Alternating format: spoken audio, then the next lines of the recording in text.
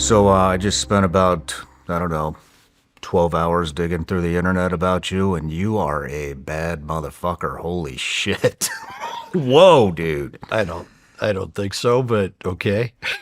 Are you sure you had Chris Bayless? It wasn't some other guy with a different name? I'm pretty sure. Are you sure? Okay. But, the first ATF agent I've ever had on the show. I hope you don't screw it up for the rest of the fucking agency. Oh, man. But, yeah, I'm sure you'll get some bad reviews on talking to an ATF guy. well, I'm sure I will too. But Who cares? I get bad reviews all the time. There you go. Right on. But I want to start off with a introduction, so to prove my point here. Okay. Chris Bayless, 30-year ATF special agent, spent the majority of your career undercover, infiltrated the Hells Henchmen motorcycle club, and was inside when they patched over to become the Hells Angels, planning the club's first plague in the Midwest. Your undercover intelligence helped build the federal RICO case that took down Mel Chancey and the Chicago Hells Angels leadership. Partners with Jay Dobbins, the agent who later infiltrated the Hells Angels in Arizona. Personally involved in more than 100 stash house sting operations across the country, had partners shot and killed, continued to work for 3 decades. Suspects planned to kill you on roughly half of your operations. One crew planned to poke holes in your stomach and to sink your body in a river. Got locked in a bar with a 6'9", 300-pound biker outlaw enforcer while you were wearing a wire. You fought your way out.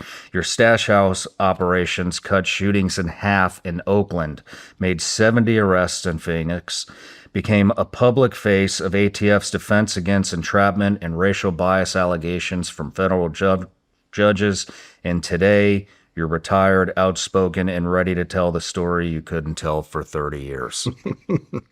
Wow. And I had to dub that down. Yeah. That's very nice. Sounds I'm like a not nice sure how this guy. is gonna go. Yeah, I don't know who that guy is, but you should have him on your show. But, well, I got something I want to give you. Okay. So let me grab it here real quick.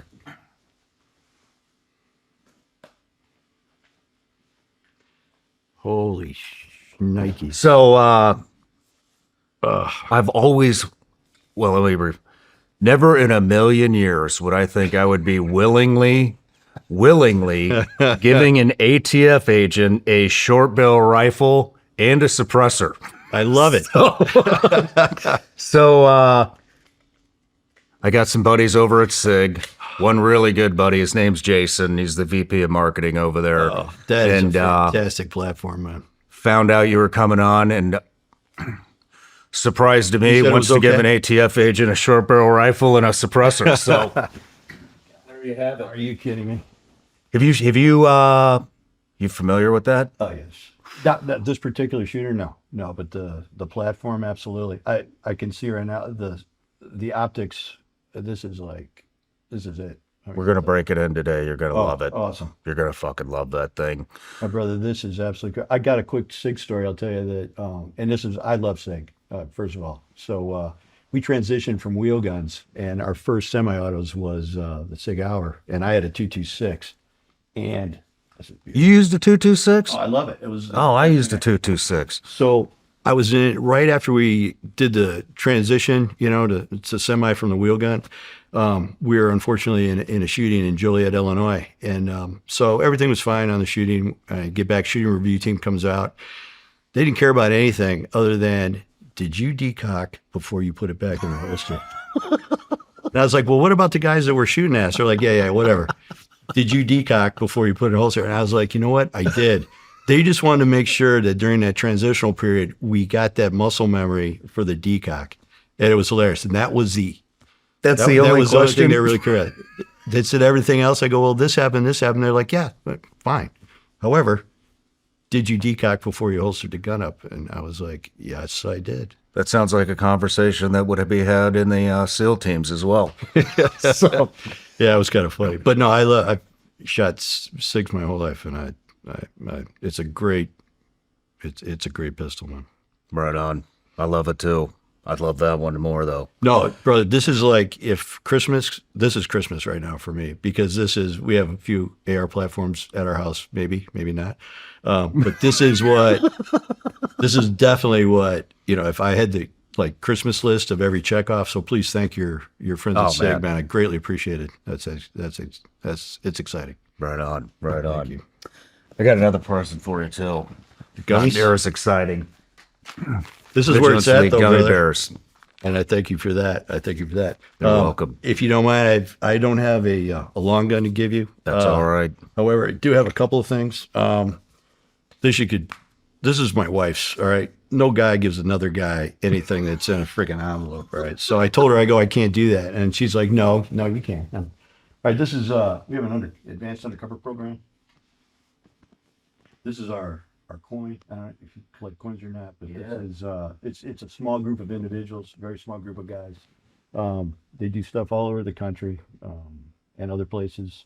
It's just it's a small group, but they're highly motivated individuals, and to this day still do some incredible stuff undercover. So, Thank you. Oh, you're welcome. And then this is a compass that I got you because, especially with your stuff when it comes to exploitation of children that you've been doing and stuff like that, it's hard not to, mentally when you see that and you do that kind of work, and I know people that are in that investigative arm, it takes a toll, man. And when you see that, you get so freaking mad that you just want to tear people's throats out that participate in that type of activity. So, so this is a compass, and the inscription is, "First seek the counsel of the Lord."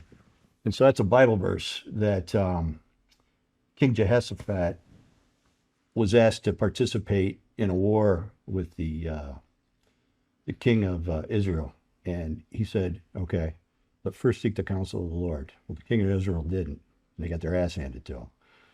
So going back to it, everybody we look at, when you're fighting those demons and you're going out and fighting those people, man, you got to stay in that zone and seek the counsel of the Lord, man. And I can tell you from my own experiences, that really is something else, man. It really gives you a sense of peace, and you know what direction you're going to. So good luck with all that, man.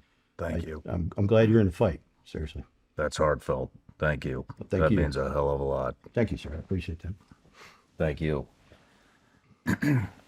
One more thing. Sure. Before we get going, I got a Patreon account. Okay. It's a subscription account.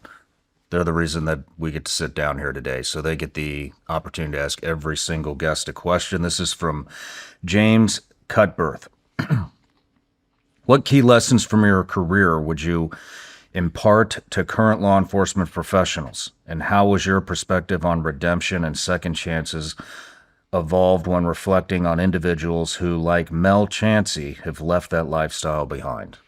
Well, I would say for law enforcement today, I think and I started in 1987. I think the level of professionalism that's out there today around the country of the guys that are first responders in law enforcement is, it's awesome. These guys, I've been involved in helping with training at different points in time, and these guys are all dedicated to duty. I think finding that balance of home life and your family and still going out and doing this stuff every day, I mean, that's paramount. I think that the redemption of Mel Chancey that's the reason I'm here. It's not about doing all this undercover or infiltrating whatever. That story's been told like a million times.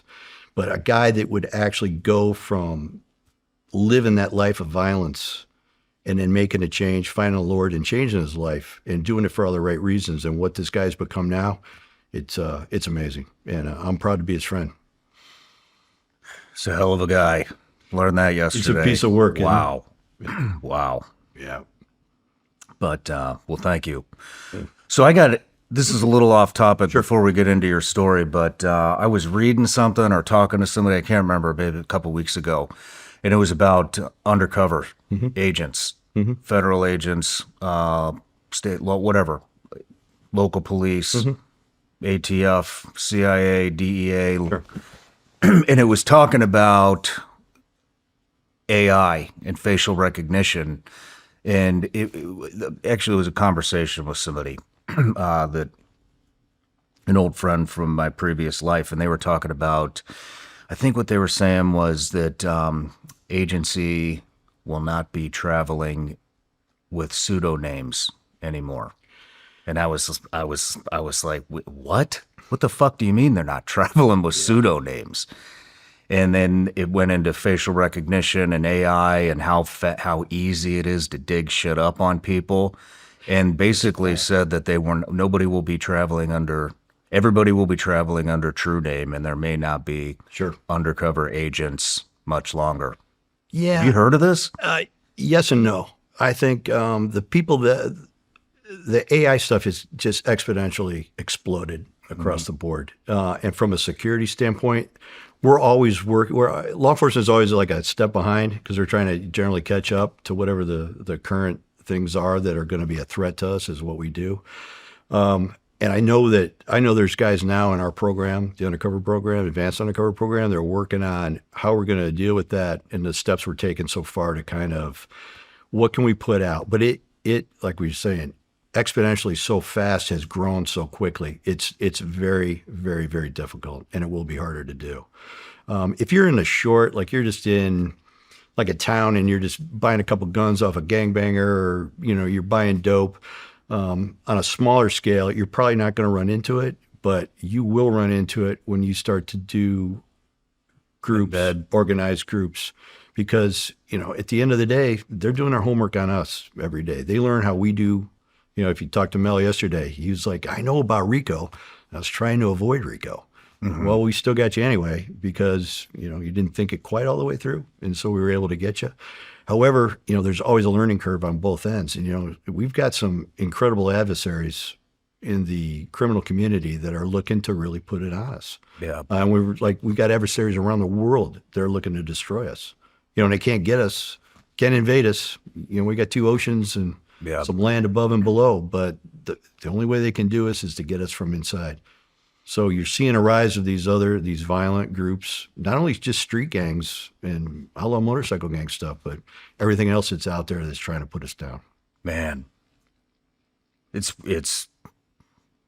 pretty crazy how fast the technology is developing and what it's affecting, and that's just something I never thought I'd hear. Exactly. I mean, our backstopping used to be you got a criminal history and an undercover driver's license, and you were good to go. Mm-hmm. If somebody had the ability to run like a credit history, we were backstopped up all through that. You could do a pretty decent deep dive into somebody from where it was before when I first started working, and up until the point where I retired. It's really, I think it's kicked off in the last 4 or 5 years. Wow. Just immensely. But the people we had worked a lot with some people in Bragg and stuff and helped craft those backstopping measures for different groups, and including ours. Gotcha. Yeah. Man, I mean, with the facial recognition, I mean, if you had any social profile as a kid, by the time you graduate the academy for ATF, I mean, you're correct. You're fucked. You're totally screwed. Yeah, you really are. And it's like I have nothing. So if you want to, like, somebody wants to, I have no social media. I mean, I creep on my wife's every now and then to see what like everybody in high school was doing, but beyond that, I don't do any of that stuff, man. Yeah, I hunker down. Good for you. Got my own little safe spot. You, however, I think really, you can't even have an opinion anymore without somebody wanting to tear your throat out or kill you. Oh yeah, tell me about it. Yeah, I'm sure, it's fucking and I know. Crazy. Yeah. If you don't think like me, fuck you. Yeah, I'm okay, going to kill you. Fine. Like, okay, well, bring fuck a friend. You too. Yeah. Oh my God. Well, and that's it. I mean, and that's what, in my opinion, it's just like the way, again, you can't invade us. Our adversaries around the world that want to see us fail, they can't invade us. They cannot take us. They cannot beat our freaking military. Yeah. They cannot. But they can put fentanyl into our country. Yeah. And Maduro can let every criminal out of the Venezuela prison and move them into the United States. That's that slow erosion of our country that is happening, and people are just oblivious to it. And the propaganda too, the bot armies, I know, brother. narratives. It's warfare has definitely changed. That's for damn sure. Oh, no doubt. But you look at, like, I have a nephew that's over there now doing stuff, and I'm proud as hell of him. And he's proud of hell to be there. Yep. I didn't really think much about skincare before, but after enough long days, travel, and stress, you start to see it in your face whether you want to or not. That's what got me into Caldera Lab. It's a straightforward routine built for guys. Nothing complicated, just a few steps that actually work. I use the good and the base layer. Takes less than a minute, absorbs fast, and has no greasy feel. But the difference is noticeable. My skin looks healthier, more even, and just more dialed in overall. And it's not loaded with junk either. It's made with clean, clinically backed ingredients and does exactly what it says it will. It's one of those small habits that adds up over time and changes how you show up day to day. Give it a shot. Go to calderalab.com/SRS and use code SRS for 20% off your first order. That's calderalab.com/SRS. Well, let's get into your story. All right. Where'd you grow up? I grew up in suburbs of Chicago, not too far from where Mel grew up. So we in the same neighborhood. Some of Mel's friends are actually, their parents live right behind my mom and dad, where my mom and dad lived, in Bayless Heights. So I grew up regular, blue collar. Everybody knows your neighbors. Nobody had any money where we were at. So we had just a nice little sense of community in the neighborhood that I grew up in. It was very good. We had the neighbors, the Bayos. I remember my dad, those guys had no money. And they would get together, smoke cigarettes, and drink coffee and figure out how, all right, you're working 3 jobs here. I'm working 2 jobs here. We only have 2 cars. Your wife wants to go to nursing school. Let's buy a car together, and then we'll rotate. That'll be the car that your wife takes to nursing school. And these guys would come up with this, just trying how to get ahead and live their life. And they were just, I remember I was like probably 6 or 7 listening to their Mr. Bayo and my dad just sitting down, drinking a cup of coffee, trying to figure out how they're going to navigate life. And I was like, right on. Right. You know, and even that, I look back now and like, you know, how everybody gets it with their dad at some point. My dad was the biggest ass that I'd ever met in my life from the time I was 17 to like 22.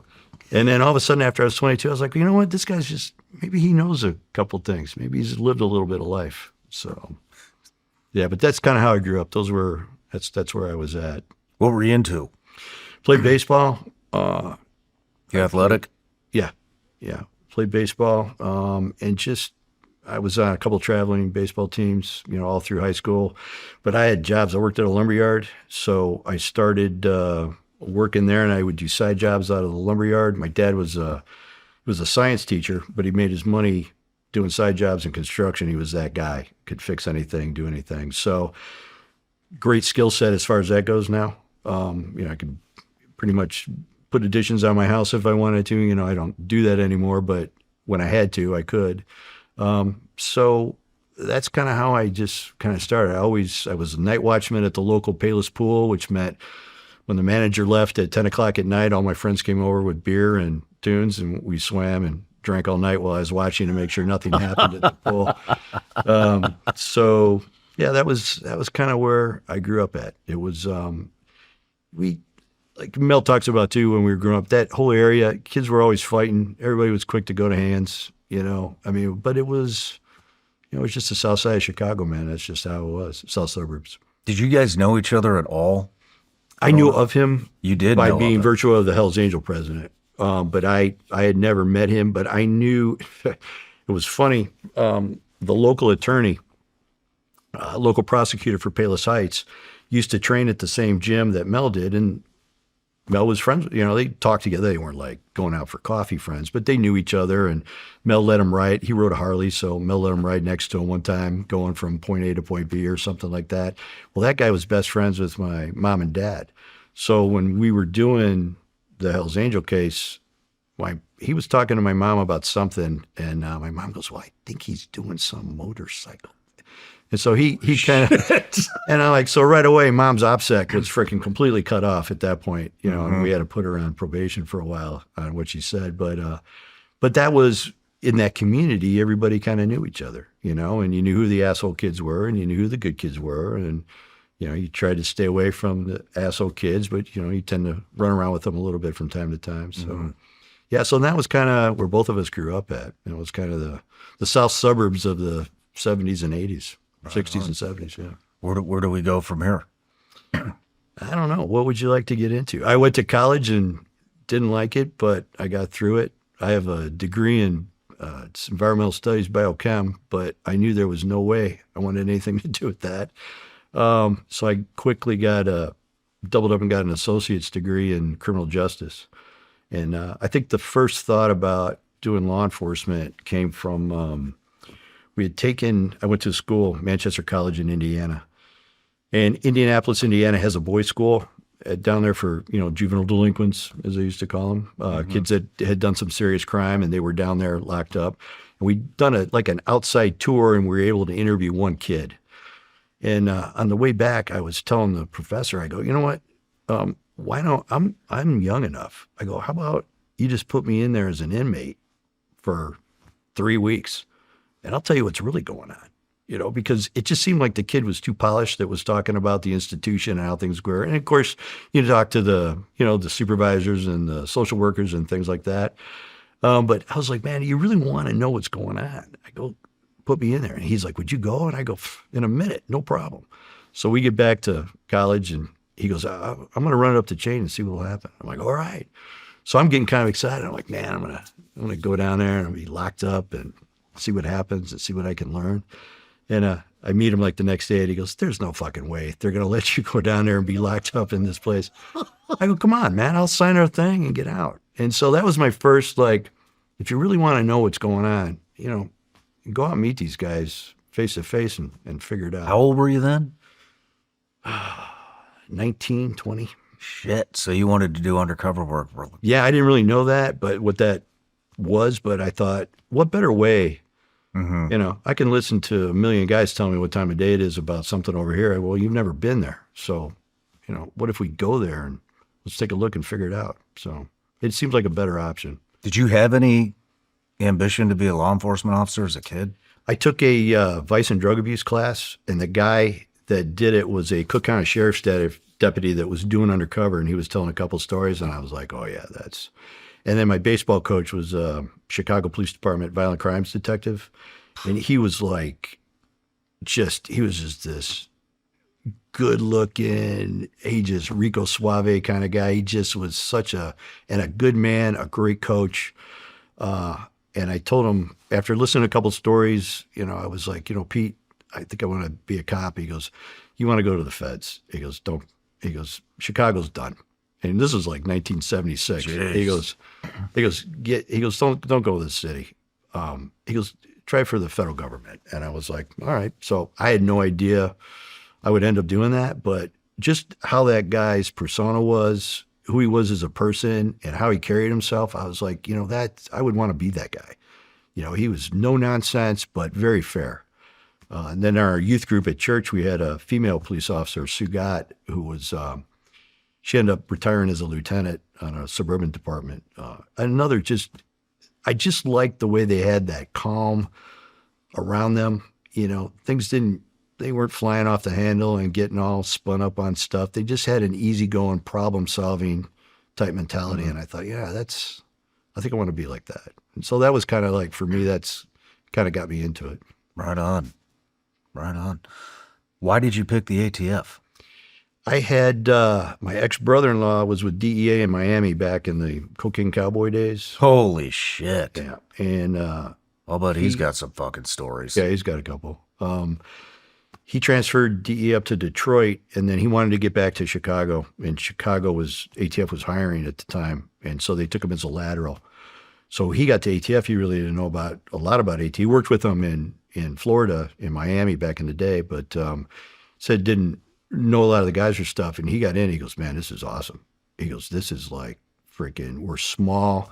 He called it the Marine Corps of Federal Law Enforcement. He goes, you got no money, no support, but hey, can you go out here and kick ass and get with these freaking most violent guys and put them in jail? And he dug it. And I thought, all right. And then I had another friend that was a Cook County State's attorney. His brother was an ATF agent up in Rockford, Illinois. So I talked to him about it, and he says, man, best job ever.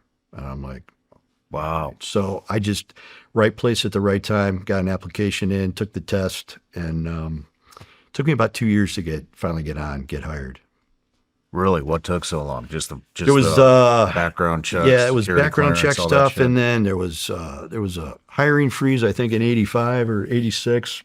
They weren't putting people on, so had to wait for that to end, and then ATF mass hired between '86 and probably '90. They put on a lot of people. They finally got the okay to do it, and they put a lot of people on, and we were doing pretty good agent-wise at that point. I think we had maybe 2,300 agents around the country at that point, at the most, and we still don't have pretty much any more than 2,300 agents around the country. We've always been that political football, you know. Gotcha. The three largest lobbying groups, alcohol, tobacco, and firearms in D.C. So it was always in their best interest to keep us functioning, but let's not give them a lot of money. I think Reagan actually was going to disband us at one point, and we had two agents that were working the South Florida Violent Crimes Task Force during the Colombian Marilito-Cuban War, the Cocaine Cowboys days. And we had two agents get killed down there undercover while they were doing the job. And they had gotten RIF notices that basically they're going to disband ATF, you know, at some point here. And these guys went out and did the job anyway. And I was like, you know, I like how these guys are thinking. And I was like, it'd be an honor to be a part of that. People that like, you may not have a job in the next 6 months, year and a half, but go down there and do it anyway. And it was part of the vice presidential task force that Reagan had. I think Bush was the one that ran it. Yeah, we had Eddie Benitez and Ariel Rios were shot in two separate undercover deals and killed. Shit. So it was that kind of started. People are like, well, what are these guys doing? You know, they taking some farmer's shotgun from up in northern Michigan, and they're like, no, these guys are down there going face to face and toe to toe with some bad people.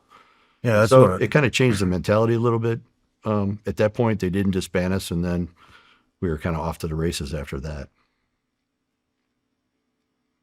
Wow. So ATF's always been hated. Oh yeah, we're okay. So what is? Could you just describe what is the job of the ATF? Because all we hear is they're taking our short barrel rifles. They're taking suppressors. Carbine pistols are illegal today. Tomorrow they're legal. Right. Next week they're illegal again. What is the? All right. So ATF has two functions. There's a regulatory function. There's a regulatory side of the house. So the explosives, firearms licensings, FFL, explosive storage and sales of explosive, it's all kind of run through ATF. So they keep not a lid on, but they can track explosives, you know, that kind of the FFLs that have a license, you know, they do inspections to make sure they're current, you know, following the protocol and stuff like that. And then you've got the enforcement side, and that's the side I worked on. And so that was, from the minute I started, it was always about violent crime. And so what you would have is the legislature won't do its job completely and say, this is legal or this is illegal. So they'll say, okay, short barrel rifle. Well, what constitutes a short barrel rifle? So ATF then has to make a decision using regional counsel and firearms technology branch guys to get together, and they're like, okay, does this fit what the intent of the legislature was? And then sometimes they're like, yes, so you can't have this. And sometimes it's no, so you can't have this. So it's that constant, rather than be specific about what's legal and is illegal, these guys have led it up to, and we're not the only agency that they've doled that out to. DEA does that for some of the drug stuff. Environmental Protection Agency, you know, they come up with their own policies and procedures, what people can do and can't do based on, you know, what they've been, powers they've been given from Congress. So in my opinion, ATF, it should be cut and dry. This is it. This isn't it. Everybody knows. Let's go here.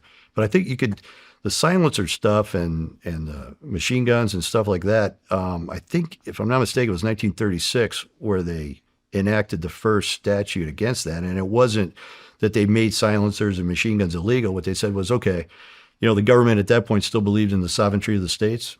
So states' right to regulate itself. So what they did was say, oh, we're going to put a tax on it.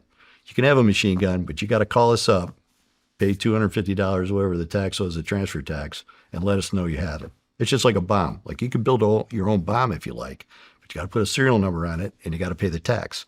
Well, no bad guy is going to do that, pay the tax or put a serial number on a destructive device. And so that's where we come in. Now you have an unregistered, an NFA or unregistered machine gun or shotgun. So now ATF can take action against you. Gotcha. So how was it? How was the academy? When I went through, it was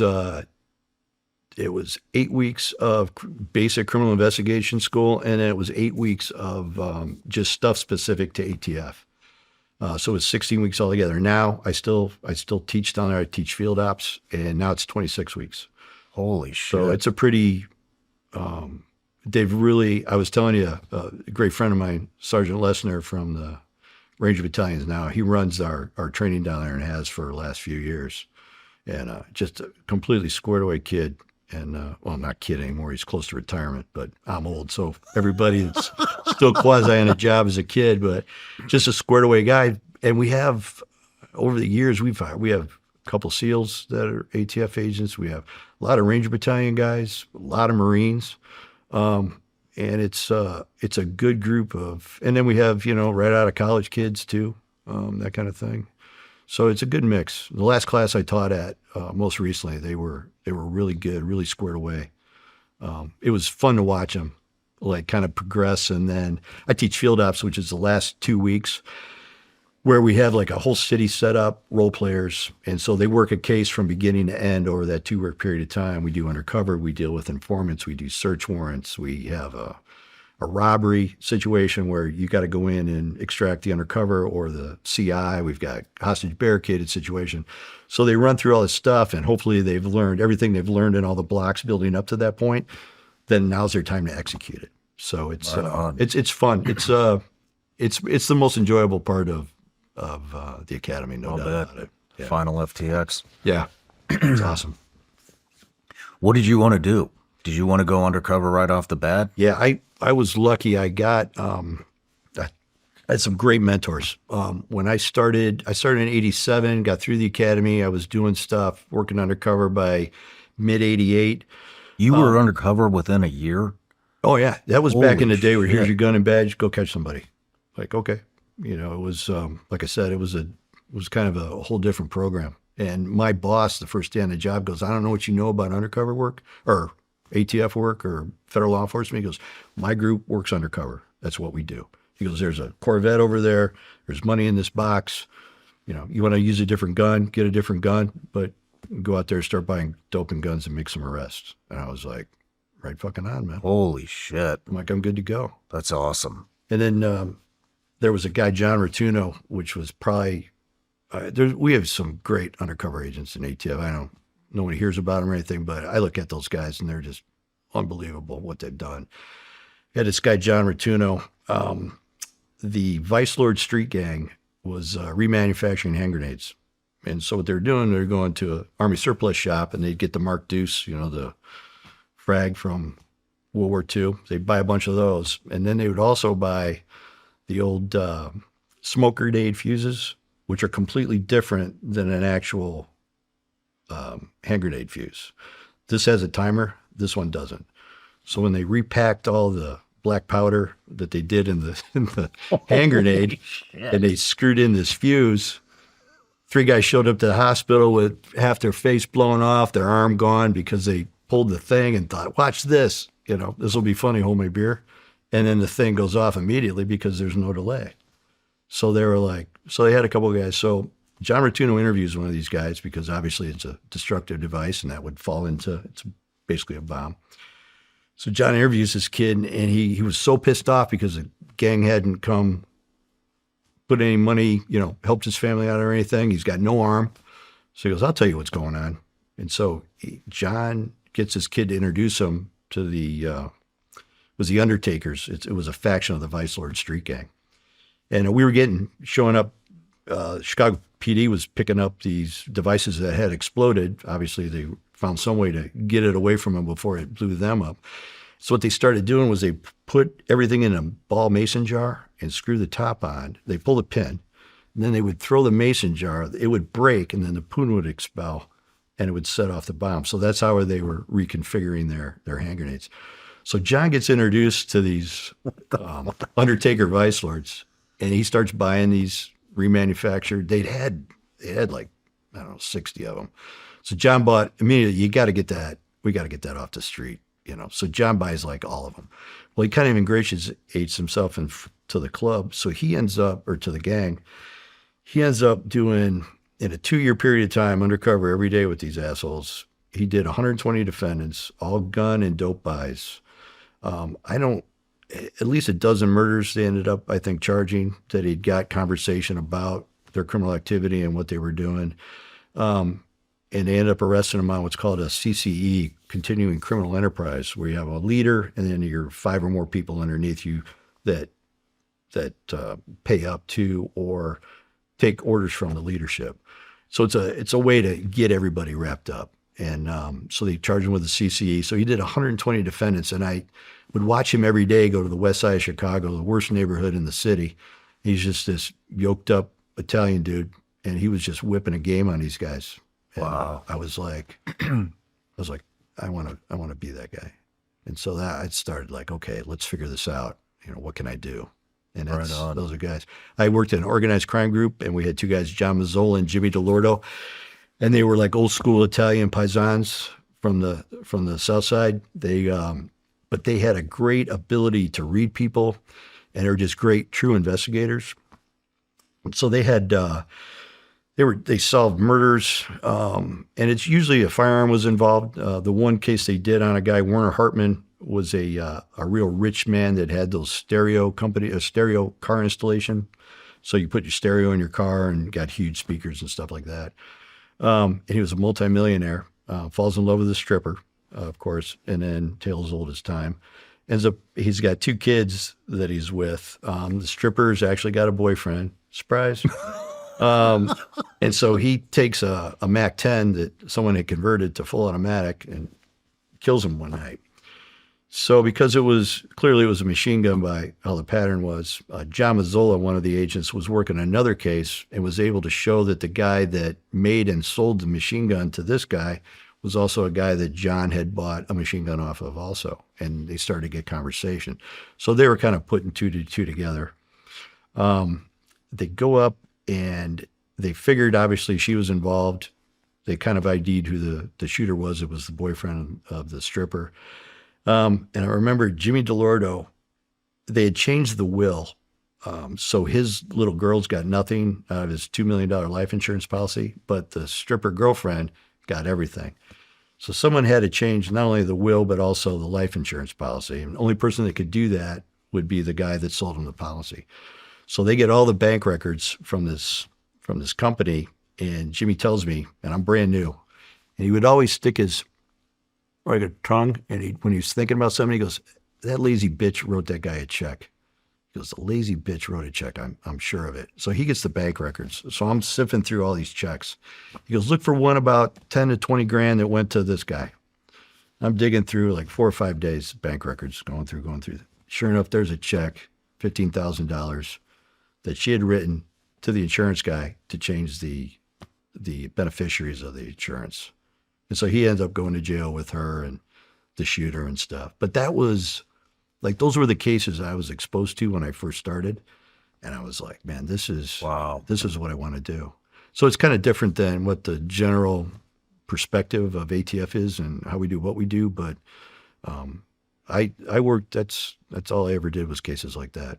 And I mean, what do you do when they say, you had an 8-week academy, you show up and they say, there's cash, there's guns, there's fucking cars, go get bad guys. Yeah. Where do you start?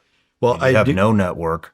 Well, that's the first thing you do is that network. And a couple guys in the group said, here's a couple Illinois State Troopers that we work for.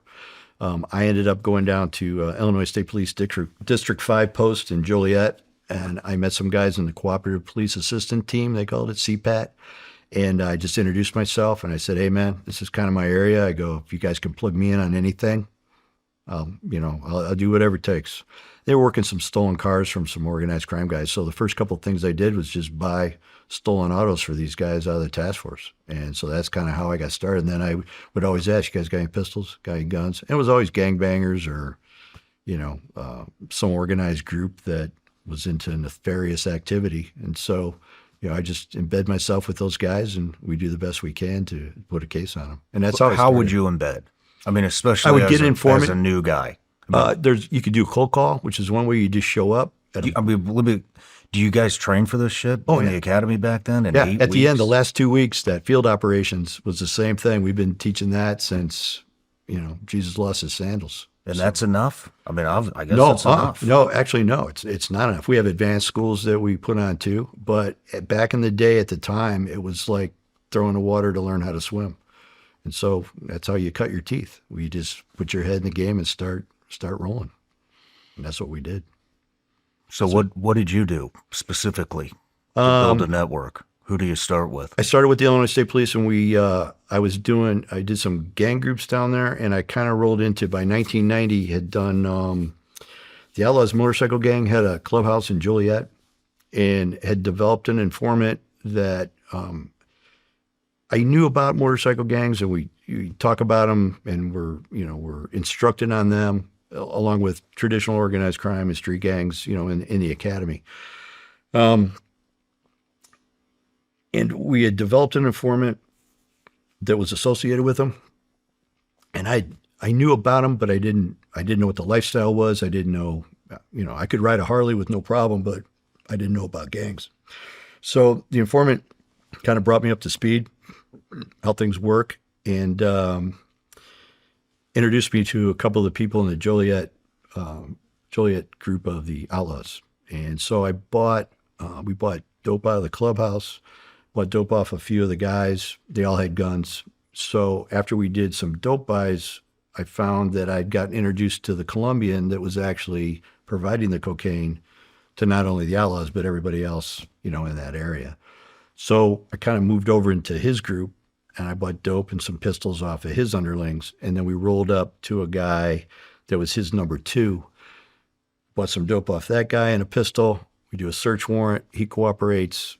We had the Colombian deliver 5 keys to us, and then we took them off. So it's one of those things where you start building. Once you get in the criminal community and you start, you show yourself as a criminal or a guy that's hungry, looking to come up. I'm just trying to come up, trying to make money, just one of you. And you got a little bit of gift of gab. At that time, I just, for whatever reason, had the ability to do that. And so we rolled through the Outlaws. We ended up seizing their clubhouse in Joliet on Oak Street.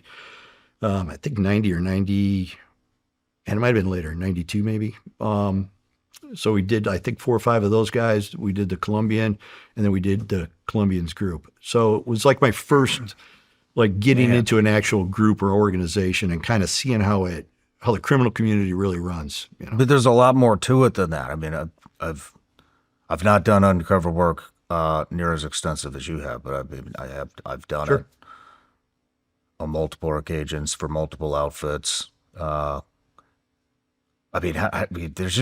a lot to deal with. How do you when you're conducting surveillance as an undercover guy? I mean, everybody that fucking passes by you the paranoia that you deal with is everybody's watching me. I'm fucking compromised at every corner I go to. Mm-hmm. Oh, why did that guy fucking drive by so slow? That hypervigilance. Yeah, goes who's through this the fucker roof. with the dog that just took a shit next? You know what I mean? Yeah. Like, what? How are you? That's why after 30 years of doing it, I was in my basement in the middle of the night, pacing back and forth for 4.5 hours because I was like, I had lost my mind. And I mean, you go with a biker, the Outlaws, then you're in the Colombian cartel. I mean, it's just. You continue to weave through these things, correct. And you're just building more and more and more. Correct. Undercover's like sales. At the end of the day, you're a salesman. So I go in, I meet a guy. Sometimes it's a cold call sales. Like, hey, how you doing? I think you need windows. All right, I'm going to sell you some windows. Or you might get an introduction from somebody. So say, this is my friend, or this is my cousin, or this is a guy that, he's trying to eat. He's a good guy. Vouch for him. You might have that type of introduction. And then you just start to play off that. And it's about selling yourself. But you're right. It's this one guy at the academy, he said it so succinctly. He goes, if you ever see a swan going across a smooth pond, and it looks beautiful, so the swan's just floating. But underneath, he's just paddling like a motherfucker to get across. But it looks fucking smooth on the top. That's what undercover is.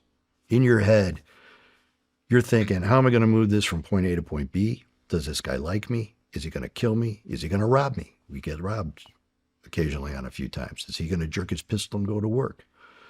Is he setting me up to get somebody else to do me? You know, it's all that. You're constantly thinking that and working in that in your head. What am I going to do if? You know, you're constantly reassessing the situation. Like when we do the bike gang stuff, after being with the club, like Mel's guys, when they were henchmen up in Rockford, you know, going to clubhouse, not everybody likes you. You know, I think I'm a pretty personable guy and everybody should love me. But you get in that mix with these people and some people are like, there's something about you I don't fucking like. And you're like, okay, so now how am I going to win over this guy? I'm not going to fucking be patting him on the head. No, come on, man, like me. So you got to figure a way to get this guy to like you. And sometimes we'll do street theater where we'll do some other criminal act with another agent and this guy will watch. You're like, oh, okay, well, maybe this guy's about it. And so we do that. And it, undercover is like, How do you stage that? we just figure out, we do, I don't want to give away too much stuff because guys are out there still doing it, but we'll do a crime. We might hire these guys to act as a lookout. Here's all you need to do. Like one time, may or may not have gone up to a guy and say, hey, look, man, $500. All I need to do is have a walkie-talkie and be at the end of this road. If you see anything, a car, even if it's not a cop, you get on right away and you say, hey, it does look good. I go, and then you drive away. It's all I needed to do. But while I'm doing that, I got a bag of guns. And he's like, what are you up to? I'm like, just watch for the car. I'd be like, okay. Now, I haven't told him anything, but he's starting to think in his head, what the fucking dude up to? You know, what's he got going on? Then he want to know, all criminal groups, everybody's looking to move up, make more money, be more violent. So like if you're a guy that looks like you're a plug to get somebody into that, it's like, man, we'll see what those guys are about. We'll see if we can move the ball forward with those cats. And that's kind of how it works. So street theater is a good way to, time builds credibility. And for undercover stuff, you don't generally have a lot of time to build that credibility. A lot of these guys in the criminal community, they've known each other for years. They've been criminals for years. And so now I'm the new guy. And so now you got to kind of build that credibility in a short period of time. And sometimes it's hard to do. Sometimes it works, and sometimes they're like, why don't you just go away? Like, okay. Mm-hmm. Yeah.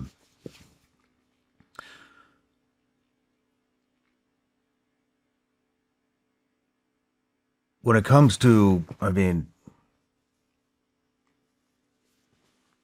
so do you remember your very first approach as an undercover guy? Mm-hmm. What was it? It was a sawed-off shotgun from a guy named Pig. Why were you after him? It was a favor to a local law enforcement. A lot of times, like your local police department has resources, but they don't have undercover resources. Gotcha. So you might have the Al Capone in that community. This guy's name was Pig. He was Al Capone. He wasn't a cartel guy, but he was a guy that made the quality of everybody's life in that community shit because he was a bully. He was an asshole. Nobody liked him. His name was Pig. So the sheriff called the CPAC guys and said, you guys got a guy. We might be able to get a guy to introduce a guy to, he's just, he's got a sawed-off shotgun he wants to sell. That's like not a case we would normally do, but they needed Al Capone, who was Pig, just removed from their community because it just made the quality of life of everybody else in that community. He was just that guy that was just a problem. And so I met Pig. And it was my first, that was the first undercover deal other than the cars for a gun. And I was like, I was nervous. Fuck, it's Pig, this guy's fucking probably a cartel fucking level. Like I'm thinking if he's the Al Capone of, I forget the small town it was, Wilmington, Illinois, population, 120 people. I said, I'll go get Pig. So I get down there and the guy was just an asshole. So I bought the gun off him, and then they took him off the next day and charged him in the state. So, but that's what my boss's attitude at that point in time was: the federal government, ATF, local law enforcement is going to have so much that they can do, and sometimes they can't maybe take it to the next step, maybe do a RICO, which is hard to do. Jurisdictionally, they might have a bad guy that's coming out of another jurisdiction into their jurisdiction doing crime and then leaving. And if they don't catch them here, it might be problematic for them to go to another jurisdiction to get them, like another state. So because of that, because we have stuff like RICO and things, that jurisdiction, we don't have those problems anymore. So we can charge that crime, excuse me, whether the guy was over here or over here, the crime was here and he's over here doing crime, we can charge them all together federally. And how, I mean, you're living in these communities. Sometimes, correct? yes, yeah. So, and you were married during a lot of this. I was married the first time I have 2 wonderful kids. I think I got married young, and my first wife did not enjoy the job. I'll bet she did not enjoy it on any level. And I think that, and I was not a good person either. Really? I was not good. I like to think of myself but I was like, I dove so much into doing the job that whatever she had going on, I was like, and it wasn't, I'm not saying it was just me. She had her issues too. And I think we got to the point where I go, this is not good. And she hated the job. Every day was a problem. Every day it was, why do you do this? Why do you look like that? There's a lot of that. Like I go to kids events, and I'd look like, some chooch, and they'd be like, why is Zach's dad look like that? And I would tell the kids were really good at not saying anything. I'd say, look, guys, we can't talk about what dad does. That's just the way it is. We had codes. Like we had one problem one time. We ran into a guy, gave him the hey, we got to go. No questions asked. Get in the car, we leave. Unfortunately, they knew way too much about violent crime and bad people at a very early age that I look back now and I'm like, probably was a good thing. But so I was divorced. Well, I separated and then eventually divorced around 92 or so. And it just, I got to delve into the job after that. But then the problem with my ex-wife, it's that every other weekend you have the kids and Wednesdays. So I was broke. I had no money. So I was on the SRT team also at the same time. And so I had my kit was always in the apartment I lived in. So the kids would dig through it and, put on the helmet, put the vest on and carrier. And so I said, hey, let's do quick peeks. They're like, what's that? I go, all right, let's say all the bad guys are in this room. And I'd put the stuffed animals on the bed. All right, you get one chance. You get a split second, one eye, quick peek. You come back, you tell me how many. So we made it into a game. So we started out doing just quick peeks. And then my daughter, who was always way smarter than my son, I love them both, but she's an engineer and he's in law enforcement. He couldn't do math. So that's why he's in law enforcement. She picked up on everything. She was actually, by 6 or 7, the most tactical girl. I mean, the stuff that would come out of her mouth when we were doing stuff. We had, I did one setup in where I was in the apartment. There were 2 doors on either side, down a hallway, 2 doors. So you got 2 problems, and then a 3rd door. So you got 3 problems you got to solve as we move through to sweep this area. So, I mean, they're little, and I got a vest on and stuff. And so took turns being team leader. So my daughter would get in front right away, and she loved to, so she would get up and she'd give this and we'd wait and she'd go. She'd give the nod. So I tap Zach, Zach taps her. She's like, go, go, go. So she would do a button hook and she wants Zach to do it across the room. And then we'd have one of the stuffed animals that have a pistol, is that a shoot or don't shoot, that kind of thing. And then it got even more involved to the point where I was like, okay, they'd like, okay, what are we doing today? And I'm like, all right, we got a warrant for Moose. Moose is a bad guy. Might be 2 people in the place. I go, what kind of entry are we going to do? We're going to do surround and call out. What are we going to do? So Zach, my son, is like, dynamic entry. We're going in there. I'm like, Andy's like, well, there's 2 people in there also. Are they separated? She's like 7 at the time of doing this. So we would get up to clear the door, and she'd say shit like, Zach, when it was his team leader time, he'd go up, he's calling the shots, what's going to happen? And he gets up there and he's kind of hesitating because there's 3 problems he's got to solve. Doesn't know which room Moose is in. So what do we clear first? What's the most dangerous? So he gets up there and she goes, I hear from my daughter, 7-year-old little girl, she goes, come on, Zach, work the problem. Oh, man. I was like, I love you, man. Wow. So that's how we that's what we did. We did that, a bunch of times. And the unfortunate aspect of that was when I would go back to I had them on Wednesdays, so I brought them to the office. Sometimes they do their homework in the conference room, and then we'd go out and do buys and then come back. So you had everybody in my group there, and there'd be, guns on the table, and we're putting everything into evidence and stuff, and my kids are doing their homework. I remember one time it was the DC sniper. Remember when that guy was going around killing people? Oh, yeah. All right, so we were taking turns. People would be detailed out to DC. And so Joey Rusevich was in my group, and I got tasked that I was going to go out to DC. But also the time I would have been out there was the first daddy-daughter dance that I would have been able to go to. So Joey's in the room with me. My daughter's in there. He goes, you know what? He goes, I'll switch it up. I'll go, and you can go to the dance. And I'm like, thanks, Joe. I appreciate that. So Joey catches a sniper. Well, he doesn't catch the sniper, but on the perp walk when they come out, my kids are watching TV, and there's Joey. He's caught the sniper. So my daughter's like calling me on the phone, Dad, not even going to believe it. Watching TV, Joey caught the sniper. So here's my kids that they know what a sniper is. They know that he's killing people and taking their lives. So where their little heads were going at the time, I have no idea. But I'm sure they are two exceptional adults. And it worked out okay. But That's awesome, I man. can't imagine what they must have been thinking at that time. And, it was weird. I talked to my daughter later at one point. She actually talked to another agent's daughter that was having some issues. And I remember she goes, being little and being with your group of guys, and I saw how they acted with you. And when Joey said, if your dad ever has a problem, I'm going to go in and get him. She goes, I was like, well, shit, it's all cool in the zoo, man. Joey's going to be there if there's a problem. It'll be okay. And it was like, I was like, okay, I'm glad that you had that,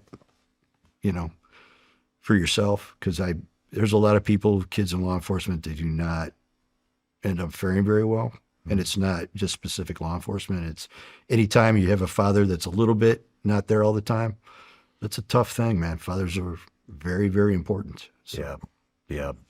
I'm realizing that. I got a 4-year-old boy, and he needs dad. They all do, man. And, the breakdown of the family is one of the major problems in the country. It's just that the nuclear family is, just been shot. So, so having that and having the kids be able to have those experiences, it was hard, I think, a little bit. I was hard on them at different times, but they turned out okay. They're good. My daughter's an engineer. She's a biosystems and mechanical engineer. She makes like biodiesel, and now she was in Cheyenne, Wyoming, trying to be my dad was a kind of a horseman. He raced horses on a farm when he was a kid. He always wanted her to be a barrel racer. He called her Bug. He goes, Bug, you got the perfect legs. You're strong. You're an athlete. Because you grip that horse, you're super light. Man, that Palomie was whipping you around that arena on those barrels. She never ended up doing it, but that was like my dad's goal for her. Right on. Kind of funny. Where I was going is, you're undercover in the same town or in the same area that you're living in. That's just something I've never, ever had to do. Yeah. Nor did I have a family when I was anyways. Yeah. But so how are you mitigating your own paranoia? How are you keeping your family from being compromised, killed, being trailed, tipping off where your kids live, who your wife is? Mm-hmm. It's a lot of shit to think about that I've never had to think about. When we first started doing it, the ability to find out who you were and where you were at was harder than it is now. Now it's so easy to do. Mm-hmm. So there is difference. We always got trained up when we were getting trained, or we still train it now. You always wipe yourself off when you leave. If you got to go back and do another run, go someplace else. We always have, we don't always have, but a lot of times we'll have an undercover apartment, get done doing a deal, go back to the undercover apartment. You got eyes on the undercover apartment. You'll be in there. You'll sit down. Let's relax for a while. Maybe go out, go to a bar, get a sandwich, come back to the undercover apartment, and have everybody that's your crew that's watching you observe to see, make sure everything is okay, and then go home from there. I used to do that for the Hells Angel or Henchmen case. Had an undercover apartment about 30 miles outside of Rockford, in a small town apartment. I would go there after I would meet. I'd sit there. I'd wait for a little while, like 3 or 4 hours. make sure everything was everything. And then I'd do a couple runs on my way out, clean myself off, and then go home. An SDR. Probably, yeah. Yeah. Did you just say that you had, there was an element that was overwatching you At times there were, and times yeah. there weren't.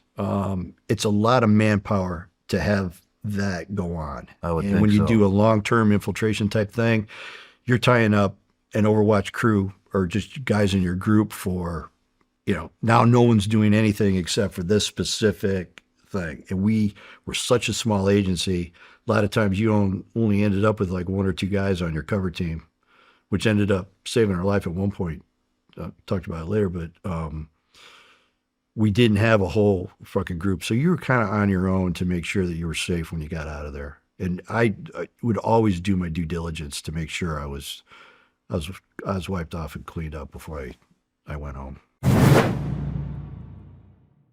I was looking at what's actually in most dog food the other day, and it's kind of crazy when you think about it. It's all heavily processed, cooked at high heat, and then they have to add back synthetic vitamins and minerals just to make it complete. That's not really what I want to be feeding my dog. Sundays for Dogs does it differently. They use 80% plus all natural meats, add in kale, ginger, and blueberries, and gently air dry it instead of blasting it with heat. It ends up looking like real food, more like jerky than anything else. No fillers, no weird blends, no chemicals, just simple, complete nutrition. And it's easy. No fridge, no freezer, no prep, no mess. You get all the quality of a home-cooked meal with the convenience of kibble. We switched Stanley over to Sundays a few months ago, and I can tell a big difference in his energy levels and his coat. I love that Sundays was founded by Dr. Tori Waxman, a veterinarian. And with over 100,000 dogs already on it, I feel pretty confident I'm giving Stanley the best nutrition I can. Make the switch to Sundays. Go right now to sundaysfordogss.com/SRS50 and get 50% off your first order. Or you can use code SRS50 at checkout. That's 50% off your first order. It's sundaysfordogss.com/SRS50. sundaysfordogss.com/SRS50 or use code SRS50 at checkout. Want more from The Shawn Ryan Show? Join our Patreon today for more clips and exclusive content. You'll get an exclusive look behind the scenes where you can watch the guests interact with the team and explore the studio before every episode. Plus, unlock bonus content like our extra intel segments where we ask our guests additional questions, our new SRS on-site specials, and access to an entire tactical training library you will not find anywhere else. And the best part? Patreon members can ask our guests questions directly. Your insights can help shape the show. Join us on Patreon now, support the mission, and become part of the Shawn Ryan Show's story. Have you ever had an incident where you were with your family and a bad actor that you were after? Yeah, it was actually one of the affiliated guys on one of Mel's friends. I would take my kids to Odyssey Fun World early in the morning at 9 o'clock before all the assholes came, like 3 o'clock, 4 o'clock in the afternoon. Then it was crowded. You know, it is. You try to keep an eye on everybody you're looking at everyone. Mm-hmm. So I would go in the morning when no one was there. And I remember one of Mel's guys was upstairs. I don't know if he had kids or he was with like a girlfriend's kids or something, but they were doing something and he had his cut on. And unfortunately my kids knew what Henchmen, Angels, Outlaws, they knew all that stuff. So my son's bounding upstairs to go to this one game he always liked, video gaming he'd like to play.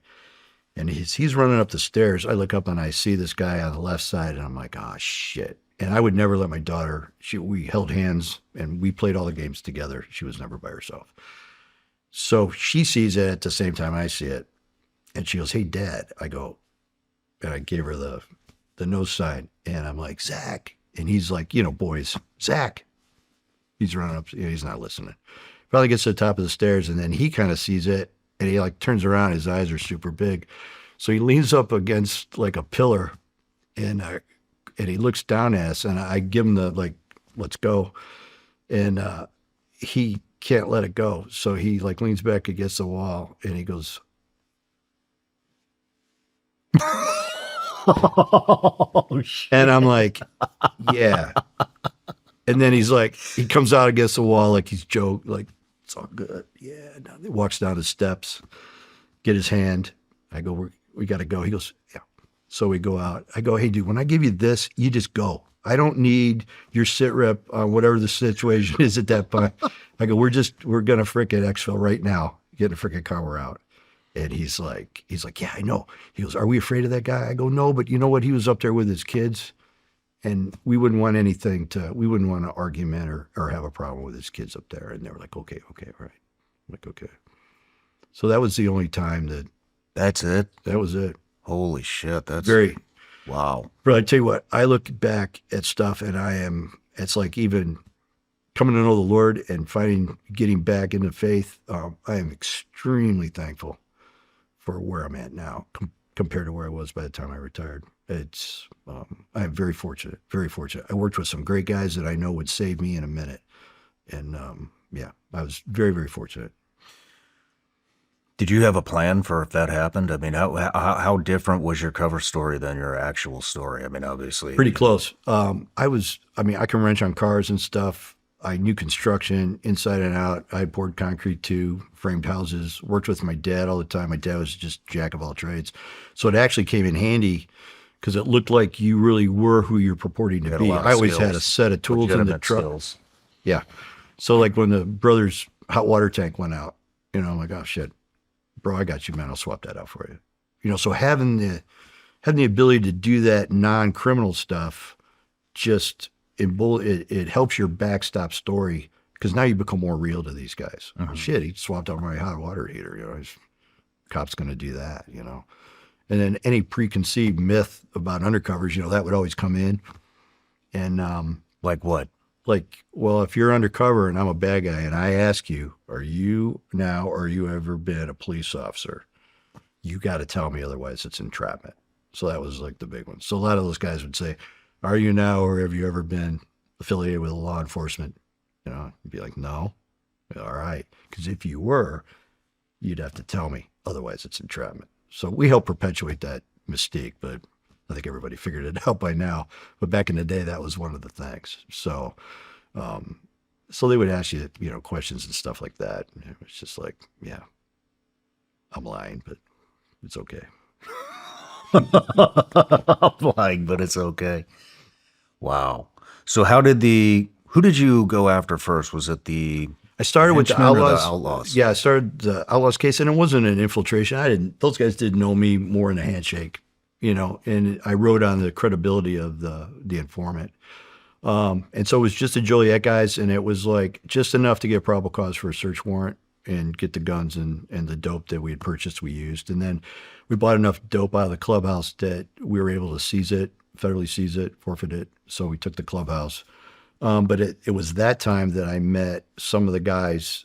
They didn't get wrapped up in that first case, but I met some of those guys that ended up getting it on with Mel and his crew from, at the time they were in Antioch, Illinois, and then they moved up to a small town right at the border of Illinois and Wisconsin. And the state line chapter, they were called, of the Outlaws. And they'd moved up there. And so I'd met some of those guys. I knew I met the president, and again, just riding on the credibility. I didn't buy anything. I didn't talk to him about criminal activity. It was just kind of a meet and greet, spent a little time at the clubhouse in Antioch, but not very much. And that was about it, just getting seen. You just can't run up on somebody and go, hey, got a machine gun? Yeah. Give me a bomb. It doesn't work. So you got to build that, get that foundation set before you move forward. What is it that, what's go criteria for the ask? I mean, how much time are you spending building their trust, hanging out with them? What is in your head, what is go criteria for, all right, I'm good enough, I can make the ask? Sometimes if they ask you a question like, dude, are you trying to come up? Are you trying to eat? What are you looking to do? And it'd be like, oh, fuck, bro. I got a plug over here for dope. I got this guy, but this guy's short. I don't know. If you got a guy, yes, not you. I don't want to come to you for dope or guns, but if you got a guy that could hook me up, that'd be great. So a lot of times they're like, well, fuck, why give your money to that guy? You can deal with me directly. Like, oh, okay, great. Okay, I'll deal with you. So that's kind of the, kind of the MO, but it's a vibe. You got to kind of feel it. You can tell how people act toward you. You know when people don't like you. I'm sure you know that feeling. And so you get a good vibe for that. Have an understanding of how much to push and how much not to push. How much to like kiss their ass for like, God, you guys are the best, and not be some suck ass that's, got these guys up on some pedestal you're trying to be like. How much time are you spending studying biker gang culture? Yeah, got to do your homework. I did when I first started. We went through the academy, and you saw the sizzle reel. I was like, no one will ever infiltrate. I'm like, fuck, come on, man. There's got to be a way. Got to be a way to get in on these guys. And I knew that my predecessors, the guys that I admired in my organized crime group, they did some mob guys. So I'm like, I think if you find the right angle to come at them, everybody can get done. Every criminal can be had at some point if you work it the right way. Why did they say that? I forgot. So can you just elaborate on that for the audience? It's just hard. Like motorcycle academy guy that said there was a mystique for the motorcycle gang stuff. It was when I did it when I did the Mel's case. I think started in probably late '92. Just doing the homework on the guys, like trying to figure out who's who in the zoo and what was going on, and then. It wasn't until probably mid '93 that I really started it full time, and then it extended to almost '95 until it just got too violent, and ATF said no more. But the workup on it was, doing your homework, what are these guys about? But we didn't know what it was going to take to become a member of any of that. They have, there was always these rituals. I remember one girl told me, she goes, female agent, she goes, it's kind of gross, but she goes, you're going to have to blow a dog. I go, what? She goes, yeah, to get in on these guys, you're going to have to blow a dog. I go, are you fucking kidding me? She goes, that's what I heard. I'm like, what you heard or what you know? And she's like, well, that's the rumor of how to get into this club. You're going to have to do that. So I remember asking one of the henchmen up in Rockford, Monty Matthias, I go, I got to blow a dog or some shit to get in here. He goes, dude, where'd you hear that? And I'm like, I didn't want to say a law enforcement professional told me that's what you got to get in. I was just like, nah, I just somebody told me that one time. He goes, dude, if I told you to blow a dog and you did it, I would send you on down the highway. He goes, no, we want men, not dog blowers. I'm like, okay, good. All right. I think I can handle that. I'll be okay. So that was kind of, but yeah, it's, we didn't know. A friend of mine that's a West Point grad that was also an agent. He was helicopter pilot, flew Cobras. Great guy. He had actually done a bike club called the Warlocks down in Florida. And he had met the president at the gym. This guy's West Point guy, just played football for a point. I mean, he's just solid, jacked up cat. The president liked him right away because he was a big dude. And he basically said, come on in, I'm going to give you your own chapter. So he got himself and then like 4 or 5 other ATF agents. They developed their own chapter of the Warlocks down there, got patches. And they didn't have to prospectors start out or earn their way. They kind of just got, by virtue of the fact that this guy really liked the West Point guy, Steve Martin, who was a great undercover. He said, no, you're okay. You're with us. They're like, we're going to get you guys going. So they started their own chapter, and they did a bunch of those guys down there. But that was the only guy I had to talk to, great friend of mine, and I would compare notes like, what are they asking you to do? Do you got to commit a murder? Do you got to do all this violent shit? He's like, for these guys down here, we got patched around. I don't know what it's like to start from scratch and move up. I'm like, all right. So do you always start from scratch? Because I mean, I guess starting from scratch, I don't want to come across like I'm trying to diminish anything. No. So please don't take it that way. Absolutely. But, I mean, so I did some undercover work, most of it in the Middle East. And, we would get these briefings on culture and all this shit. And, of course, the briefings were always fucking off. So we'd get burned immediately. Yeah, I'd be like, I remember one time I walked this guy through an entire city and to clean him up, and I had him walking through metal detectors and all this shit. Yeah. we finally do the pickup after a couple hours, and he gets in the car and he's like, that woman at the hotel, that was you guys, wasn't it? And that guy at the fucking mall, that was also you guys. And I'm like, how do you know all this shit? And he's like, well, guy had the knife on the wrong side.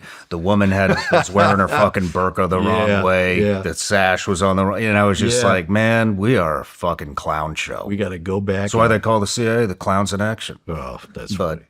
But so where I'm going with this is, if you were starting from the beginning, if you're starting as a guy coming up who's just interested in the biker gangs, I guess maybe you don't have to know the culture, because you'll learn it along the journey. And so what you kind of want to do is, like, I see how you, like what I told like this guy, Paul Jensen, that was one of the henchmen up in Rockford. I said, man, I see how you guys roll and how you guys act. Man, I'd love to be a part of this, bro. I said, John Mazzola said, never play a badass, never play a tough guy. He goes, just play the chooch. Because you're a guy looking for answers, trying to figure it out.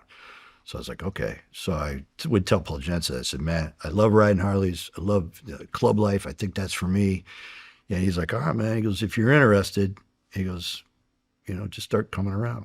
And I'm like, okay. And so he would give me to like the protocol of meeting somebody. Like, you shake your hand, I'm Chris, Rockford, hang around Rockford. There's a way to meet these guys. Never touch the patch.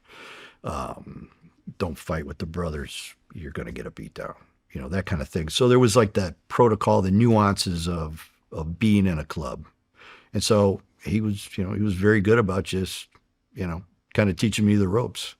The other ones, like for the Outlaws before, I was just a friend of a guy that knew him.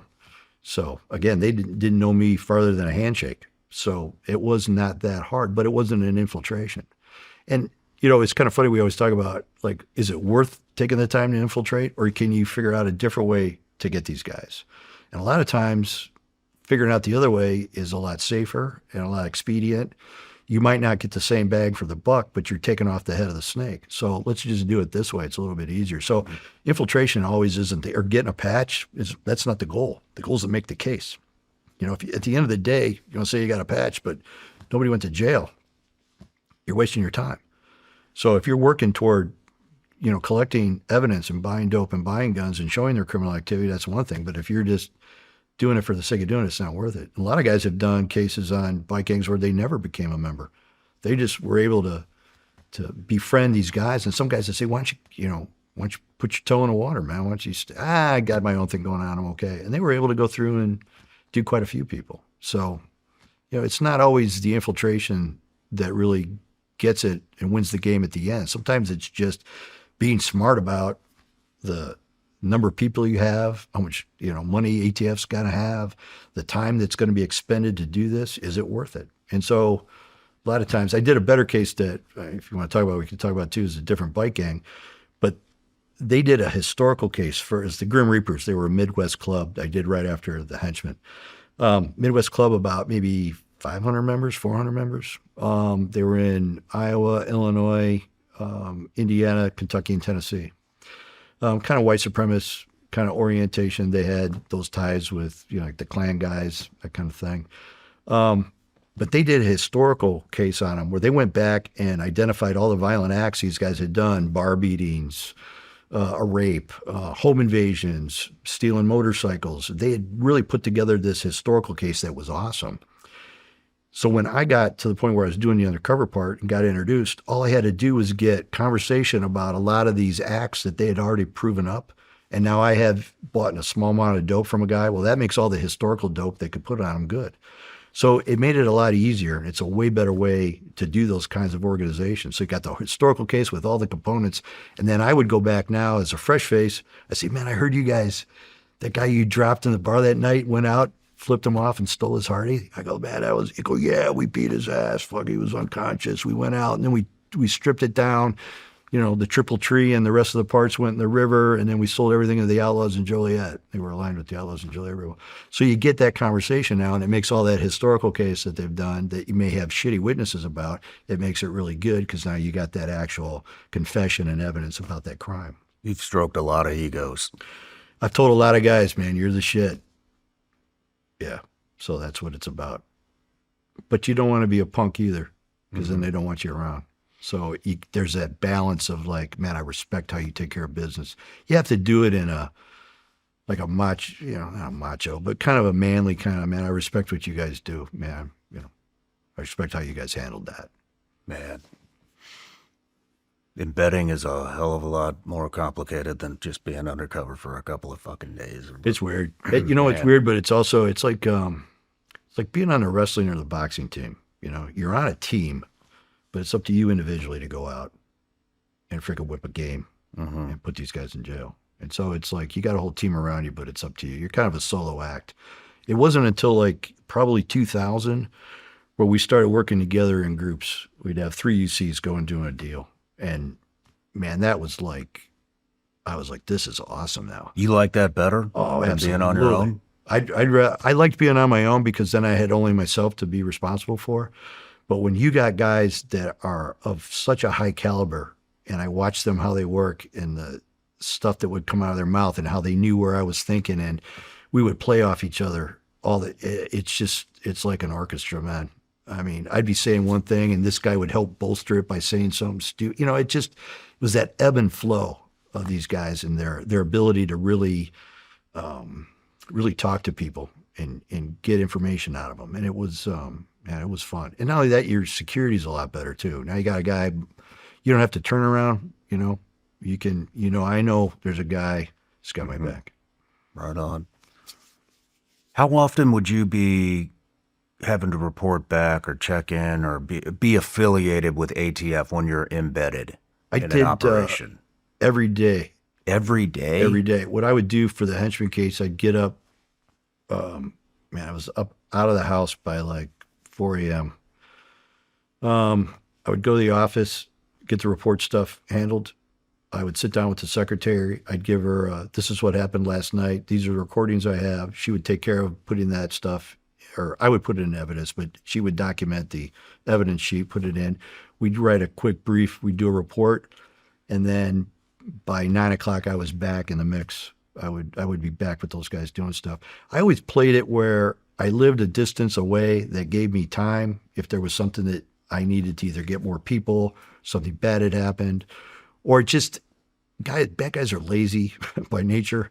They're not going to want to make a trip all the way 40 minutes to, come check me or stop by for a beer or something like that. So the times, even being embedded, I was able to remove myself to the point where you could live a little bit of life. Yeah. Wow. Yeah. With the Henchmen, I didn't know enough. By the time I had joined the Grim Reapers, which was kind of an interesting, we faked to get back up a little bit, to get an informant to get into the Grim Reapers, they arrested a guy, a 3-time convicted felon, a guy named Crazy. So they arrest Crazy for having a pistol in his pants. Well, the Club Brothers did not put any money on his books, and he sat in the federal lockup for 3 months with nothing. So at that 3-month point, he called up ATF. He said, I want to cooperate. I'm looking at a lot of years. He goes, I want to do the right thing. So they went out and interviewed him. So the bikers know that if you're in jail and you're looking at 15 years and there's no bond, there's no way. If you all of a sudden, this miraculous thing happened and now I'm out and I'm back, bring me back to the club, they're not going to buy it and they're going to kind of kick you to the curb. So we had to do something that they thought, this goes to the street theater part, they thought something that they were watching was really happening, and in reality it wasn't. So they made a deal with Crazy and Crazy's attorney. We got approval from DOJ to do it. And they said, look, we'll dismiss the charges on you for now with prejudice, but you're going to have to introduce a guy. You're going to have to give us all the historical stuff on the Grim Reapers that you know, all the drug dealing, all the stuff you've done. You got to be completely honest about it. And if it works out and we're able to secure convictions at the end of this and you do your part of it, then we will re-indict you maybe for a lesser charge, and that's kind of the ebb and flow of the criminal justice system. If you cooperate, then you get some kind of benefit for it. So we didn't want to go into court. We were going to have to go into court and dismiss the charges. So he had a court date, and all the brothers came in to see what was going on. So the judge and the attorney knew, and it was already, we were just basically going to drop the case. So the case agent and the U.S. attorney start getting in an argument fake argument. And the U.S. attorney looks at the case agent and he goes, well, I'm going to have to dismiss all the fucking charges. He goes, you motherfuckers. So he goes up, Judge, because government, right now we're going to withdraw with prejudice charges against Mr. I forget whatever his name was. And then the judge is like, defense counsel, got anything? And they're like, nope, we're all good. And he's there, bangs the gavel, and he goes, case dismissed. So the U.S. attorney walks around, and now he's tearing into the agent. Fake, of course. So all the guys in the gallery see this go on. Holy shit. So when Crazy comes out, they're like, fuck, great. This is awesome. So about a month later, he introduces me as his nephew, and now I'm off to the races. So Wow, so the fucking attorneys, everybody could be in on it. yeah, it was like illegal. There was nothing wrong with it. It was just that they got in this fake argument in the middle of the courtroom. The judge was like, okay with it. He was like, fine. And again, this isn't shit like this with the government does not happen in a vacuum. You got to run that shit up the chain. And everybody's like, yeah, there's no problem. You're just dismissing the case with prejudice. No big deal. You were going to do that anyway for his cooperation, so you're good. So that's what we did. And then I got introduced, and then for the next 15 months after I got done with the Mel stuff, when they said no more of that, I rolled into that and then became a hang-around and a prospect. And then, we didn't plan on that to begin with. They're like, do you think you could get on these guys? I go, I think I'm okay. I went out and I bought like a stolen Harley off the president of the Iowa chapter, like first night out, loaded it in the back of my pickup truck. And I go, I think I'm okay. And they were like, all right, man, let's go. So I was like, back in it again. So, I mean, the reason I was asking how often you have to check in is I mean, how many guys have you seen, or maybe none, but how many guys lose themselves when they're embedded in the Italian mob and the biker gangs Sure.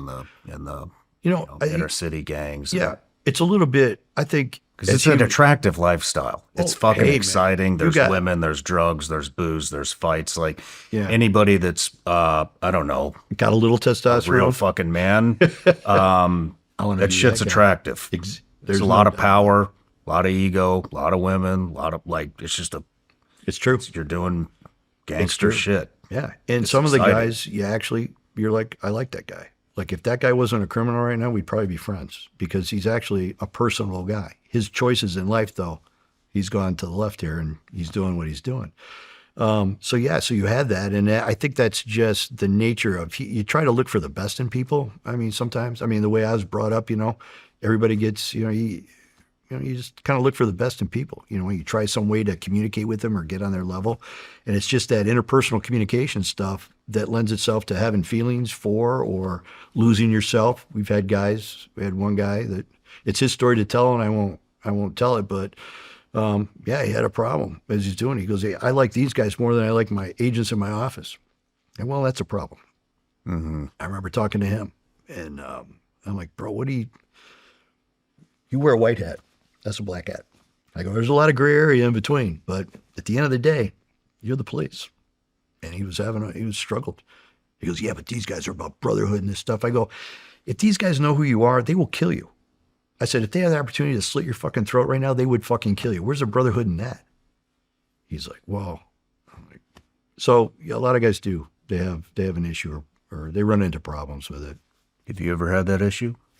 I was pretty much new where I was at. There were guys I liked. I felt bad, like when Monty Matthias got murdered by the Outlaws up there when we were at his funeral.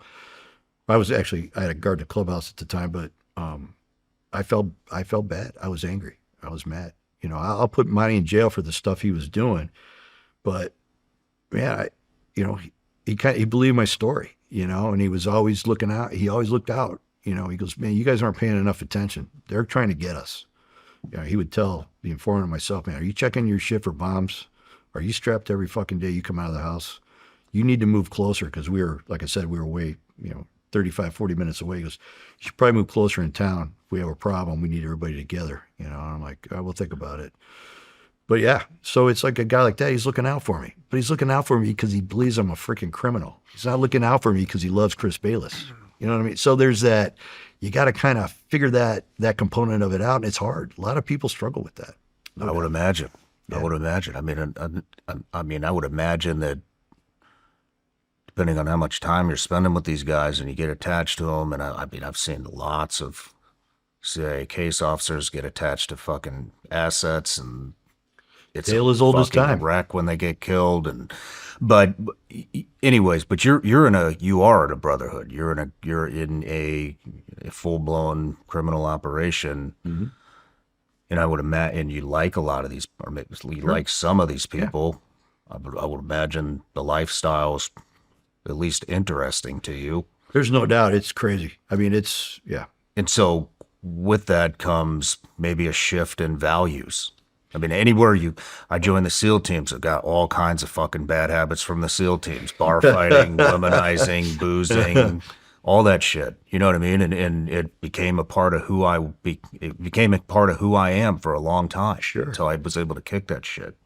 You know what? I think a guy told me one time, I was looking at when I retired, I thought maybe I had talked to a guy that was in defense intelligence, and he was like, we were just talking about undercover work, being in different places, doing stuff. And I was like, man, you guys, that'd be a fun gig, you know, where you guys are at and the stuff you guys are doing. And he's like, yeah, he goes, if you have a sliding scale of morality sometimes. And I was like, I get it. I was like, you're right. You know, we had those morals, those things we were brought up with. But now I got to be with guys and act like this is something. I love the fact that you're beating the snot out of your girlfriend. I love the fact, fuck her. You know, what does she know? She disrespected you. Fucking, you got to give her a knot in the head. You know, it's that kind of like, I don't believe that. Mm-hmm. But yet, I'm telling my brother right on. We had a guy, Paul Jensen he had like a little pal. He used to like to whip his girlfriends. And so he had this little whip. So my now wife at the time was an agent also. And she was my girlfriend, played my girlfriend. And like we were talking outside, she's a terrible undercover agent. She's like the worst. I was like, you are like, she's like, I know, just shut up. And I'm like, okay.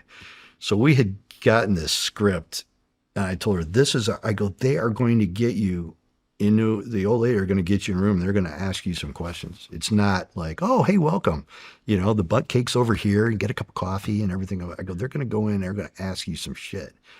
She's like, all right. So we come up with this script. We practiced it for like 6 weeks or a month. Just every day I'm asking her questions. So I get to the clubhouse, and they're like, because they're kind of like, why are you not with some chick? There's a million hookers and a million strippers that everybody here is banging. Why are you not participating? I was like, well, I got this chick. She's a good earner, you know, takes care of my shit, you know. And they're like, well, you know, we never see her. I'm like, all right. So I talked her into like, okay, I just need cameo appearances on some runs and some shit. She's like, all right, I'll do it. So we get the script down. First time we're at the clubhouse, there's like 3, maybe 4 of the guys, old ladies' girlfriends that are there. So I walk in, make the introductions and everything, and the girls are like, Tina, good, come with us. They go upstairs in a clubhouse. She's up there like hour and a half, you know, close to 2 hours. And I'm like outside, and I'm like, fuck, you know, sitting we had a fenced-in area where all the bikes are parked. We're out there just having a beer. And I see her come back out around a corner, and I could see she's got like a little bit of a tear in her eye. And so the brothers were kind of walking around a different way. So I had a one-on-one section with her. Like I looked at her like, are we cool? And she goes, I don't think they believe me. And I'm like, okay. I said, all right. I go stand over by the bike. So I'm kind of trying to catch the vibe, because these guys can be telling you, hey, everything's great. And then, you know, and I was like, check the vibe. So she was kind of standing outside. I used to get some of the shit out of the saddlebag or make like you're fucking around over there. So she's at the bike doing something. So I go back inside, and 2 of the old ladies there. And I was like, I go, hey, we're getting ready to run, you know, see you guys later on or something. And they were like, we really like her. And I'm like, are you sure? Because I'm thinking about dumping her. And they're like, no, I go, guys, seriously? I go, this is like a freaking Today thing. I go, all right. They're like, nah, we like her. I go, are you sure? Because if you don't, just tell me, because I'm thinking about dumping her anyway. And they're like, no, well, we kind of like her. I'm like, okay. So I go back outside, we get on the bike, go back to the undercover. I go, hey, I guess you did okay. And she's like, they were asking me about this. They were asking me about that. There's shit that you gave me. They were asking me about. You didn't give me that shit to tell them. She goes, I had to make it up. I said, well, hopefully you did a good job. What lies did you tell them so that we can mark down so you and I are together on our lies? And she's like, all right, fine. So we're at the undercover part. We had to go back and redo, like not redo, but just, okay, exactly what did you say? Exactly. You know, it was about her background. Where are you from? You know, where do you work now? What's your phone number? How long have you known Chris? How long have you guys been dating? You know, your boots look really fucking new. She, you know, like all of a sudden she's a biker chick, you know, where you've got these worn girls that have got some stuff that's got some road miles on it. And Tina shows up in all new shit with the price tag still on it. You know, I was like, that's not going to fly. So, but she did fine on that part. It was great. The other problem was a couple of months later, Paul's got that paddle that he liked to whip his girls with. He had this little paddle, and Tina was standing in front of me. And Paul goes, give Tina a little whack on the ass. And I'm like, oh. Yeah. So she's talking to another old lady. So I kind of go forward. I gave her like a shot on the butt with this little leather whip thing with a paddle on it. Well, she spins around, man, and bam. And she blasts me right in the chest. And then she realizes I shouldn't have done that. And I look at her, and I hear Paul Jensen go, you should get your cunt in line. And I'm like, right on, bro. So I grab her by the hair, and I walk over to the side of the clubhouse. I go, sweetie, you can't punch me in front of these guys. I go, it's not good. It makes me look bad. She says, I am so, so sorry. I go, okay. I go, I got to put you on timeout, man. I go back and sit on the bike with your arms folded, pouting, and just sit there. And she's like, okay. So she goes back, sits on the bike. So we go in with the rest of the guys. I'm having a beer at the thing. So I'm looking around, and nobody says anything. You know, they're just like, you had to take care of your shit the way you had to take care of your shit. So after a while, I look at my wife. I go, you know what, fellas? I go, I think timeout's over, man. I'm going to go home. I go, I'll catch you guys later tonight. They're like, right on, brother. So I left. I went outside. I was like, baby, you cannot freaking do that shit. She goes, I know. But she cannot play that subservient female biker role, you know. I wanted to tell her, I go, start washing the bike or start wiping the gas tank off, but I didn't want to. I said, figure timeout, just sitting in timeout on the back of the scoot would be enough to, that was her penance for the day. Damn. So, yeah. But yeah, but she did, we were practicing because we knew the Outlaws were trying to get us. So I had a 45 that I carried in my back of my pants, and we were on the bike. She would practice coming out of my pants if we had to engage while we were riding, which we almost had to at one point. So I thought we were all prepared. I thought I was like, I got this shit. I'm in the middle of a biker war. I know what some of these guys look like. I'm fucking gunned up. I got guns over here. I got guns in my pants. I go, I'm on it, man. Somebody steps to me, I'm going to fucking crush them. I had no idea how much the Outlaws knew about where we were at, what we were doing, times they had surveilled us, times they tried to kill us, where I was oblivious to it until later when I talked to the case agent, Sandy DeVulcaneer, who did the RICO on him out of Wisconsin. I was up interviewing these guys, and they were like, yeah, remember you.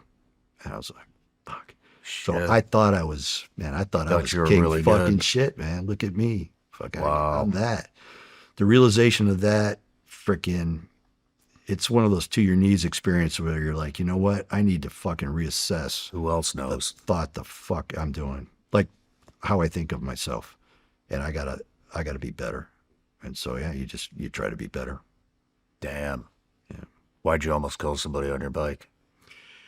Well, actually, the Outlaws almost killed us. We had one cover team guy, and we were doing a run where, you know, you go out, go to bar, you know, so the henchmen, and we had some out-of-town angels were there.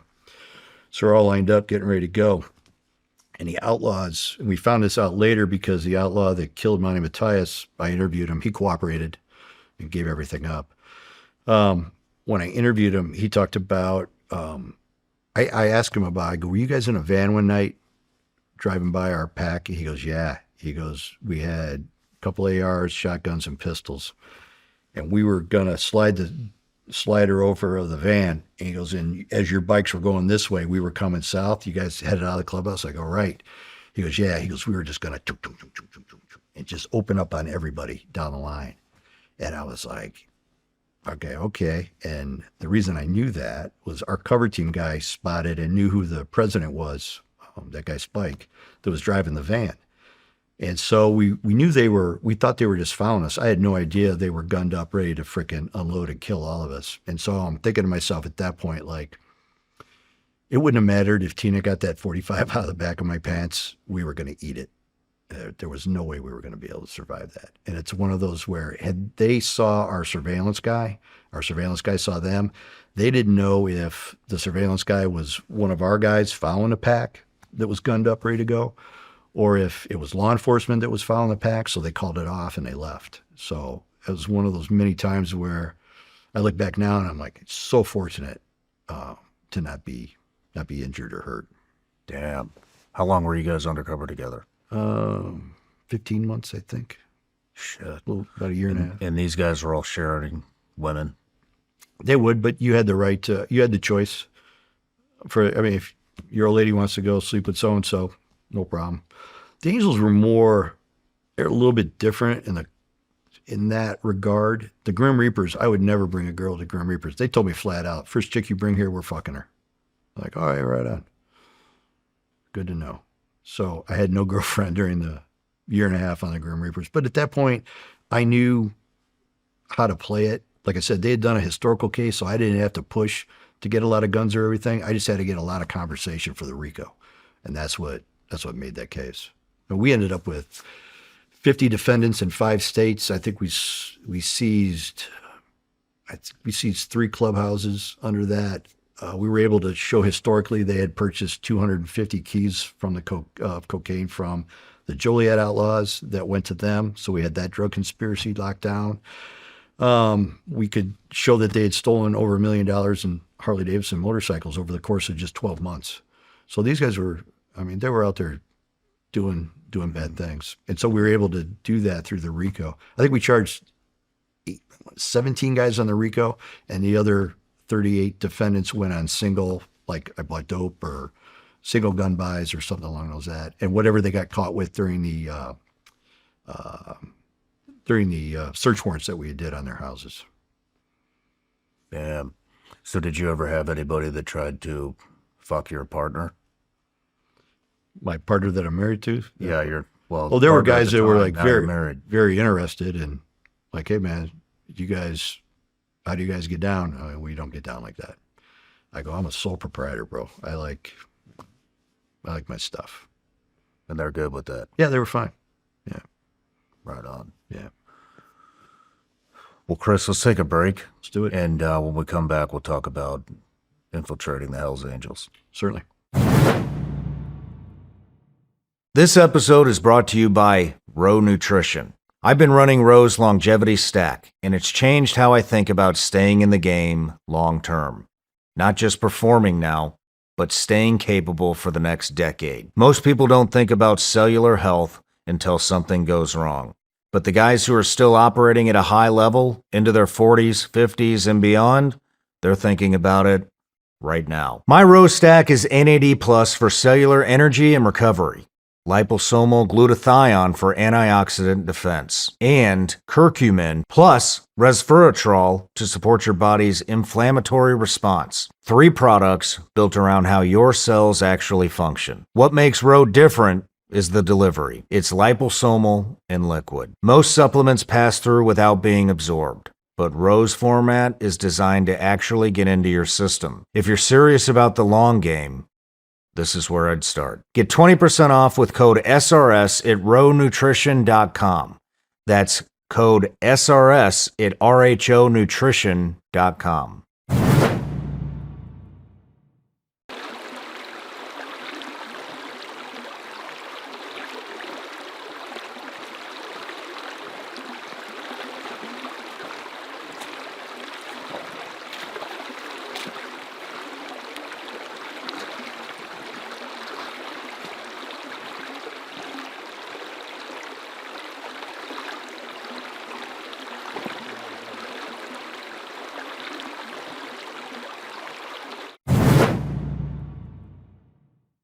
So I think we're getting ready to talk about infiltrating the Hells Angels.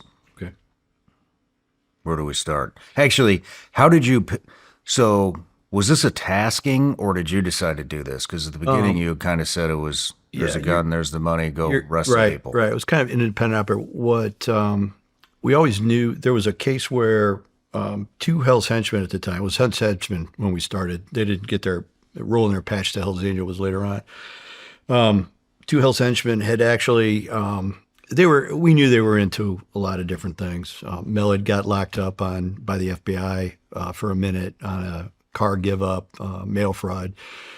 We had information they were, dealing drugs and all about guns. We also had information in a separate case where two of Mel's guys had done a murder or attempted to kill one of their attorneys that represented him. He hated his wife and didn't want to get divorced, so he thought it'd be a better idea to put a bomb on her car and blow her up. So two of Mel's guys went out and actually put a bomb on her vehicle.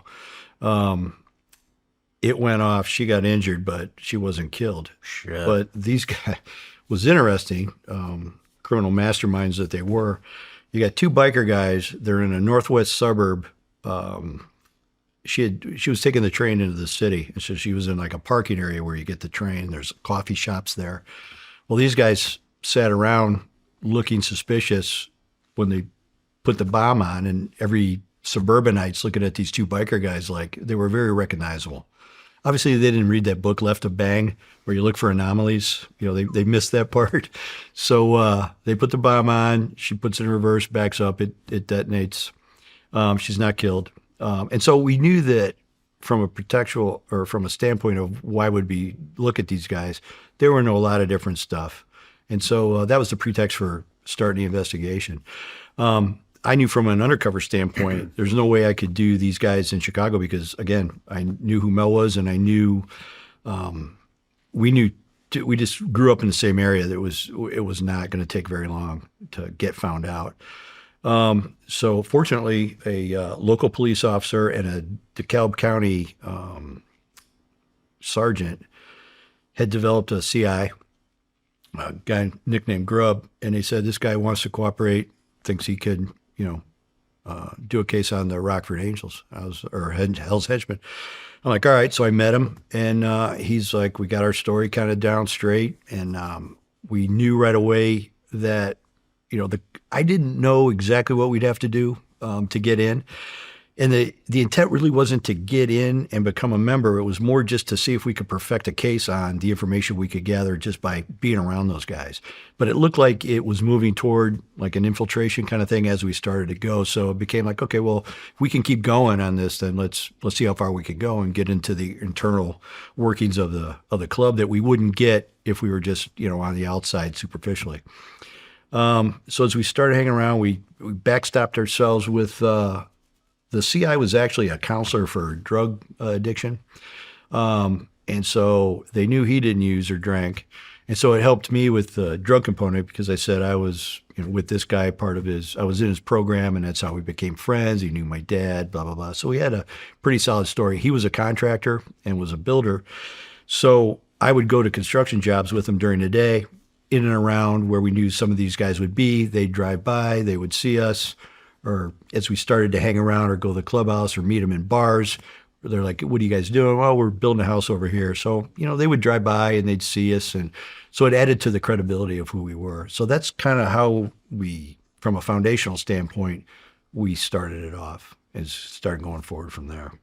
So your whole plan was just be seen first without Just be seen and see where we can go. It's one of those things you're not going to know unless you try it. What we were able to do very early on was the Henchmen had one of the members from Chicago had a storage unit, and we'd heard peripherally stuff just talking about guns, and I was like, yeah, we got guns, we're ready to go if we have a problem anywhere. We got them stashed, we got them stored. And some of the guys I worked with in the auto theft task force said, hey man, we think we got enough probable cause to get into this storage unit. It's owned by a Hell's Henchman. They said he's got like an arsenal in there. And I go, well, do you guys got enough PC to get in without anything we're doing? And they're like, all right, let's talk to the state's attorney and see. So they talked to the state's attorney. They didn't need any of our stuff, any information we had. So they were able to get what's called a John Doe warrant, which is basically You're not going to know who was the affiant and gave the probable cause for the warrant until you actually go to court. Then it's revealed. So it kind of kept their informant safe for a little while they did this search warrant. So when it got in, I went up and I was clouded all up, and I was sitting in the back of the squad just to see what they would get out of it. And I think we got 150 firearms, 15 machine guns, 10 silencers, hand grenades, 32,000 rounds of ammunition, all assortment, 5.56, 9.45, a lot of black powder. What else did we get? I mean, it was like their arsenal, nice little arsenal. So we were able to take that. So we were able to get that like very early, like maybe the first 6 weeks, 7 weeks that we were doing it. It came really quick. So for ATF, that was all right. That's kind of a win. That's a good stash. They were all Mac 10 machine pistols that they had. They were converted. Great job. The guns were oiled up and they were wrapped in cellophane. They had 200 rounds and they were all in like a little Pelican case. So you had the silencer, the Mac 10, 200 rounds of ammo. So you could just grab it, go if you were going to go do something, take care of it, and then either get rid of it or bring it back, whatever you wanted to do. But it was pretty much, it was ready to go. You know, you come by, you grab it, you go take care of business. So for us, that was like, wow, we kind of hit it pretty good right off the bat. And then it was like, well, let's see what more we can get, more information we can get, more stuff that they're doing. And as we started getting into it, you know, the guys that were dealing dope out of there, we pretty much identified those guys pretty quick. And then we got word that they were going to roll their patch to become prospects for the Hells Angels. And the dynamic completely changed. You had guys you had 26 members, I think, maybe up in Rockford. A lot of those guys knew this was not going to end well. That when we make this step and get this Hells Angel patch, you know, we're going to have a problem with the Outlaws. They knew it. So a lot of the guys quit. Are you a part of all these conversations? Are you in the club now? I'm in the club, but I'm learning the ways of the force, if you will, through one of the members that kind of, Paul Jensen eventually stabbed a guy to death and died in the penitentiary. But Paul was my guy that, like, he was helping me along. So even though I wasn't supposed to be party to meetings and stuff, you know, I'd ask him, I said, brother, what's going on, man? I got to know, you know. I mean, I got a business, you know, I'm still trying to eat, want to be with you guys. Should I gun up all the time? He goes, you better gun up every freaking day, man. I'm like, okay, all right, enough said. And then he would just give me tips and clues as to, like, hey, they're coming in. A bunch of guys are going to quit. They rolled their shit up. They left it on the pool table, and they're not going to be a part of the club anymore. And so I think they were down to like maybe 8 guys. Actually were the remaining crew of Rockford from about 26. So a lot of those guys said, yeah, you know, we're about knuckling and, you know, being crazy bikers, but we're not down for what's going to happen. And they knew that it was going to be bad. And so that's when I think it helped us a bit. I think I mentioned before that because they were so focused on doing the right thing by the Hells Angels, and the Angels would come in and give them called on-the-job training, you know, coming in, this is what we expect from you guys, this is what we want to see from you guys, here's how you handle it. It was more like platitudes of when you met somebody, you know, this is how we want to be respected, this is how we want to be seen in the community.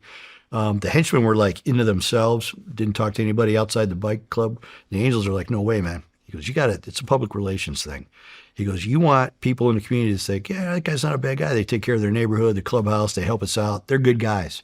Because, you know, at the end of the day, we might be in court. We might be, you know, they might have these guys sitting on a jury. And we want those jury pool from that area to say, you know what, those guys aren't really that bad. So it was kind of a PR kind of thing. So we started having what was called Tuesday night runs. And it was where they just invite people in that were just riders, just regular citizens, they called them. They'd make a little money by selling drinks at the bar. And then we'd have a poker run. You know, you go out, go bar to bar. It was a way to kind of get people interested. Maybe they got, you know, there's a couple guys we want that look like they'd be hardcore guys that could come with us, and maybe kind of groom those guys and see if they'd be around. So it was kind of like kind of an open house kind of thing for the biker world. So a lot of people would show up. One of the people that showed up initially was a club called ARM, Association of Recovered Motorcyclists. It was supposed to be sober club, no drugs, no alcohol, just living the biker lifestyle, live free or die kind of thought process. So those guys come in. What we didn't know was those guys were aligned with the Outlaws. And so when they came in, all they were doing was taking notes and gathering intel, then to give to the Outlaws up in Janesville, Wisconsin, that ended up the bombings. They picked out the targets, that kind of thing. So I remember the president coming up to me, he put his arm around me and he's like, "So you're throwing your hat in here, huh?" I said, "Yeah, right on." He goes, "Yeah, this is a good group, man. You're going to be just fine hanging out with these guys." And now this motherfucker went, told the Outlaws where everybody lived, and they came back and they used his information against everybody in the club. Shit. Yeah. What did you think of the lifestyle? Those guys. You enjoying it? It was pretty, I'm not going to lie. There's an adrenaline rush you get doing shit. Like I said, like on that sizzle reel, man, when you're in a pack of, 20 or 30 guys and you're rolling down the highway and you see that angel patch and the henchman patch, you're like, nobody's going to fuck with us. And if they do, it's going to be on. It's like that level, that thought of invincibility, if you will, that I'm riding with some guys that are going to get after it. And so there's an allure to that. Like you talked about, man, if you got a little bit of testosterone and some gumption, it's like, man, this is we're badass. And it was kind of that mentality that those guys had. And some of them were very badass, extremely badass. And some of them weren't. What do you mean by that? Well, there's guys that would get down. Like they call it on the street. Like there's guys that get down, but you want a guy that gets down, get down. Like a guy that will take it, a guy that's going to murder somebody. Like Paul Jensen stabbing a guy outside the bar. Paul was a guy that would get down. But you had other guys, maybe they sell dope, but they're still in a club, but they weren't, they're down for the cause because at the end of the day, if we all decide we're against the Outlaws, then everybody's in. There's no like, well, you know what, I'm going to take this day off. No, we're at war with the Outlaws. You're going to go out, you see an outlaw, you're going to kill him. It was the same way for the Outlaws. And if you didn't do that, you're going to get your ass beat or worse, and you're going to get tossed out of the club. So you're in for a penny, in for a pound. And that helps us with the RICO because there's part of the RICO, when we identify the enterprise, it's called the Pinkerton rule. And Pinkerton rule basically says actions and statements of one co-conspirator are the actions and statements of all. So if you and your crew and I, we decide we're going to deal dope and we're at war with this other drug faction, and one of our guys out of the crew, we had the agreement, and that's what you do, is the agreement to do something. So, and that's the conspiracy component. As soon as we agree to do that, then if you went out and got popped off with 50 bricks, it could come back and we could all get charged with that same drug amount. If you decide I need to kill a rival drug dealer, and we've all agreed at some point we're going to have to kill a rival drug dealer, and you do it, we all get hung with that. So it's kind of and that's a very simplistic way to do it. It's a little more nuanced when you get into court, but ultimately that's basically it in a nutshell. So, and that's why RICO is such a valuable tool. It's because you get a lot of guys at the top that'll order something and the underling will go do it. We all have the agreement that we need to go kill this guy. We send a guy out to go kill him. Generally, that guy, if he gets caught, will just get charged independently of that murder. But what RICO allows us to do is to go back then and take the entire enterprise down, because those are the actions and furtherance of the enterprise these guys are doing. And so it's like a mosaic of criminal activity. You've got a lot of little incidents, but they paint a large picture of the totality of the criminal actions of a particular group. And so that's what RICO does. And that's why we use it. But it's not something that's in a bubble. RICOs just don't, like, hey, I'm going to put a RICO and we're going to charge it tomorrow. There's levels of review that go through that because it's such a great tool. They don't want it to ever be, we don't want there any bad case law or anything bad said about it. So to do a RICO, you've got it's called a prosecution memo, and it starts at the first level. Prosecutor goes up to his boss, crim chief, U.S. attorney, and then for RICO, that goes off to OEO, Office of Enforcement Enforcement Operations. That's what it is. They have a RICO team up there of attorneys. They review it to make sure you've got everything right, and then it goes back and you got the okay to do it. So it's kind of voluminous. It takes a lot of time to put together, but it's well worth it because you get to just bring in a ton of criminal activity that you wouldn't necessarily be able to do in a normal case. Roger that. What are you partaking in? Are you selling drugs? Are you selling guns? Are you sleeping around? Are you using drugs? We did heavy drinking? We did some street theater with Paul Jensen, and once I did it with Paul, hired him to watch something and gave him some money, and then left it alone and didn't say anything about it. He goes, "So you got a bad self and a not so bad self, huh?" And I go, "Well, you know how it is. You got to eat." You know, I wouldn't say anything about what it was about, but he knew that obviously it was something. So he would vouch for me then, for the most part, you know, for the rest of the time. Like I said, there was other guys in there that were like, something about dude, you know, something ain't right with him. And you're never going to win those guys over. You just got to figure out a way around them. So I would do that. And then, like I said, I did enough in front of Paul. And at that time, again, they were so focused on getting that patch, that Hell's Angel patch, and rolling it over and not fucking that up and having the Angels say, "No, we don't want you guys." They were so focused on that. They pretty much weren't paying attention to what we were doing or not doing. The fact that we were there, in and of itself was enough to those guys, "All right, you know, we'll let you guys come along." Wow. Yeah. So we were. Are you partying? Oh yeah. We were at the clubhouse, tending bar. I do security during the meetings. You know, I got a two-way radio. Drugs? I didn't do any. I didn't have to do any. No I told shit. Him, I told him in the beginning. There was one guy that would constantly push me, Al. He said, "Brother, I just can't trust you unless you." I go, "Bro," I already told you, man. I've been down this road, bro. I go, "If you want me to be like Dennis," which was another guy that was just drunk all the time, he'd come in the clubhouse and say, "I'm financially embarrassed," because he was just freaking broke. I said, "If you want Dennis," I go, "then put that shit in my nose. And you know what? I'll be Dennis. But right now I got $1,000 in my fucking pocket. So do you want an earner? You want a guy that's going to make money and make us look good as a club? Or do you want a drunk at the end of the bar?" I go, "Choice is yours, bro." And he was like, "Oh, no, man, I'm just saying." I go, "Bro, I can't." So that's where I'm at. I go, "If I got to do that to be with you guys, I can't be with you guys." And they were like, "Okay." They bought that. They did. That's surprising. It is. I think they liked the fact that we had a business. And I think some of the guys looked at as if you have a legit business, like Mel had, you know, Mel worked for companies, you know, where he was no show, you know, but he got a paycheck and he got insurance. And it was just companies that I think in, you know, his ability to use those proceeds, you know, drug proceeds, and then pay that company for his health care and stuff like that. So they looked at our having a business, what they thought was a legitimate business, and the CI did have, the informant had a legitimate business. They kind of looked at that as probably a plus.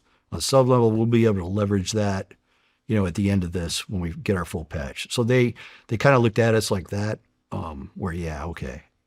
And then you know, there were times in bars where somebody would mouth off or something, you know, and then they're like, "Hey, man, step to that guy and tell him what time of day it is." You know, I'd be right on, bro. So I go step to the guy and I would tell him basically, "Brother," I said, "man, you don't want how this is going to go." I go, "It's not me." I go, "It's them, and you know it." And he'd be like, most of the time those guys would just say, "Okay," you know, and they walk away. But I think they wanted me to go up and slug him in the face. And I come back and they're like, "Why didn't you knock that guy out?" And I was like, "Well, first of all, I'm a little fucking dude."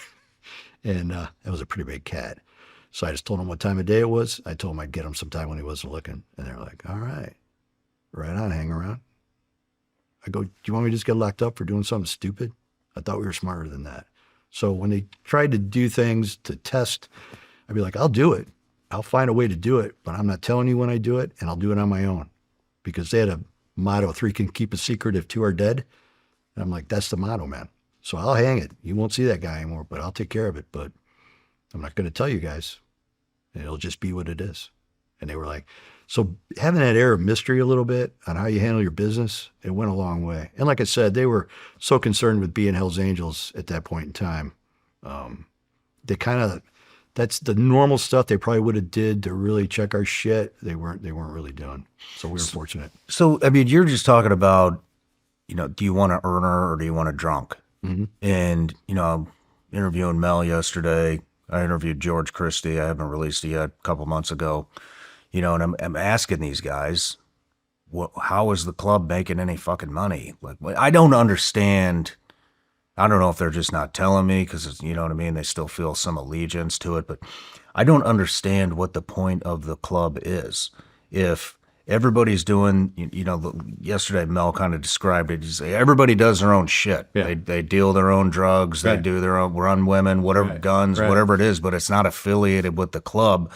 And so if the only way the club is making money is paying fucking dues and It's the underground aspect of what they're doing with the drug dealing. So you've got interconnected drug dealers like SoCal or Southern California guys will be dealing with and selling meth to Midwest guys. And the fact that you're both Hells Angels, there's a certain level of one safety that you're not going to get robbed on the deal. Although I think it did happen at one point. I think somebody didn't pay for dope or something, and it was quite a rift within the Hells Angels about it. But everything they do is like, it's involved, but it's not involved. So they know how RICO works. Like there's other clubs. I know one club that was like, if you sell an ounce of cocaine, you pay $100 to the club.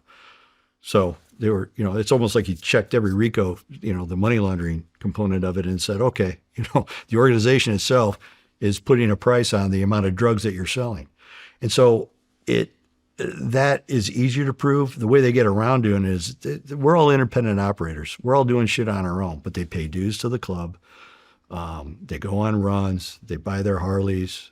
All that stuff is the proceeds of their illegal activity to be in the club. And the club's as much about persona and badass and we're the number one guys than it is about anything else.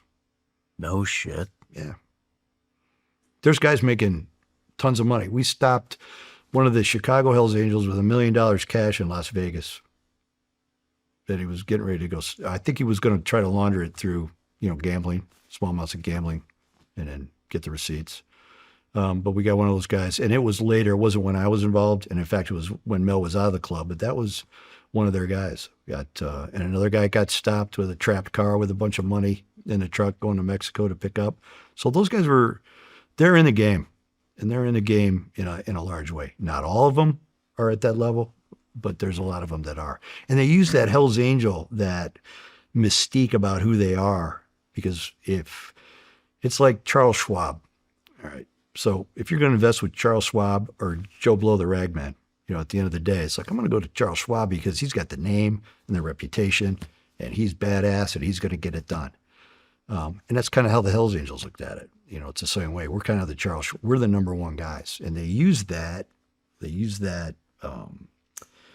persona, that sticker, to basically say, when we do business, the Hells Angels logo comes with it. So whatever we do, there's some Hells Angel affiliation with it. It's like when Mel beat the guy up for disrespecting his girlfriend.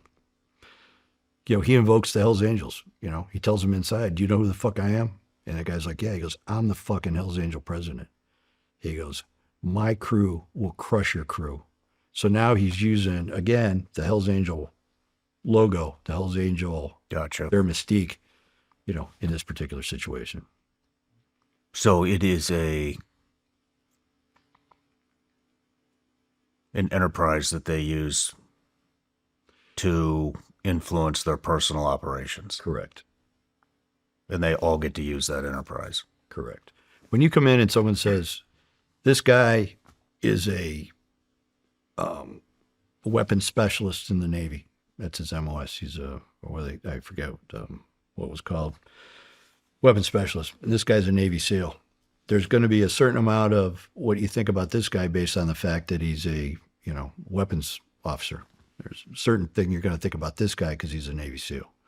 And that Navy SEAL stuff may ride on the coattails of, you or Jason Redmond or one of these other guys that they know about. So they know what they get. So they expect the same thing out of you guys or out of this other guy that you've just met that's a Navy SEAL. So right away, there's a certain persona that you are certain of.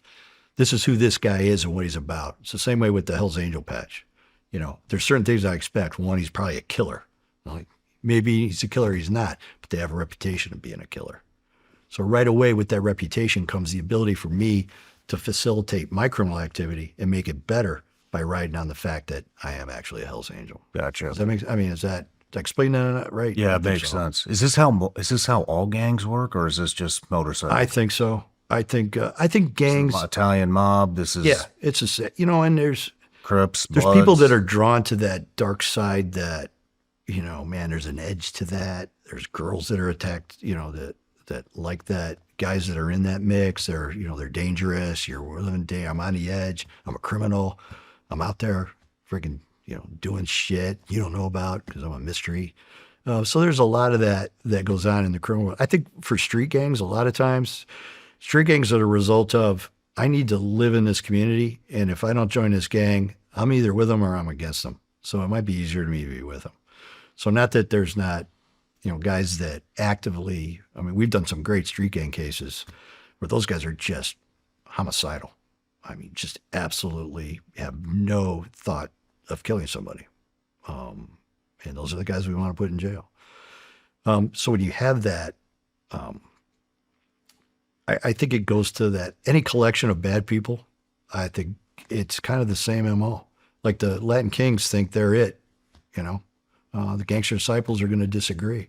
You got territorial disputes, not only for whether or not it's a drug dealing area or a drug tip, like the Kings they're going to be over 33rd and Troop, and these guys want to be over there selling their dope. There's enough dope tips around the city of Chicago, to do that. But this guy might disrespect this guy on Facebook now or Instagram. He might rap about this guy as being a jagoff. Well, now this guy loads a car, full of thugs, and they go over and they shoot the guy off his doorstep. So you have a lot of that level of violence. It's not done for any particular reason other than he disrespected me, and now we're going to get him.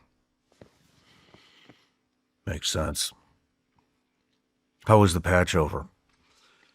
You got patched then, correct? No, I became a hang-around, an official hang-around, and then they'd killed Monty Matthias at that point, murdered him in his shop. They had detonated the car bomb on Grand Avenue. They had blown up the president of the club that I was with.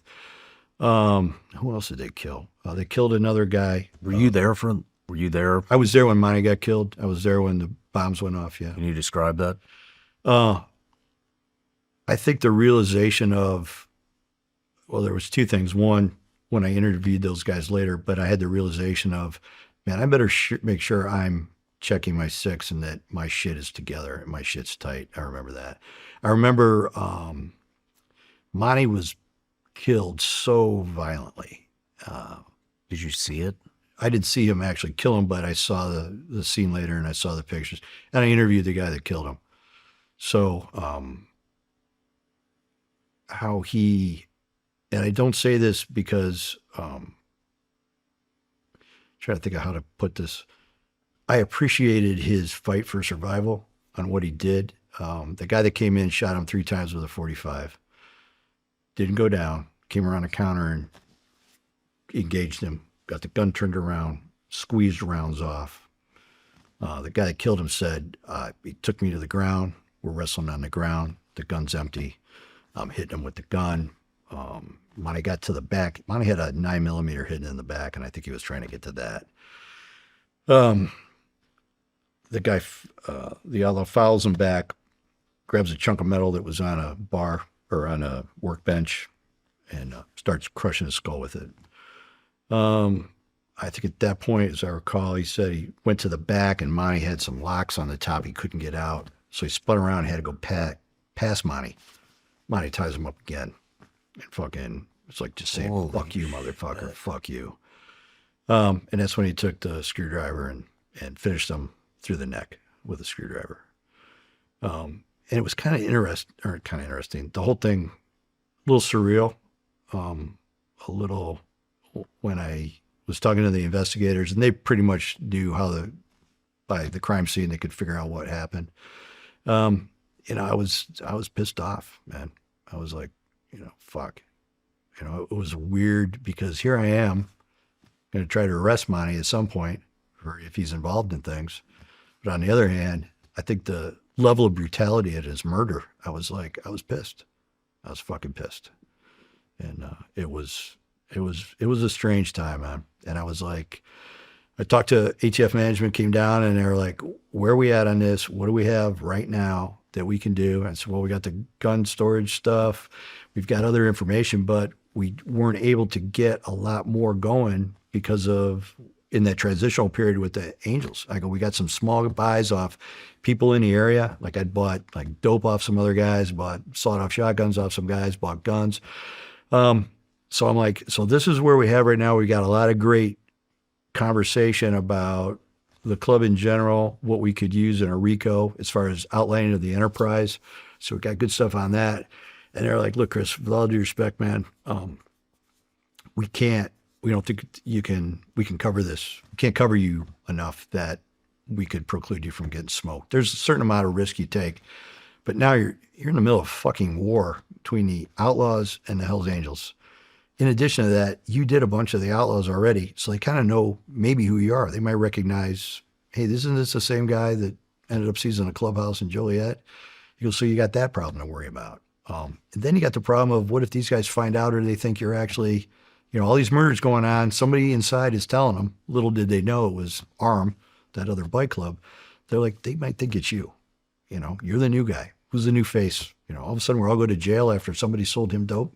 That's interesting. So there was a lot of stuff that I didn't want to see at the time. I'm like, no, fuck that. I go, I can stay in there. I still, I had a 45 in the back of my pants. I'm super fucking cool. And I wasn't, man, not by any stretch. So it was good for them to say no, say we're all done. And so shortly after Monty got killed, I think it was by the fall, we basically told those guys, the informant, hey, we're out. We're done with right now. It's just our business is ruined. Everybody's trying to kill us, blah, blah, blah. So we laid it down. So like, you made prospect. You would have been the first Hells Angel prospects in Rockford. And we're like, you know what, bro, it's not about fucking getting a patch. It's about, we left it with, it's about the fucking brotherhood and, that kind of thing. And they were like, all right, but you can't come back. I'm like, fair enough. So fast forward, that's when I did the Grim Reaper case for the next 15 months out in the Quad Cities, rolled right from that into that next case. And then the informant started to get back in with these guys. We chronicled the violence that they were doing. The informant got kind of back in. And in that time, we were able to stop those violent acts of retaliatory acts. When they went out, we're going hunting tonight for outlaws. I call up state police. I go, we're coming out tonight looking for guys. So they would have two unmarked and a marked, and they would dole around. And then as soon as it looked like we might be on something, they would knock us all down at a traffic stop. What are you guys doing tonight? Nothing. Okay. Have a good evening. And then they'd let us go. So we did that. I think in the RICO, we actually charged 6 of those events where they'd gone out to do something and we were able to stop it by just interdiction, just having the cops there, like, hey, we're watching you guys. And they knew they were on them. So they were like, they go back, they swept the clubhouse for bugs. They thought we're getting bugged. Somebody's in on us. They were scrambling to figure out how this information was getting out. And they also thought too, we're in the middle of a war with the Outlaws. So of course cops are going to be watching us. We do have to lay low and be smart about what we do. And so that's when it just seemed like it was a good opportunity to get out. And so we stopped. The undercover part for me stopped right there. I went and did the Grim Reapers after that for about 15 months. But at that same time, I was helping Sandy DeVulcaneer put the RICO case together against the Outlaws that were coming down and had done all the murders and the bombings and things like that. So in talking to Sandy, who did, I can't say enough about what an outstanding case she put together. It was two separate RICOs. They charged every violent act that these guys had done. But at that time, when they were doing surveillance on the Hells Henchmen, I was there being surveilled. So it helped Sandy in her case to have me there interviewing these guys, because it was like, okay, Chris, were you at Club 251 on Thursday, October 2nd? Like, yes, we were. Okay, so that corroborated, the Outlaws that had come forward and flipped to corroborate their statements. It made it more, definitely that occurred. So we were able to kind of put that together. But that's where I learned, I was not fucking Beretta and super cool Batman. I was fucking very foolish and lucky.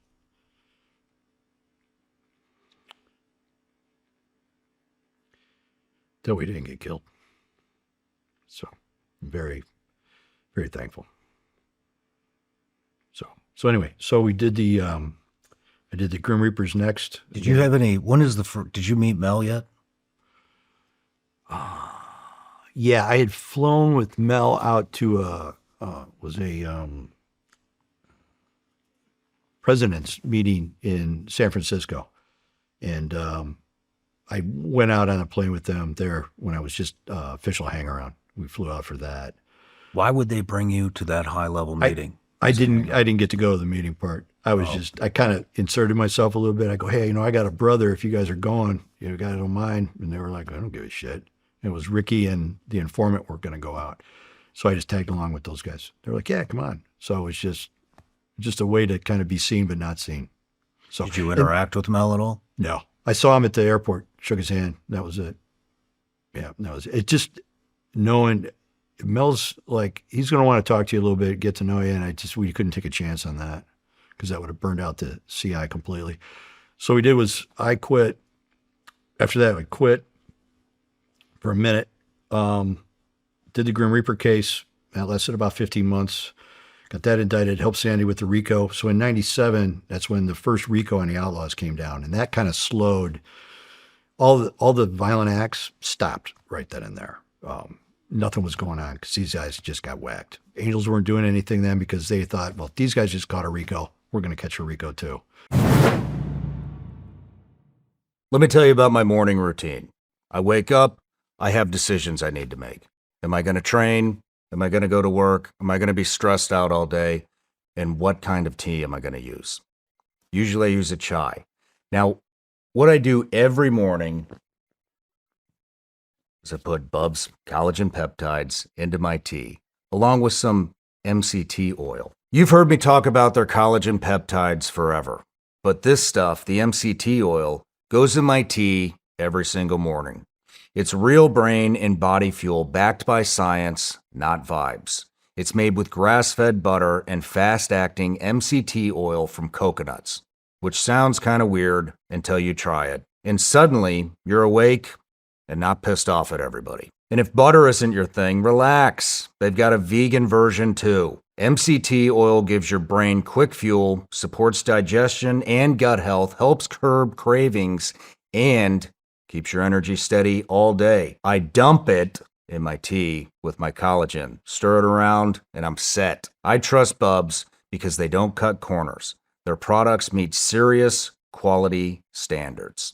And the MCT creamer is NSF certified for sport, which means it's clean, tested, and not sketchy. And here's the part that I love the most. Bubs was founded in honor of Navy SEAL Glenn Bub Doherty. 10% of all profits go to support veterans as they transition back to civilian life. The stuff we talk about all the time on the show. So when you buy Bubs, you're also supporting the guests that have been on this show. If you want to upgrade your morning routine, then you need to go to bubsnaturals.com/SRS and use code Shawn for 20% off your order. Again, that's bubsnaturals.com/SRS and use code Shawn for 20% off your order. So everybody was kind of waiting. Nobody was doing anything. So Sandy does the first round of RICOs in 97. Bunch of guys pled and then cooperated and gave them more information about what they were doing. Got to interview a bunch of those guys. And then she did a subsequent RICO like a year later that went back and indicted even more people under the RICO that they hadn't got wrapped up in the first RICO. We ended up doing a Title III, or I shouldn't say we. Sandy did a Title III on the outlaw clubhouse, or the outlaw president, and the guy that killed Monty Matthias. She was up on his phone. So we were getting a lot of, bad talk on the phone calls. And again, every time those guys would go out and try to do something because we heard stuff on the phone, team would go out and knock them down. What kind of close calls did you have? It looked like you... That I knew about? Yeah, that you know That I knew about, I thought I had maybe 3.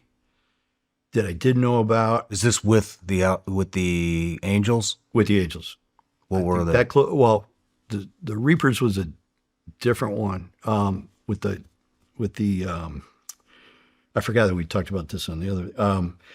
With the Angels, it was probably 3 that I knew of, but about 20 altogether that I 20? had no idea. And that's why I said, man, you got to humbly walk through life, because I thought I was that. Fuck, no way did I know. Sandy would say, did you know they were out at your apartment? I'm like, Holy when? shit. She's like, yeah. And then I talked to the guy that cooperated. He goes, yeah, did you have an apartment? It was a 2-story second floor in the corner. And I go, yeah. Sandy's looking at me, did you know that? I go, no. I'd like to say, oh yeah, I knew about it. I saw you guys. It's all cool. I had no idea. Why were they at your apartment? To kill us. Because we were part of the Angels. Holy shit. Yeah. So there was probably, I think, 20 altogether. 3 that I knew, so 17 I didn't know. I kept checking them off. There were times when I was riding with the president that got blown up, and you guys, because I'm a no guy, I'm in the back, he's riding up front, we're riding together, but I still, because he's a president, I got to give him his leave. Well, they were on an overpass waiting for us to come over the overpass. And for whatever reason, they didn't shoot. And Sandy's like, did you know about that one? I go, I remember the time. She goes, you remember a car on the side of the road? I go, I don't. That's how I was not paying attention. I go, I did not. She goes, they were going to get you then. And I'm like, fuck. Again, you just think and I go to God, man. It's the hand of God. There's no doubt about it. Truly believe that. Truly believe that. Chris wasn't watching Chris. God was watching Chris. That's where we were at that point. There's no doubt in my mind. Did you ever think you've been compromised by the Angels? By them, no. By the Grim Reapers, I thought, well, actually, the case agent that was Illinois State Trooper, one of the case agents, Don York was the ATF case agent, and my guy we called Mongo, Jeff Patterson, was with the Illinois State Police. He was their guy, and Danny Roach was another guy. But he came in one day and he goes, hey man, he goes, they ran your shit. I go, yeah. I'm ready to go to the clubhouse. I'd been in for about 6 months. He goes, they ran your shit. He goes, doesn't come back. And I'm like, really? He goes, yeah. He goes, dude, they got some questions for you today. He goes, what are you going to do? I go, well, I'm going to go to the fucking clubhouse. I'm going to whip a game. And he starts laughing. He goes, I'm just fucking with you, bro. He goes, they ran your shit. It all came back. It's all good. And I'm like, you motherfucker, man. It's hard enough to doing this shit. And then you got to fucking do that. So I'm good friends with the guy, but I was like, I wanted to dot his I. I'm like, God dang, bro. I said, I'm under enough shit. I haven't had a break since this Hell's Angel shit. I'm like, I don't need this, man. So yeah, so he was just being a dick. But there was a time after we did indicia warrants, they call it. I don't know if you're familiar with that. No. So it's basically club indicia. So because we're looking at the enterprise of the Grim Reapers, we got search warrants based on indicia warrants, and we're looking for membership in this organization. And so indicia is like, it could be anything from your Grim Reaper patches, Grim Reaper paraphernalia, anything with Grim Reaper out that was in your house, we were able to take. But if we accidentally ran into pistols, guns, and dope, then we get a second search warrant for the pistols, guns, and the dope, and then we do that. So what they wanted to do was do these indicia warrants first on, I think we did 25 altogether, 25 warrants in 5 states. We hit them all simultaneously at the same time. Bunch of SWAT teams, state, local, federal, U.S. Marshal Service helped us out. Great guys. So we do these 25 search warrants, and I was telling the case agent and the SAC in Chicago, special agent in charge in Chicago, I go, if you let me stay in after the search warrants, just let me stay in, I'll be okay. I said, yeah, they got hit with warrants, but we sealed the indictment, so they're not going to get what the probable cause of the warrants. Yeah, some of it was me, but a lot of the stuff in other states, I hadn't been there yet, so there's no way they could put that on me. So I'm like, I think I could stay in there. So like, no, too dangerous. You're done. The undercover part's out. I'm like, bad mistake. So the U.S. attorney, Tate Chambers, who's probably one of the best attorneys I've ever worked with, he's like a southern Illinois. He goes, nah, Chris, you think you could stay in there with these boys for just a little bit longer? Maybe get some conversation about what they're all doing? I said, fuck yeah, Tate. I said, put me in, coach. He's like, all right, let me make a call. So he calls the SAC and he goes, your agent seems to think that he could stay in there and it'd be okay. And they're like, all right. But there was a 2-week gap between that. So once they got hit, went over the cell phones, or pagers. Everybody out. Don't come back to the clubhouse. It's fucking hot. Stay away. And so the informant we had that we did the fake thing in front of the judge, we had the informant say, I told Chris just to stay away, stay back, don't come around. So now 2 weeks have gone by and things have kind of slowed down. Nobody went to jail. So I was like, you motherfuckers are making it harder now, because now I'm going to have to explain where I was for 2 weeks and why the fuck I wasn't a good enough brother to be down here when it all went to shit, start figuring this stuff out. And they're like, well, you said you could get back. And I'm like, yeah, if you'd let me go back the next day. I go, but 2 weeks is too much time, man. It's going to be hard. And they're like, well, we thought you were like this undercover guy. I'm like, so now it's the fucking questioning your fucking cojones. I'm like, all right, dude, I'll go. So I went back, and there was a lot of side-eye look for a while. I remember we ended up in, we were doing a national run. We're down in Louisville, Kentucky. And they got together, and the meeting was to talk about all these search warrants, the guns they had lost, the dope they had lost, all this stuff. And one of the guys smoking a joint, he's sitting there, and they're like, why didn't anybody get arrested? And he takes a big hit off the joint. He goes, because we've been infiltrated, motherfuckers. And I'm looking at the dude, and I'm behind the bar, and I'm like, all right, what's he going to say next? And he goes, somebody's doing this, and the reason we didn't get arrested is that dude's still doing this now. And I'm like, it's not me, man. Maybe it's this dude over here. It's not me. And they were like, yeah, you're right. How are they doing this? And they're like, it can't be an undercover. And I was like, thank God he said that. I was like, felt a lot better about things. He goes, it's got to be surveillance. And you know how those feds can beam down and turn our pagers into wires. And I was like, man, thank God that guy said that, because then they're going to start looking around. Okay, who's the new guy? What's the common connection between all these warrants and the guy that could put all that together? So it was a rough couple of days. Man, how the fuck are you carrying all that weight? I mean, you're geo-fenced into a small area. You've been what, 3 organizations now? Yeah, within. So you're paranoid about the current op and all the fucking previous ones, probably too. And then the other problem was these guys were aligned with the Outlaws from Joliet that I had done in the very first place. And this is only 7 years later. This is 97. Some of those guys that I didn't do knew about me and knew about the seizure of the club and the guys that got arrested. So there's one guy in particular, Ronnie Talmadge, that was the president, and I knew who he was, and he knew about me because they'd gotten all the records of how they got done and how the search warrant was done on the clubhouse, why it got seized, because they don't want to make that same mistake twice. So there's no more drug dealing in the clubhouse, no more dope in the clubhouse, kind of a thing. So he had all that information and knew basically who I was. So Ronnie Talmadge sometimes would call up. They were politically aligned with the Grim Reapers against the Angels. He would call up. I'd answer the phone at the clubhouse in Rock Island, and he'd go, "Yeah, it's Rod and Roddy. I'm on my way out." I go, "Okay," and then I'd have to make an excuse to leave in about 2 hours because that's when Ronnie would be there. So I was ducking those guys at the same time with the Grim Reapers, and so now that I think about it, yeah, I was pretty fucked up. Holy shit, man. Yeah, but again, grace of God, bro. Why did you bring your wife in?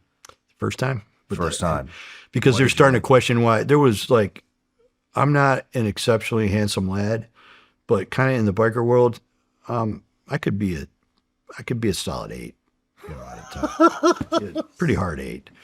And so there was a lot of strippers that were like, "Brother, what up, man? Yeah. Oh, this doesn't look good to you? You're not." I'm like, "Babe, you know what?" I go, my mom always told me never date a stripper. No offense. My mom told me that. And I go, "I got this girl, man." I go, "She's good." And they're like, "Whatever, dude." So they were questioning, the Grim Reapers had a girl. They go, "Take this bitch for a ride on your scoot." And I'm like, "All right." So I get out, and our recording devices were from the Stone Age. So we had these Niagara recorders that were like a 1970s reel-to-reel tape deck, like a porno, down, with the things going. So you would wear that down here in your crotch, and then it had 2 microphones that came up to the side, and the quality of it was great, but it's like carrying a brick in the front of your pants. And if you lift up your shirt or have an issue like that, And a lot of times you'd get in a little scuffle with the brothers. You know, they call it a mud check, especially the Reapers. You know, they punch you in the chest. Like, what do you do, prospect? You know, like, I'm going to wait till I get a full patch. I'm going to put my $100 on the bar. I'm not always going to be a prospect. And then we're going to go. And they'd be like, ah. So a lot of times they just mud check, see what you're about. Are you going to step up? You're going to, you know, you're going to protect yourself, kind of a thing. They want to see what you're about. So there's a lot of little skirmishes and shit. So I'd always have to keep, like, I'd cover that. And so you're trying to kind of wrestle with people, punch somebody, and you're trying not to keep this shit out. The stuff we have now is, like, it's unbelievable. And guys bitch about wearing it. It's like this big. Like, somebody could find that. I go, dude, I was wearing a reel-to-reel tape deck back in the day, like in my So I'm like, yeah, no, I don't want to hear like, oh, this little tiny thing is too hard to fucking secrete. I'm like, no, it isn't. So the Reapers had this 2 strippers, of course. I get in the clubhouse. One of the presidents says, prospect. And got made prospect, had my prospect patch. He goes, prospect, take that bitch for a ride. She needs some air. I'm like, all right. So I go out, I get on a scoot. She gets on the back, and she starts with rubs the shoulders, goes in the back of my hair, down the sleeves, basically just searching me for fucking wire. She goes down my arms. At this point, I've got didn't have the recorder, thank God, at the time, but I had a 1-watt transmitter, which was a lot smaller, and it was over on the right side. And I also had a big hole in my pants on this side. So she goes down through my legs, my back, my waist, you know, nothing. Well, then she starts fishing around and playing with my junk through the hole in my pants. You know, so I'm driving, and my cover team was, you know, the guys are watching, and they're seeing this go on. And I'm like, oh, fuck. So she's digging around in my pants. I go, babe, nothing from nothing, but I'm going to hit the note here in a second. I'm going to make a mess, and then we're going to crash. She starts laughing. She goes, oh, it's okay. It's all good. So we drive back to the clubhouse. I get off the bike. She gets off. She goes in. I can see the president look at her, and she goes, okay.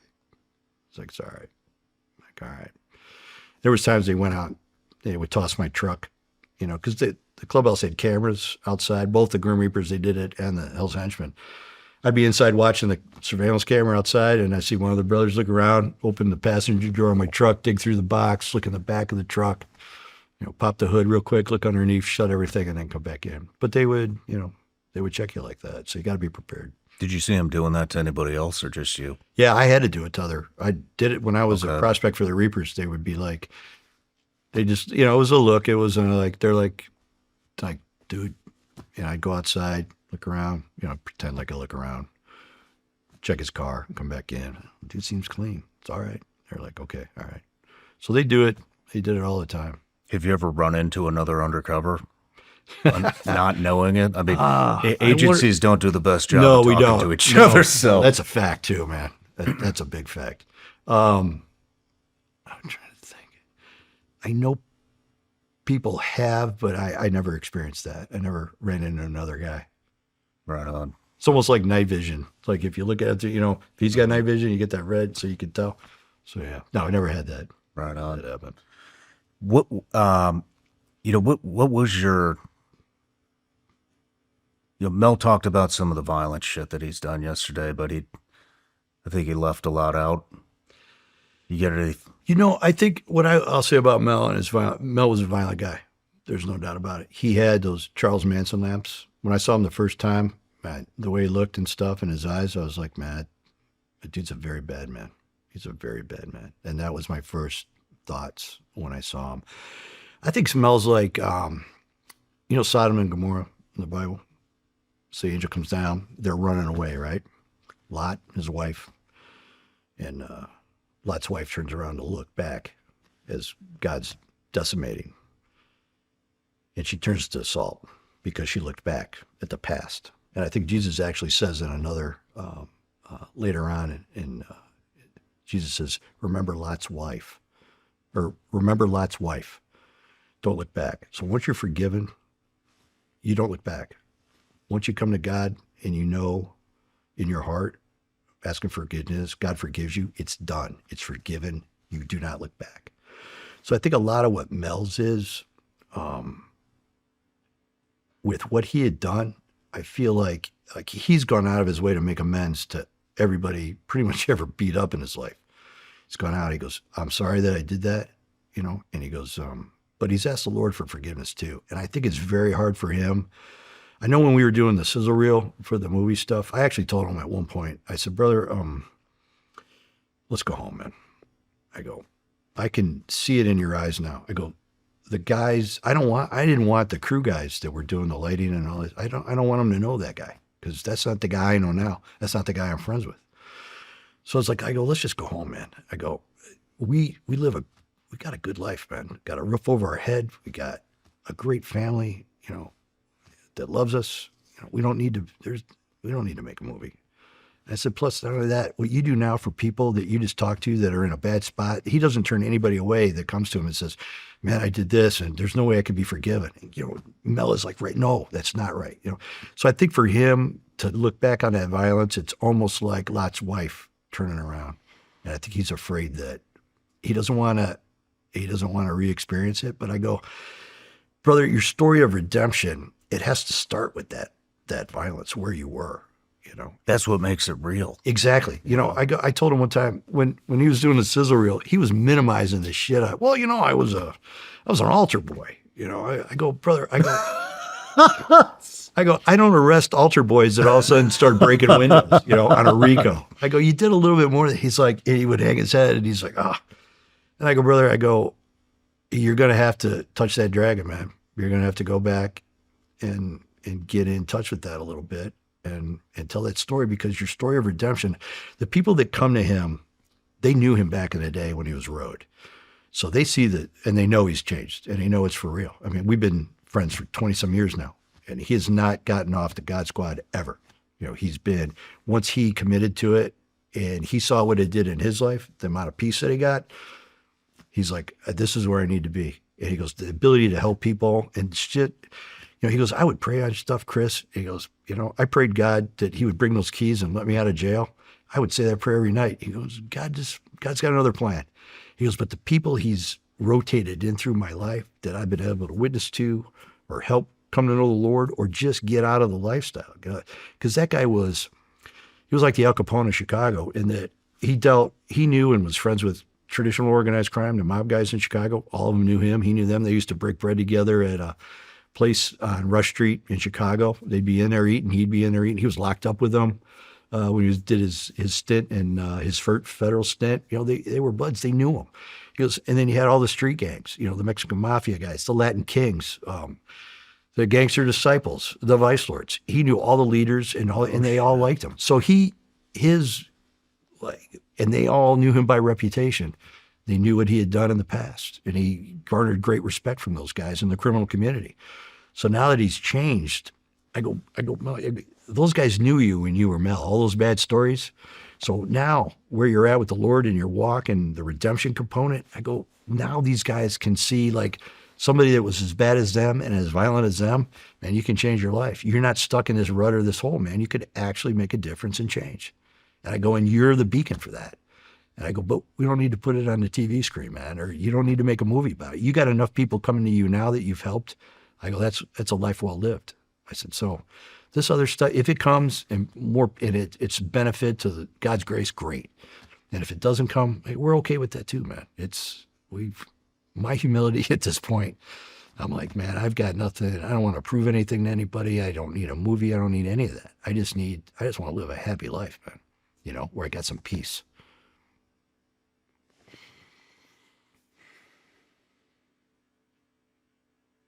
So his reputation spread far and wide. He was the poster child for the Hells Angels across the country and across the world. Wow. No doubt. Everybody knew who he was. Everybody knew his reputation. I mean, have you seen some of the earlier pictures? Yeah, that was Road. You know, he was a monster. No doubt about it. Damn. It's funny. I think it might be a self-preservation thing with Mel too, a little bit, in that he goes, yeah, but I always thought of myself, I'm a good guy. And I go, Mel, in your heart of hearts, you are a good guy. I go, you're a good man. I said, but Road decided to lead you down a different road, man, and you weren't a very good man. At that point, it doesn't change who you are in your heart, but your actions dictate something completely different, man. Like, but again, that's your tool, man. That's what you get these other guys to come up and go, I don't want to live the life anymore. And if this guy can make it, okay. He was doing prison. When we locked him up, we housed him in Henry County Jail, which is a jail, maybe 400 inmates, in a county jail in Western Illinois. And there was a guy, Rodney, and I have to give you the clip of Rodney. Rodney was a guy that he did prison ministry. His wife died in 1970. So every day after his wife passed away, he was a farmer. He'd get done working farm, cattle, corn and beans, come into the local county jail and have Bible study. And he was the one that bought out of his own pocket TVs for the inmates, and he would have Bible study every, I think 3 days, 4 days a week. He would come in every day after work. So this guy's working his ass off every day. His wife died. His devotion to her and for his wife, he would come in. She's a devout Christian. He goes, I'm gonna witness to these guys how Lord's changed my life. So he would do it every day. So when Mel got out there, this is 1970, Mel's now, 20 years later, Mel's locked up with these guys. Mel and him clicked so tight together right off the bat, because Mel was already telling these guys in there, you gotta come to know the Lord, and let's take a look at what you got caught with. And he'd have the sentencing guidelines, federal, and he'd go, what's your criminal history? And the guy would say, well, I've been down 3 times. Okay, criminal history is this. Here's what they're going to give you for what you did. The federal system's like they assign a number, and the greater the crime, the higher the number. And it's like a chart. You go like this, that's how much time you get. So he goes, you're looking at 360 to life. He goes, my suggestion to you, we're going to pray on it, but I think you should cooperate and, come in on yourself and look for a reduction, because you're going to get hammered. And that's the only way out of it. You're like, well, what if I could beat the case? He goes, you could try. He goes, you could try to beat the case. He goes, if you want to, we'll pray on that too. Let's pray, see what God has in store for you. So he would do that. So he hooks up with the prison ministry guy. And at one point, the sheriff called and said, or the lieutenant that ran it called me up, and he goes, hey, can Mel do his entire time in here? And I go, why? He goes, because he basically came in, and these guys would be playing dominoes. They'd be loud in the day room, slapping, and everybody's yelling. And this poor guy is trying to do Bible study. And so Mel came in one day, and he said, hey, check it out, fellas. He goes, we're going to do Bible study in the day room for 40 minutes. He goes, so you got 2 choices. You can join us for Bible study, or you can go sit quietly in your cell and reflect on life. He goes, those are your 2 choices. Your third choice is to slam dominoes and be loud. He goes, you're not going to like what I'm going to do to you after that. So this entire pod got a bunch of guys coming to Bible study. Everybody else would just go into their pod and sit there, because he had Hell's Angel Forever tattooed on his friggin' stomach. And they were like, okay. And again, it goes back to that. When you wear that tag, you got that respect. And they knew who he was, not only by reputation, but that he was a Hell's Angel. And they knew he would get after it if he had to. He loved the Lord, but he'd also punch you in the mouth if you didn't listen to the Bible study that this Rodney guy had come in and took his time out of his own life to get you guys on a better track. He goes, you got to respect that. And then actually he went back years later. Rodney had Alzheimer's and was in a home. And there's a great videotape. His friend, he didn't know it, but his friend was videotaping it. And he's talking to Rodney, thanking Rodney thank you for, wow. It's a great video, man. Real good video. Do you have that? Mel does. I'd love to put that up. Yeah, you should. Because he goes, Rodney, I can't thank you enough, tell you enough. And you see Rodney finally realizes who Mel is, even through the dementia, and he just breaks down. He's crying. He's like, thanks, because I'm glad you came. I live in Florida now. I live in Florida. Oh, you live in Florida? I live in Florida. I flew in just to come and see you. I wanted to see you here. I can't believe that. Wow. Yeah, so there's that yin and yang, ebb and flow, good and bad. It's constant. It's a battle. When did you link up with Jay Dobbins? Jay was, let's see. Jay's got a great story. I don't want to be a guy that tells Jay's story, but he had taken hostage. He was shot in Tucson, Arizona through the back. Basically died on the way to the hospital. They paddled him back. Shit. So he comes to, he was an outstanding football player, wide receiver for the Wildcats, very known well. And the shooting ended up being, it was all over the newspaper. Tucson's not a super large community. And so Jay came up to Chicago, then got transferred up to Chicago, and he was my partner for quite a few years before he went back to Tucson. So when he came up, we were in that SIG shooting where I told you the guy, all he wanted to know is if I decocked. That was the guy I was with was Jay. He got, not only did Tell he, that story again? Sure. I could, You didn't tell it in here. You told it out there. oh, okay. We did a gun reverse on 2 gangbangers from Joliet, Gangster Disciples. We went to do the takedown. We did the undercover part, and then we just got in our car, and we just figured, oh, shit, we had our stuff. We had done it off-site. The bad guys weren't by our car, so they didn't see anything. So we do it off-site. We get in our car, and I had our vest and stuff in there. So we put our vest on and shit, and the takedown team was getting right behind him, knock him down on a felony stop. So as they vector in behind him, Jay and I pulled in front because a lot of these guys squirt, and they're going to run, if you don't have them all blocked in. So we just ended up being the lead car. Well, we were getting ready to make the stop there on the radio. Hey, we're getting ready to effect the stop. And there was a kid on a bicycle that just out of nowhere showed up. And I'm like, hey, we got to move it down the road. There's a kid on a bike right here. By that point, they had already hit the lights and siren to let these guys know they're getting stopped. So the guy in the car with the 2 bad guys slows down.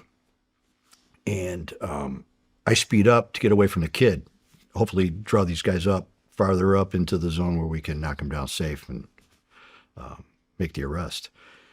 Well, I get kind of blocking the road. Jay gets out the passenger side. I get out the driver's side, and the guy just floors it. And at the same time, the passenger gets out, and he's like, boom, boom, boom. He starts putting rounds downrange. They hit Jay with the car. But before he hits him, I'm shooting back. They hit Jay with the car, and it hits him so hard. He does that, that football that, you're like this, left, right, up, down. He was doing that before he got hit, but before he gets hit, he ups, boom, puts one in the guy's shoulder. Then he gets hit by the car, flips up over the top of the car, actually shoots again before he lands on the ground. I was kind of like, holy fuck, did anybody else see that? That was kind of amazing. Then I'm like, oh yeah, get back. But so Jay's down. I run over. I go, you're all right. He's like, go fucking get him. I'm like, right on. So I jump in the car, and it's a chase. We had Illinois State Police Band radios in there, so it's a call to pursuit. Now the cavalry's, everybody's coming out of the woodwork. End up hitting a guy into a field. They get out. They run. They're in like an open field area with a lot of wooded new construction. So didn't see exactly where they went when they left the car, trying to see if the guy still had a gun. I get up on top of a hill, and I'm just peeping, just very slow, just as small as I could be. Still had high ground, but I want to be able to see, larger areas I could, looking for movement, trying to see where these guys squirted to. And then I hear like huffing and puffing behind me, and motherfuck. And it's Jay walking up the hill, and he's got his gun and his badge in his hand. No shoes on because his shoes got knocked off his fucking feet. Knees are completely blown out. He goes, hey, I quit. I go, what? He goes, yeah. He goes, it's fucking twice. He goes, hasn't even been not even 2 years. He goes, I'm all done. And I'm like, all right, bro. I go, check it out. I go, how about we find these guys, make sure everything's cool in the gang. I go, then you can quit after that. But until then, you're standing up. We know there's a guy with a pistol. Hey, let's get down. And so he did. And so, so that was my, Fuck this shit, I'm done. that was my first. We're in the middle of a gunfight. You don't mind. How about you quit later? But no, just a great undercover agent and a good investigator, no doubt about it. Yeah. That's the first time. That's the first incident we had. But we worked together. I did a lot of UC stuff, and we did some undercover together. But we bought some pipe bombs off a guy. We go upstairs. Now that you brought up Jay Dobbins, this guy was making pipe bombs. So we're like, oh shit. Well. So we're like, how many do you have left? We don't want to tell him, go make us one, because you don't want to do that. You're just like, do you have any left? I've got 2. Don't sell them to anybody. We're going to come get them. So this was right after the shooting. So Jake, we're going up the steps to this guy's apartment, and the door is slightly open a little bit. And it's one of those apartments where you walk in, there's a little dinette, and there's like a kitchen wraparound thing, and it's got like a hole through it so you can see into the other room. So we open the door up, and we're standing there, and the guy's got it's an AR-15 looking, but it's a 9mm, I forget, SMG, or it's the 9mm. It looks like an AR platform. He's just sitting there, and he's like this, and we're in the doorway. And we were just like, it was like, fuck, I can't even jerk my shit at this point and get with this guy. We were both in the doorway, and we just started, and he goes, hey, just fucking with you motherfuckers. Check it out. It looks like an AR, but it's a 9mm. We're like, Holy that's fucking shit. great. And I'm like, I looked at it, and Jay's like, he goes, I got to stop hanging around you because no good's coming for this. So we go in, and the guy's got the pipe bombs. And I go, man, trying to get information about the pipe bomb, what's in it. So we're talking, and I go, man, you got a lot of balls building those things, man. I go, I'm afraid that shit will go off. And he goes, they're perfectly safe. And he starts banging them together. Yeah, I had kind of the fuse. Just safe. I'm like, that's good, bro. I trust you. It's safe. So, we take them downstairs, and we arrest them. We pick them up and take them out. But, yeah, I just came to mind. That was another deal. But we've done just a lot of small deals, small undercover deals like that together, buying guns and dope. We had another guy in our group, Mike Lippman. We did another really good undercover agent. We did one where he did some undercover for the FBI out of the South RA in Chicago. They had an organized crime case. And they had a guy that was making, this guy was crazy. He's an old school guy. He was making silencers. He was dealing cocaine, stealing cars. I mean, he was just like a one-stop shopping for criminal activity. So Mike Lippman had gotten into him really good, and he really likes Mike. So Mike said, hey, this guy's got a stolen Jaguar there. You want to come with me and drive the Jaguar back, and we'll figure out how we're going to do that. He goes, I'm going to buy some dope, and he's got some new silencer thing he wants to show me. So I'm like, all right. So we get there, and the guy is fucking nuts, but he's like a tool and die guy, so he's really good. So he was making prototype revolvers that you put a can on that actually worked. He was turning the barrel down, fixed the silencer, but he had the headspace, the gap, like so close that you still heard a noise and there was gas escaping, but it wasn't like, there's a large enough space that it's silent. I mean, you could silence it to a degree, but not really effectively. This guy actually had figured out a way to do that with a revolver because that headspace was so tight. Tolerance, you got to keep it lubed. So we get there, this guy's half nuts, and he goes, hey, you going to buy that Jaguar? And Mike introduces me to him, and he goes, yeah, my boy Chris is going to take it apart when he gets it back to his shop. He's like, all right, great. He goes, great car. It was an insurance job from another mob guy from the East Coast. So I'm looking at the Jaguar, and he goes, hey, you guys need a bomb? Any bombs? And I'm looking like, is this some type of ATF undercover scenario at the academy where you go in and the guy's got a smorgasbord of shit? And I go, bombs. I go, yeah, I suppose we could all. He goes, dynamite. He goes, you guys could use dynamite. Your line of work, you need dynamite, right? I'm like, yeah, sure. They're like, when in Rome, okay. So he gets in his garage and he's got this box and he pulls it out. And I didn't pay a lot of attention during the explosive instruction at the academy. But I knew enough that it was very sweaty, and I knew that if it was crystallized, it was a lot more shock sensitive because, it's pretty stable. I mean, you could throw it around, burn it, it's not going to go off unless you've got an actual cap that's going to do it. So he goes, or a high explosive. So he goes, I go, what am I going to do with this? I go, I could throw it at somebody? He goes, oh yeah. He goes, you need some caps? He goes, you need a bomb? I go, I don't necessarily need one, but I could probably use one at some point. He goes, okay.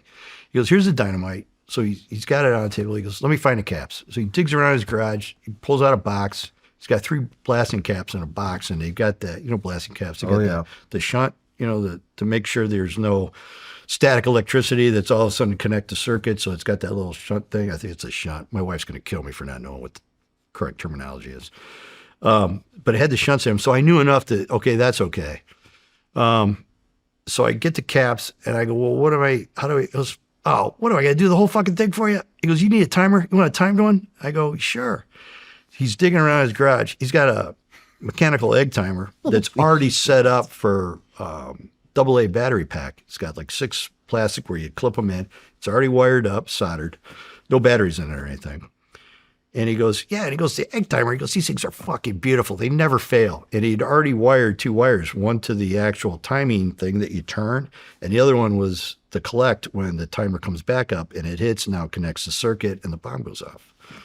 So he goes, remember, you got to go past 5 minutes though and come back. He goes, because if you just do 1 or 2, it might just go all the way front. He goes, you can't do that. You got to go to 5 and then come back if you want like anywhere from 1 to 4 minutes. He goes, you got to go to 5 and then bring the dial back. And I'm like, okay, good to know.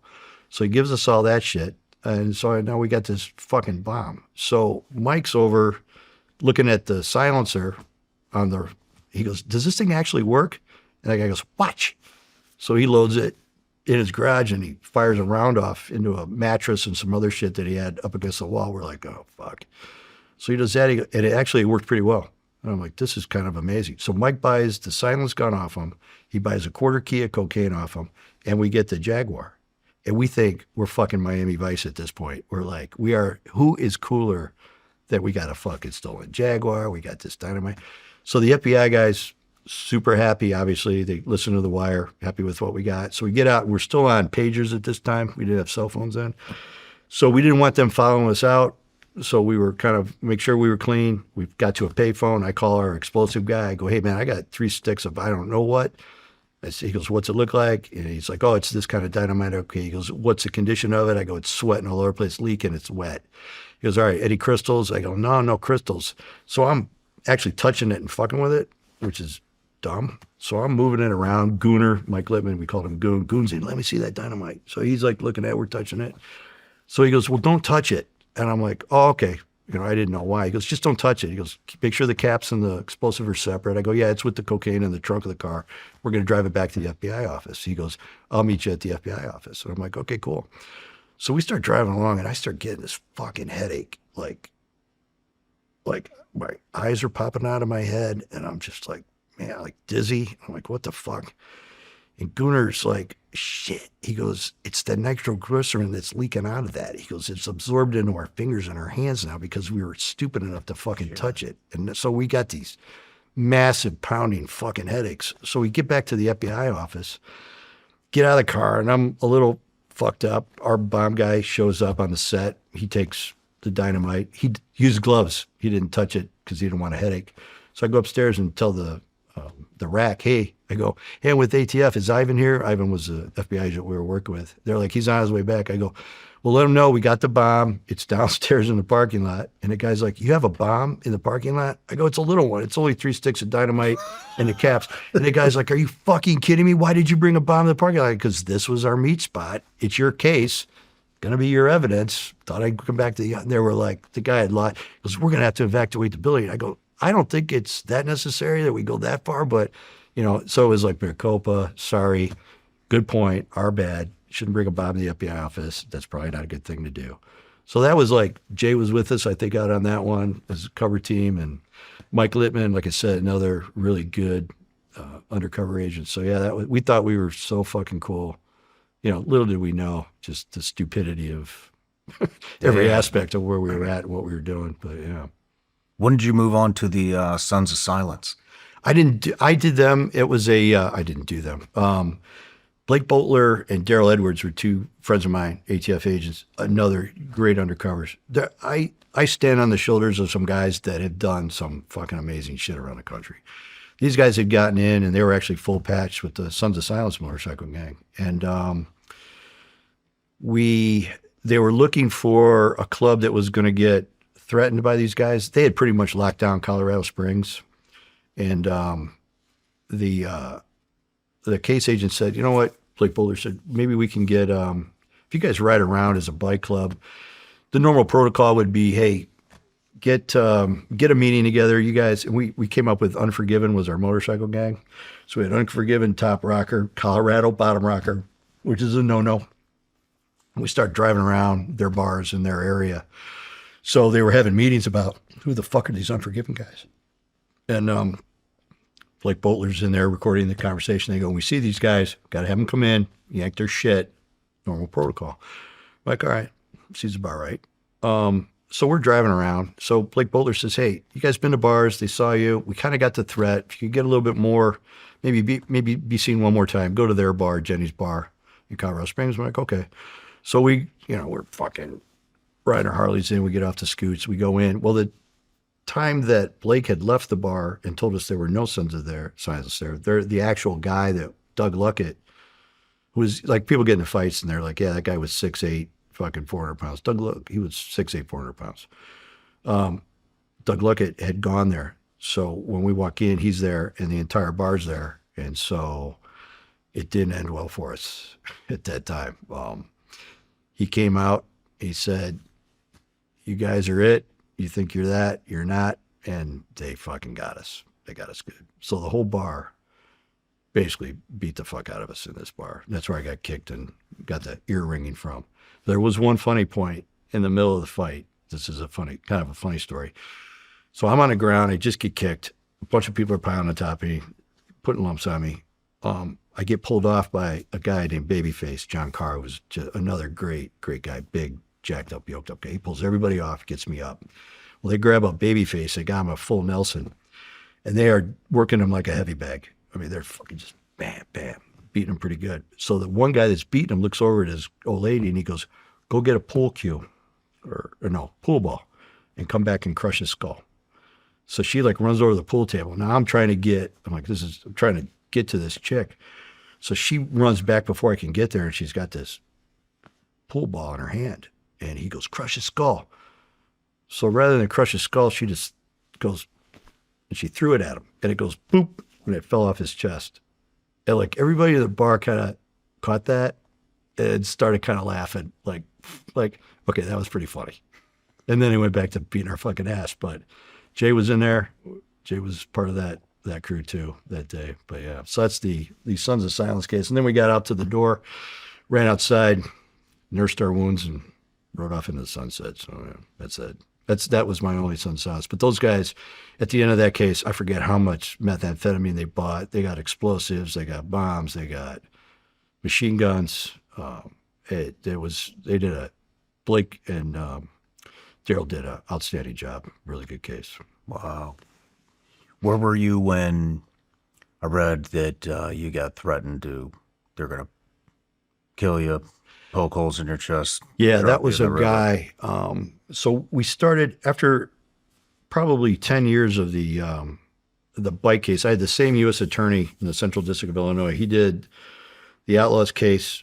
He did the Hell's Henchmen, Angel part. And then we went back, and because we could show historically that the Grim Reapers had bought about 250 kilos from the Joliet Angels, we did a dry conspiracy on those guys and arrested I think 3 or 4 members out of Joliet Outlaws and got them on the drug conspiracy. So this is like up to 2000, right around in there, I think. Yeah, 99, 2000, right. We're still working on Jay's, or not Jay's, but Mel's indictment when we got him on 2004. Then after that, I started doing, we were doing these Gideon operations around the country. And so we would go to like the worst city in the country, and we would deploy into there. We would spend about 2 months doing a workup, talking to the local police department. Who are your worst guys? Who's the shot callers? Who are the hitters? Who are the trigger pullers? And we would focus on just those guys specifically to try to wrap them up in anything we could get. Al Capone eventually went to jail for income tax evasion. So never went to jail for how many people he killed or shot or booze, but income tax. So we found like ways to go in and try to take that violence out of that community. One of the ways we did it was stash house robberies. So I pretend like I'm a stash house robber. I'm a courier, and I know where probably 20 kilos of coke is. And it's kind of a whole scenario. I don't want to bore you with it completely, but it's not boring. And Don't think that. A lot of people are still out there kind of doing something similar. We changed it up a little bit, but we still do these type of proactive cases. So I act like a drug courier, and I go to the worst guys you got in the neighborhood. I go, you got some killers, man. And I met one guy one time in Vegas. He sat there, and he pretty much succinctly put it in play. He goes, I don't need robbers to rob this place. He goes, I need killers that are going to rob, because the way it's set up is I know where the dope is, and I can drive us there eventually. However, there's 4 armed guards, and they're vatos. They're cartel guys. They are not going to give that dope up just because we asked for it. And they're like, no, we understand. And we run it just the exact way a stash house runs for the cartels. So everything looks exactly above board in the criminal community because that's how they operate. And that's how our scenario is set up.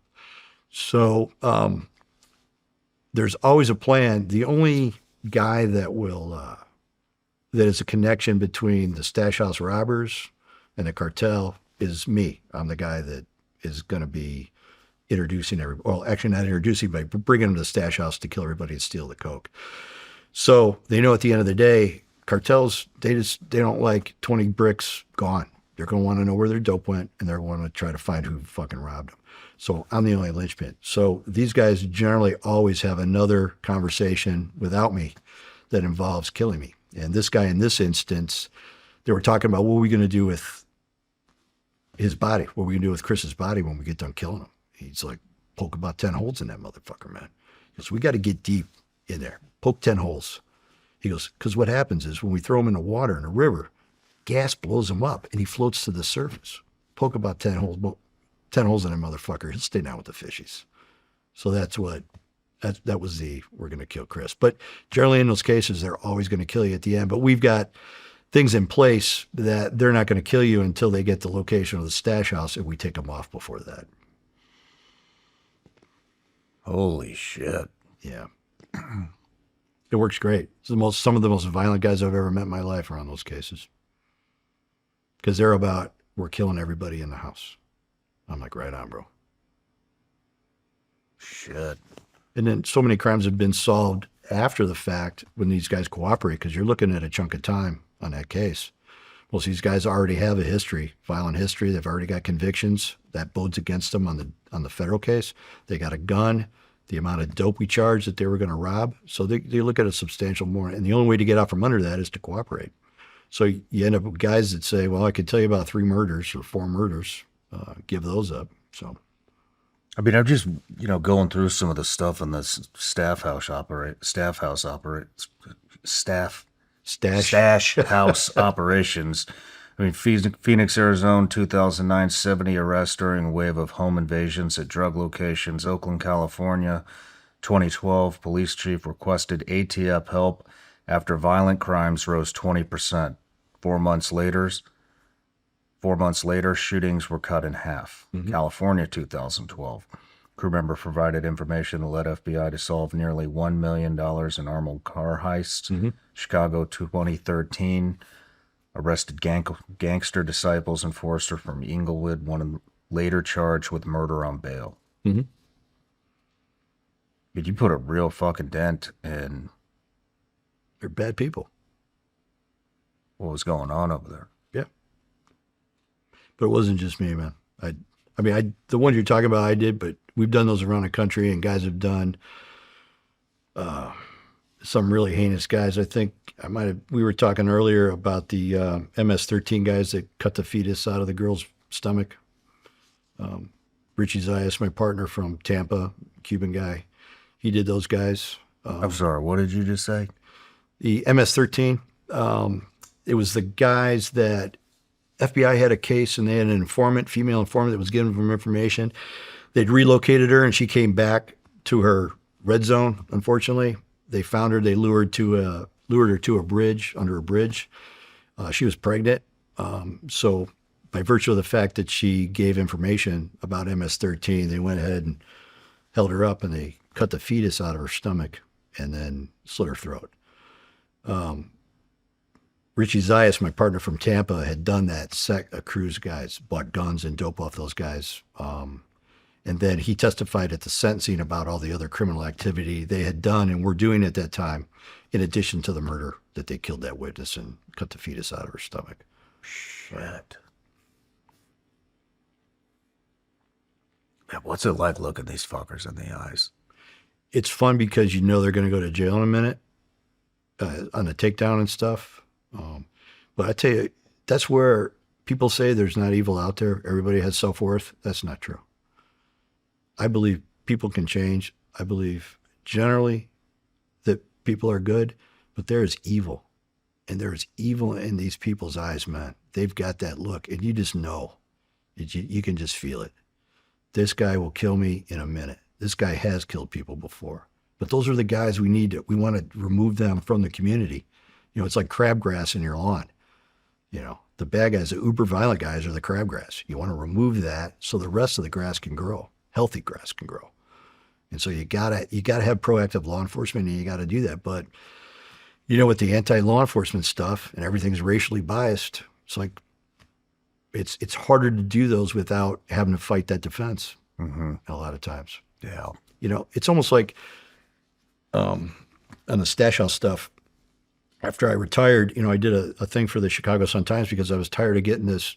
You're getting the defense side of it, but you're not getting the proactive side and why it's important to do those kinds of cases. And they're like, well, you're just doing it in this one community. You're doing it in the black community, or the Hispanic community, or this community. I was like, no, we're doing it in any community we find violent guys that are willing to step up and kill somebody for fucking cocaine, because they're not doing good in the community. I said, we need to remove them because they're not just doing this, they're doing other criminal activity. And so when we meet them and we talk to them and they're like, hey, we're it. Like the guy, I did a couple for the FBI in Chicago, and it's the one you read. They were the enforcers. You get that off the internet? Is that where you got it? Oh, yeah.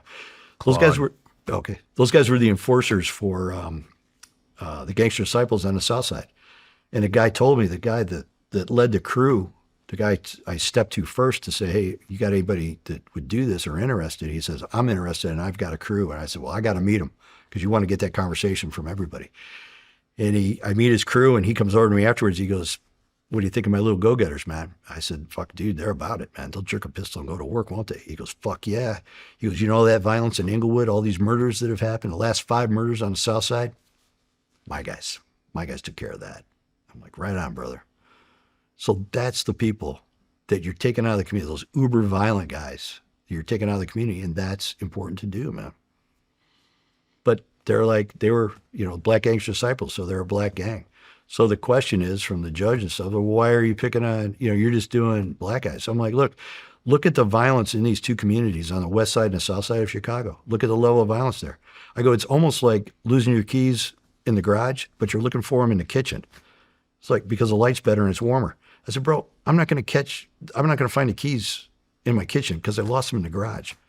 If I'm tasked with preventing and stopping violent crime, especially used with a firearm, I got to go to places where it's very violent and they're using firearms. And unfortunately, it's disproportionately in these communities. But there's good people in those communities that if the priors are taken out, gives them a chance to breathe. And you know what happens if you don't fucking pay attention to those communities and you let all those criminals keep going? You're a racist then too. Correct. Dude, it's common sense and good judgment has left the arena at this point. It's just a fucking losing battle. Absolutely. You try to do good, you're a racist. You try to do bad, you're a racist. Like, it's fucking ridiculous. Yeah. We had 30 shootings last weekend in Chicago. 30 shootings. Yeah. And that's not even it's not even what we call a good weekend for shootings.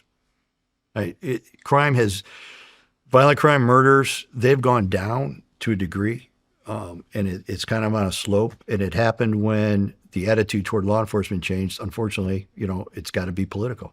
And I think finally, after the George Floyd shit was done and the defund the police attitude was done, proactive law enforcement's coming back, and you're starting to see the benefits of that, which is taking these violent guys off the street, man. I said that wrong. I need to correct myself. I said good or bad. You pay attention and you give the community attention and you arrest the bad guys. Right. In a black community, and you're a racist. Correct. If you neglect it because you're labeled a racist and you let crime run rampant, you're a racist. Right. So what the fuck are you supposed to do? You keep your nose down, you do your job. I know what I do. I know when I go to heaven and God says, what about these guys? I can account for everybody I put in jail. I'm not going to lie on anybody. I'm not going to do any of that shit. These guys went to jail because they jerked a pistol and went to work, or they were talking about doing it, or they've already killed people. So these are the guys that we want to do, man. It's like Mel, and God bless him for changing his life. And I'm glad I did. But at that time, Mel needed to be taken off the set. He was the head of the snake. And I think that's why once he changed and he went to jail, That's why the U.S. attorney that had all these cases, he goes, man, we've had a good run. We've done a lot of clubs. We've done a lot of violent guys. There's no more. The RICOs that Sandy DeVolcaneer did up in Wisconsin, that stopped the violence, man. Because we're looking at life, and some guys got life. It's like, and for what? It's almost like the freaking Rotary Club got after it with some other philanthropic group in the community and said, your fish fry's not that good, so we're going to kill you guys. I mean, there's no actual reason to do that other than be just for the sake of violence being violence, man. Mm-hmm. So, yeah. Well, Chris, let's take a break. Let's do it. Then we'll talk about what got you out of the ATF. Why'd you leave? Right on. We've all seen it. The Department of War is operating in a world that's changing faster than ever. That's why so many guests on my show talk about the importance of continued innovation and technology in the military. But here's the problem. Working with the Department of War can be complex. For many companies, the process isn't always transparent. It's hard to know who the right stakeholders are, where the decisions are made, or how funding actually moves. Even when you get the right conversation started, you often hear the same responses. We like the technology, but funding is already allocated. Or check back next fiscal year. That leaves a lot of capable teams with strong products, but no clear path forward. That's where my friends at SBIR Advisors come in. They've built a team of over 60 former acquisition officers who spent their careers inside that black box. They help you find the right buyers in the Department of War, find the money, and write winning proposals so you can get on the right contract and fast. Since 2020, they've helped small businesses like yours win over $600 million in government contracts. And they're a 100% veteran team dedicated to one thing, getting the best technology into the hands of the people who need it the most, the warfighters. If you're serious about selling to the Department of War, go to SBIRadvisors.com. That's SBIRadvisors.com. And if you mention my name, you'll get the first month free. Hi, I'm Sarah Adams, the host of Vigilance Elite's The Watch Floor, where we highlight what matters. It became a permissive state, explain to you why it matters, and then aim to leave you feeling better informed than you were before you hit play. Terrorists, hostile intelligence agencies, organized crime, not everything is urgent. But this show will focus on what is need to know, not just what is nice to know.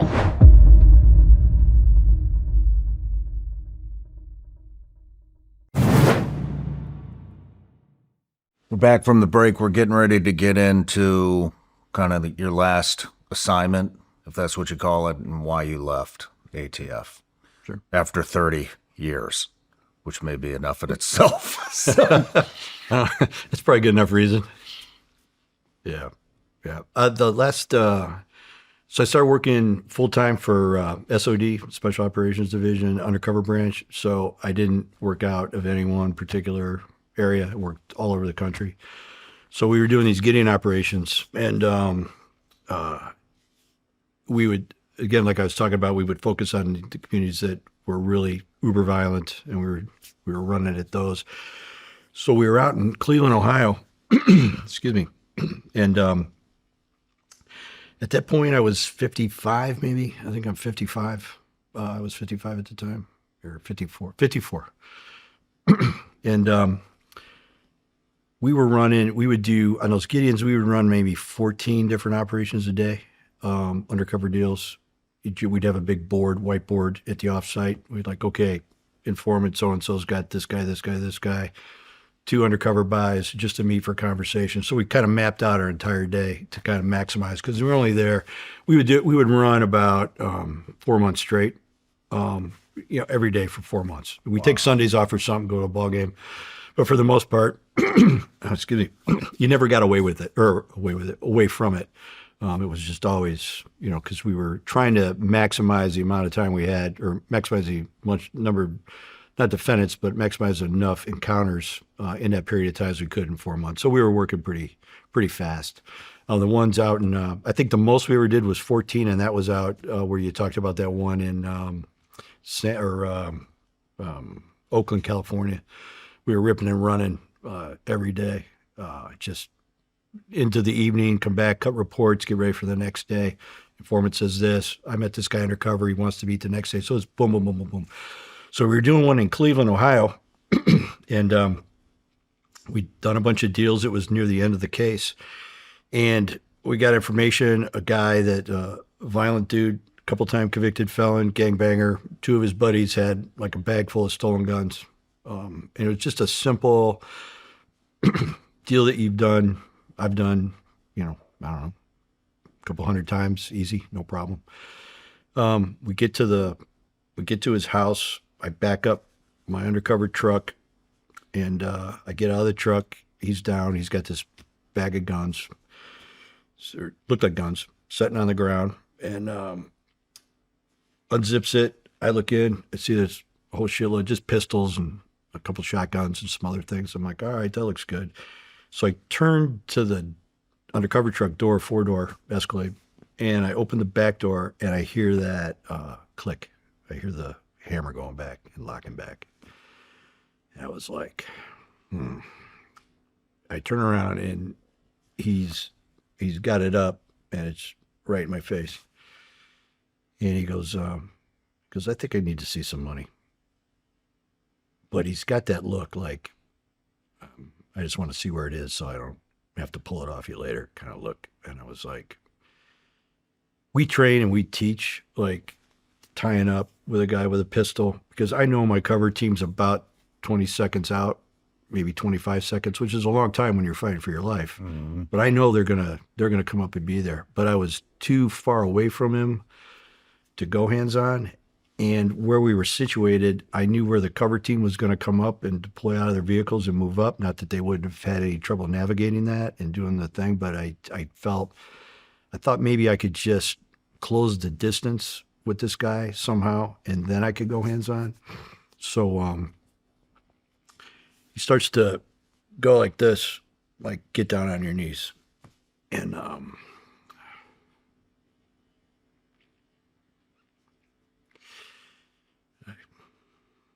couldn't give him that. I couldn't give him that. So, fuck. Sorry. So I tried to close the distance, and I got the money out of my pocket that I had, and I was just going to throw it in the air. And so as soon as I took the money out, the entire expression in his eyes and on his face changed. And he starts smiling. And I was like, motherfucker. And he drops the gun, or he leaves the gun down and hangs on to it, and he pulls the trigger, and he lets the hammer go forward. And I ended up buying the gun and the bag of gun he had on me, and then the bag of guns, I bought them all, got them in the truck, and then I left. And I was like, for whatever reason, can't even tell you, that it's not the first time somebody had put a gun in my head. On the home invasion crew guys that we were doing, Stash House, a guy grabbed me, and Frank Farella grabbed me into a stall in the bathroom. We were having the meeting in a restaurant with his crew to do the Stash House robbery. And he goes, let me talk to you for a minute. I'm like, all right. Get in the bathroom, and he gets me in the handicap stall, and he gets a 45 out, and he puts it up under my chin. He goes, we're for real, bro. If this thing isn't for real, I'm going to fucking get you. And I'm like, I don't doubt that for a minute, bro. It's for real. He's like, all right. That did not affect me in any way. And there were other times guys would, we're in the gun business, so there's always going to be a pistol, but I couldn't even tell you why that was just, I remember the thoughts in my head were like, Cleveland, Ohio. I'm going to die in Cleveland, fucking Ohio. All the shit I've done, and it's Cleveland. And I ended up getting some help on it. I was talking to the psychiatrist lady that helped me with it. And I could tell you where the sun was in the sky. The birds were chirping. I don't even know why that I had that memory of that at that particular moment in time. And then I felt like I let my kids down because I'd fucked up. So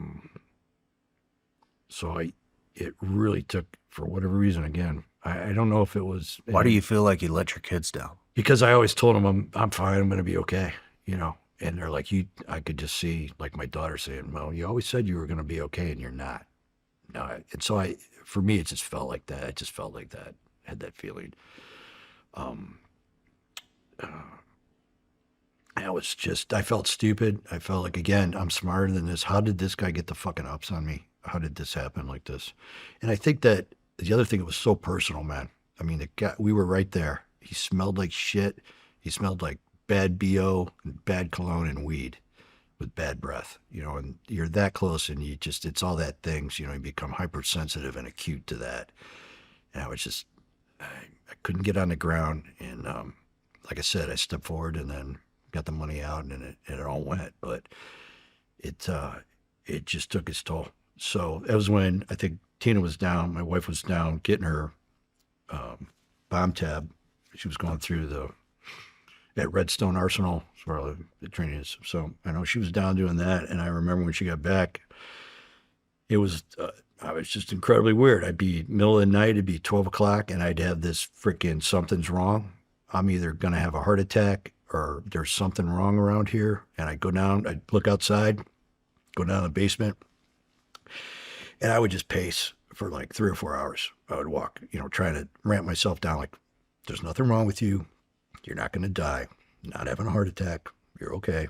You know, I've been in peer support since 1988. You know, I've talked to guys that had been in way worse situations than that. And I felt like, part of it was I felt like such a pussy. I felt like, how did I not? I didn't get shot. I have friends that got shot first 14 days on the freaking job. I've buried my friends that have been killed. I've got friends that are, you know, they're in a wheelchair right now because they've been shot. It was hard to equate that I was feeling this shitty about that incident. That I could not, I was like, this is a nothing burger, man. This is absolutely nothing. And so I'm talking to this, I went to a friend of mine that's from the Illinois State Police who runs a center for families, for first responders that have, you know, been in a shooting. They run the whole family out there, Cornerstone. It's a great program. So I called him up. I said, man, I'm dealing with something I can't figure out. So we get together, and he goes, I got the perfect lady for you to talk to. And I knew his story and all the shit he had been through. And so I assumed he was talking to her to get through his stuff. He goes, oh, no, I'm good. I don't have a problem. He goes, but you're fucked up. He goes, you need to go talk to her. I go, I know your background. I go, you got to be fucked up. I go, I'm not the only fucked up one here. I go, you're fucked up too. He's like, no, you're more fucked up right now. He goes, here's the name, here's the number, call her. All right, set up an appointment. I go in. She listens to the whole story, and she goes, why don't you read a book? I'm like, okay, what's that? Sorry, man. It's all good. She goes, it's called Touching the Dragon. She goes, written by a Navy SEAL. I'm like, okay. So I start reading this book, and I'm like, great book. What a great career this guy's had. He gets shot, and he struggles with getting shot, and now he's off the teams. He's not anymore. He got shot one time in the knee. Alcoholic, blew up his family, the whole 9 yards. Shot one time. So I get to page 207 at the bottom.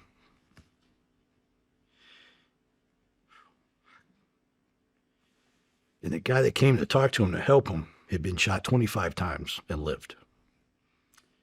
And so he goes, I'm sitting here and I'm talking to this guy that'd been shot 25 times, and he's helping me try to get better. I've been shot one time and like, he talks about shame. It was like, fuck. Now I get it. So shame is that thing you kind of, it's a gift you give yourself, but you don't want it. But you wear that.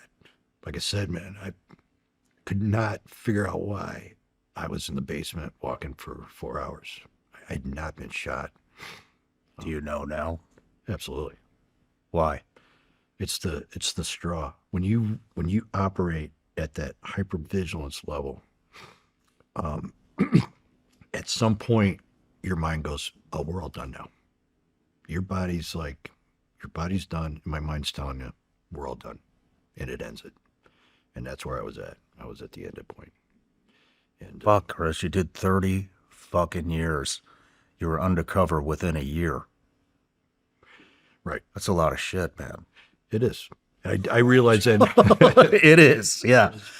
A lot of shit. But again, I know. Because most of it as a one-man band. Yes, it's true. It's true. But you don't want to be that weak link in that crew. And you know that as well as anybody. You don't want to be that guy that's got a problem. You don't want to be that guy that can't take it. You want to be that guy that you want to be. We're fucking Superman. I don't know if you noticed that, but we got capes in our trunks. You know, you want to be that guy, or at least you have that for yourself, and maybe that helps you get through 30 years of shit. But at some point, man, the body keeps score. And I was just at that point where, so I did the EMDR and prolonged exposure, and it was, I got myself back to quasi-normal. How long did that take? You know, I was surprised at how quickly the anxiety point left. The prolonged exposure, I don't know if you're familiar with it, but I go through it with the therapist. She's got a little recorder, and I thought it was dumb at first. She goes, I want you to tell the same story I told you. I want you to tell it in the recorder and do it 5 times, record it, and I want you to listen to it for 5 times. It takes about 35 minutes the whole time. She goes, you need to do it every day. So I'm like on my way home, and I'm like, are you fucking kidding me? I'm going to speak into this record. I'm pacing in the basement for 4 hours a night. I'm thinking about just driving off a cliff. I go, this little recorder and this shit is not going to work. But I did it anyway. I was like, and I noticed the anxiety level at about day 5 started to lessen. And then I noticed that I could not tell it. I'm surprised I got to the point where I could tell that story in the recorder, and it didn't have that visceral friggin' effect anymore. It seemed like it was almost, it was there, but it wasn't there, you know? It was more abstract. It was kind of stepped away from where I was at mentally, and I was like, wow, okay. I started sleeping better, felt better, and then she did the EMDR. And that, by the time I did the EMDR, I was like, I felt that you don't have that right here, where your anxiety levels through the roof. I'm looking at everybody. It just, that kind of like, it was just kind of, I got some relief. And so that book and that lady definitely saved my life. No doubt. Wow. Yeah. But again, I'm not when I look at what other people have done, like the John Rotunos, you know, the Richie Ziases, these guys that have, man, it was funny. I talked to Ricky Zias later about it. He goes, do you have nightmares? And I'm like, yeah. He goes, man, I wake up screaming. And he had gotten a divorce, and he was with his new girlfriend, and she's like, yeah, he screams like every night. And I go, hey, dude, you remember all those times I was telling you, like, I'm struggling with this shit? And you said, hey, man, just suck it up, drink a beer, do a shot, off to the next adventure. I go, would it have been really nice if you said, hey, I have nightmares. So I'm like, I tell everybody now, if you're having an issue or problem, do not freaking swallow it. And especially don't start doing shots and drinking beer, because you're just exasperating that situation. I said, come talk to me. Or so I go, I've done what I've done, and I'm good. I said, but walking, you've done 30 years, or guys that have done 20 years or 10 years on the teams. I go, there's no sense being that miserable and having that constant vigilance and that anxiety in your gut, in your head. It just takes the fun out of life and everything. So, you know, if anybody gets anything about me talking today, get some help. And there's plenty of things out there. We've come so far in our ability to treat that and move that forward. You got to do it, man. You can't not do it. And you owe it to your family. You owe it to yourself. We talk about this all the time on here. You were going to kill yourself? It got to the point where I knew that in the basement, I couldn't go on.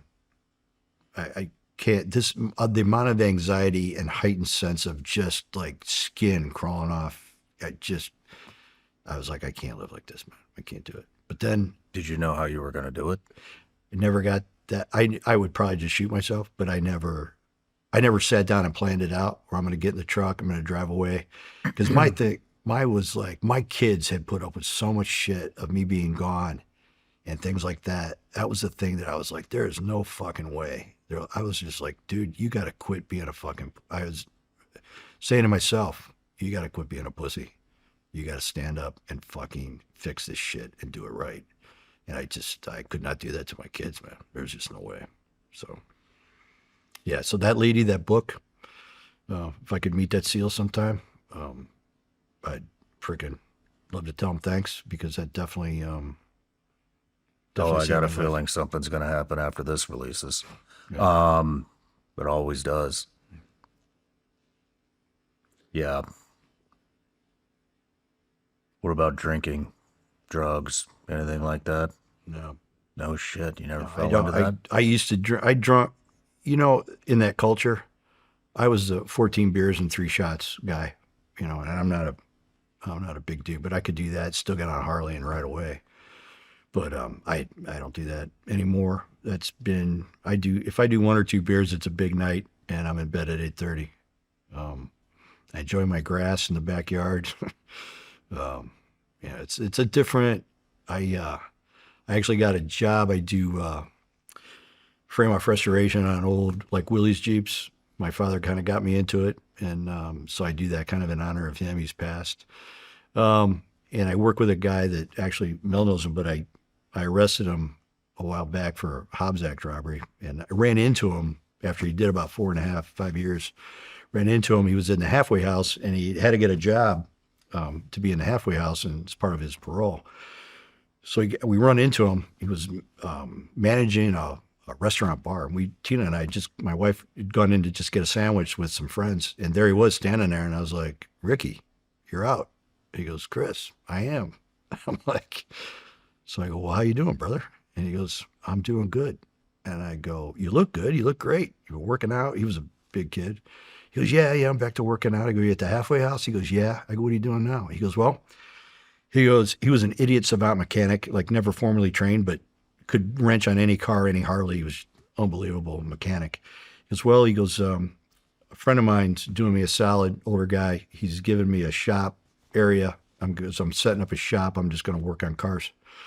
I go, that's freaking great, man. I go, good for you. He goes, yeah. He goes, I go, we good? I go, because we're in a restaurant now, and you know. He goes, no, we're more than good, dude. He goes, I changed my life. He goes, I'm going to do things differently. And he goes, for all the shit I did before I went to jail on your thing, he said, if I just do this 5 years and get out, I'm good. And I'm like, very cool. So fast forward a couple of years, my dad blew up the motor on his Jeep. So I called up Mel and I said, remember Ricky? He's like, yeah. I talk to Ricky every now and then. I'm like, he was a guy from the neighborhood kind of guy. I said, think there's any hard feelings? I go, I got this Jeep that I'm looking at working on. I don't have enough room in my garage to pull the motor out and take the tub off. I'm going to redo the whole thing. He's like, call him. So I called up Ricky, and he's like, fuck, call him. Bring it. So I trailer it out there. We put it in his garage. He takes the engine out within like 15 minutes, figures out what's wrong with it. It's got to be rebuilt. Pulls all the pistons and the crank off. And he goes, you're pretty good with a wrench. He goes, I go, well, I'm retired. I'm looking for shit to do. He goes, brother, he goes, I'll clean a part off over here in the corner. He goes, you just want to bring cars in and wrench on them? He goes, you can come anytime. So I just started, a couple days, and then pretty soon I was like, oh, I like coming here and wrenching on cars, and, just there's a solace of just building something, And we talk about, it's funny because he talks about, you never would have got me for this. I go, I knew you were doing that. He's like, no fucking way. He goes, if I had done this, would you got me? I go, no. But he's one of those guys. He's a lot like, it's a lot like Mel. He's worked 7 days a week, 365 days a year since he got out. And I'm impressed by not only his commitment to staying out of trouble, but also just how he's living his life. He's a good man. He takes care of people. There's people that come in there. He's got a shop that, excuse me, no big marquee, but people that are maybe struggling with the amount of money they have to get something fixed, and they've got a newer car and it's going to be $1,500, or $2,000. He goes, I'll take care of it. And he does it on the cheap. And he's a good guy. He's a good guy. So that's my little place of solace. I get my wrench out, take a few motors apart. Yeah, it's awesome, man. It's good. Good for you, man. Yeah. So I was at 56 is when I could go to 57, but at 56, I was like, after the Cleveland thing, I'm like, you know what? I'm good. I've 30 years. I'm all done now. I'm good. Was a hell of a ride. It was. I don't think I'd change a thing. Well, maybe a couple things, but I like very much where I'm at now. I think, it was funny. Mel had he was on social media at the time when I retired. He's big social media, devotionals, second chance, always stay in the fight, not physical fight, but stay in the fight to do better. And there was a little kid, his father had reached out. His kid had leukemia, and he was on his last chemotherapy coming up. And so his dad reaches out to Mel and he says, my son follows you on Instagram or whatever. I'm not on anything, so I couldn't even tell you what platform it was that he was on. But he goes, my son loves your devotionals, and he loves like your second chance and don't give up. He goes, he's been fighting leukemia. He goes, his last chemo's coming up like this Friday or next Friday or something. He goes, any way you could call him? Or he goes, well, typical Mel. He goes, I'll be in Chicago that weekend. He goes, I'll come up a day early. He goes, you might have, and my buddy Chris will pick us up. The guy that arrested me, pick us up at the airport. We'll come. Absolutely, where we're at. He's like, well, he gets his last treatment at like 2:00. And I'm like, and Mel's like, great. Calls me. And I'm like, he goes, you want to meet this kid? I go, absolutely. So we go over and we sit down with this little guy. And when he came in, it was his last chemo treatment. So I don't know if you've ever been with anybody that's had cancer, but the last treatment, I mean, you ring the bell and you're pretty beat up after all that poison going through your system. So this little kid comes in, looked sad, and then he sees Mel and he's like smiling. And he's like, oh, Mel. Mel's like, hey, I've heard all about you. You played baseball. And Mel had his whole bio. He's talking to him and telling him stuff. And Hulk Hogan had sent him some autographed pictures, and he had a little thing from Hogan, like stay in a fight, so he'd done all this stuff for this little kid. So we were only supposed to stay about 45 minutes or an hour. We ended up being there like 4.5, 5 hours. By the end of it, I'm crying, Mel's crying, his parents are crying. It's just a great moment for this little guy.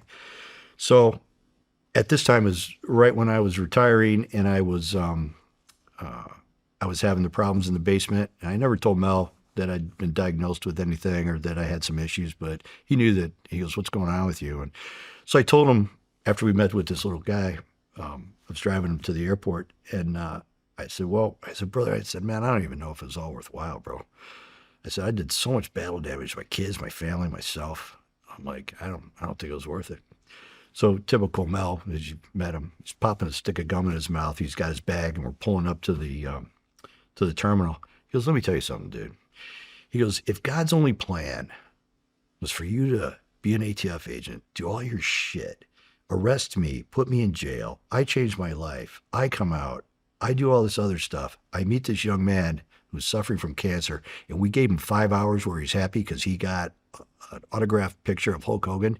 He goes, it's all fucking worthwhile. It's God's plan. He goes, and who the are you to decide what God's plan's about? And I was like, and he gets out of the truck. He goes, I'll see you next week. I'm like, okay. And he left. And I was like, that was that kind of universe switch where it's like, maybe I'm looking at this the wrong way. All this stuff is a gift. It's a good way to look at it. Yeah. So that's when Mel introduced me to his pastor, his old pastor, that's just a salt of the earth guy, Pastor Steve. This guy turned 50 and he wanted to bench 500 pounds on his 50th birthday. So he did. Holy fuck. So he's that guy. He's just a monstrous guy, but I love him, man. He's helped me come a long way in my walk with the Lord, as with Mel. He's just one of those guys. That guy never gave up on Mel from 50. He would pray for him all the time. Mel, he said, the pastor would tell me, he goes, I'd page that big lug at like 2:00 in the morning. I knew he was out doing fucking shit. I'd page him. I love you. I'm praying for you. It was like, wow, like right on. So he never quit and he never gave up. So, man, just being in that universe of people that are that, not only that, they show the glory to God, and the peace that you get from having that in your life. I'm just very happy that I have it. I'm happy for you. Thank you, brother. You're there, bro. I've listened to you talk. I know you seem to be maybe on the front end, like you're coming into your faith. It's easy to lose sometimes, understood, but you're getting there, brother. Thank you. You are. You're a good man. You know it. When is the first time you met Mel? Not at the airport. After he got out of prison or before? First time I met him was right after his attorney told us in the courtroom, because he's been out of the club for 4 years. He'll just plead to his shit, and he wants to be done. And the U.S. attorney's like, that's great, but he's got to come in for a proffer. He's got to sit down and spell it all out. So that's when we first talked. That's when I took him to the bathroom when he was all chained up. And he's like, fuck, dude. And I go, brother, it's just a speed bump in the road of life. Just a speed bump, man. You'll get through it. He's like, he goes, I'm looking at 24 years, dude. I said, well, I go, but you're doing the right thing. You're minimizing, your exposure by cooperating and coming in on yourself and pleading guilty. So you're going to get credit for that. I go, that's for you. It's the best you could do. He goes, you got me? I go, we got you. He's like, okay. How about after prison? Yeah, what's so funny? I think I got him at the airport when he got released. He goes, hey, can you pick me up? The marshals are going to drop me at the airport. And he goes, I got nothing. And he goes, I want to kind of surprise my mom, and I don't want to call anybody from Chicago that I know that I'm coming home. He goes, one, I don't want any of the degenerates coming. I go, yeah, I'll pick you up. So I scooped him and drove him to his mom's house and sat down. So we had his mom, of course. This is right after prison? Yeah, right when he got out, after his 4 years. You're his first call? Yeah, he called me. Yeah. Holy shit. Yep. So it's kind of funny. Yeah, so I picked him up, and his mom, and of course, we had to eat right away. Her mom's like this tall, little Italian lady. Yeah, funny. So she cooked us up a great lunch. We ate. Not even awkward, huh? No, you know what? I kind of knew Mel before I knew Mel. When he was locked up, I would listen to his prison calls because you get a lot of information. Like guys they all know it's recorded, but they make statements and say shit that you can use against them all the time. So back in the day when he was locked up on the state and the federal stuff, I would listen to all his jail calls. And it was always interesting that I would hear how he talked to the criminal community. Then I heard how he talked to his friends and his family. And you could see that he wasn't rode 24/7. He was rode with this crew, and he was somebody else with this crew. And I was like, I didn't really expect that. Interesting. That. I mean, everybody's got a mom. Every mobster's got a mom, but it was different because he wouldn't allow his friends to get anywhere near the club. Like he had some pipe hitting friends that were personal friends, but he would not let those guys. He goes, nope, not for you. So he wouldn't let them anywhere near it. So I was like, okay. So I could tell there was a difference. And then, like I said, he'd been out for 4 years and was living his life when we got him. So.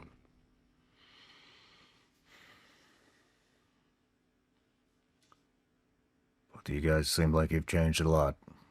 Oh, yeah. Yeah. Because if he was on bullshit, we would have smelled that out in the first.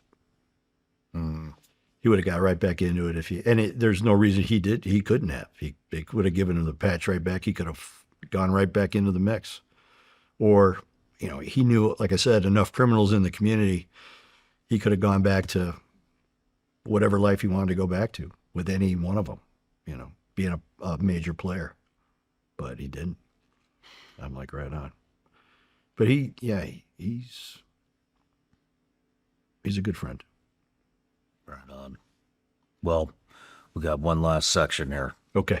So we got this new thing we're doing called the hot question. Okay. So Claude, same AI program that built the outline. Where you got all that other information from? Yep. Okay. We asked Claude to give us an incredible question for Mel the other day.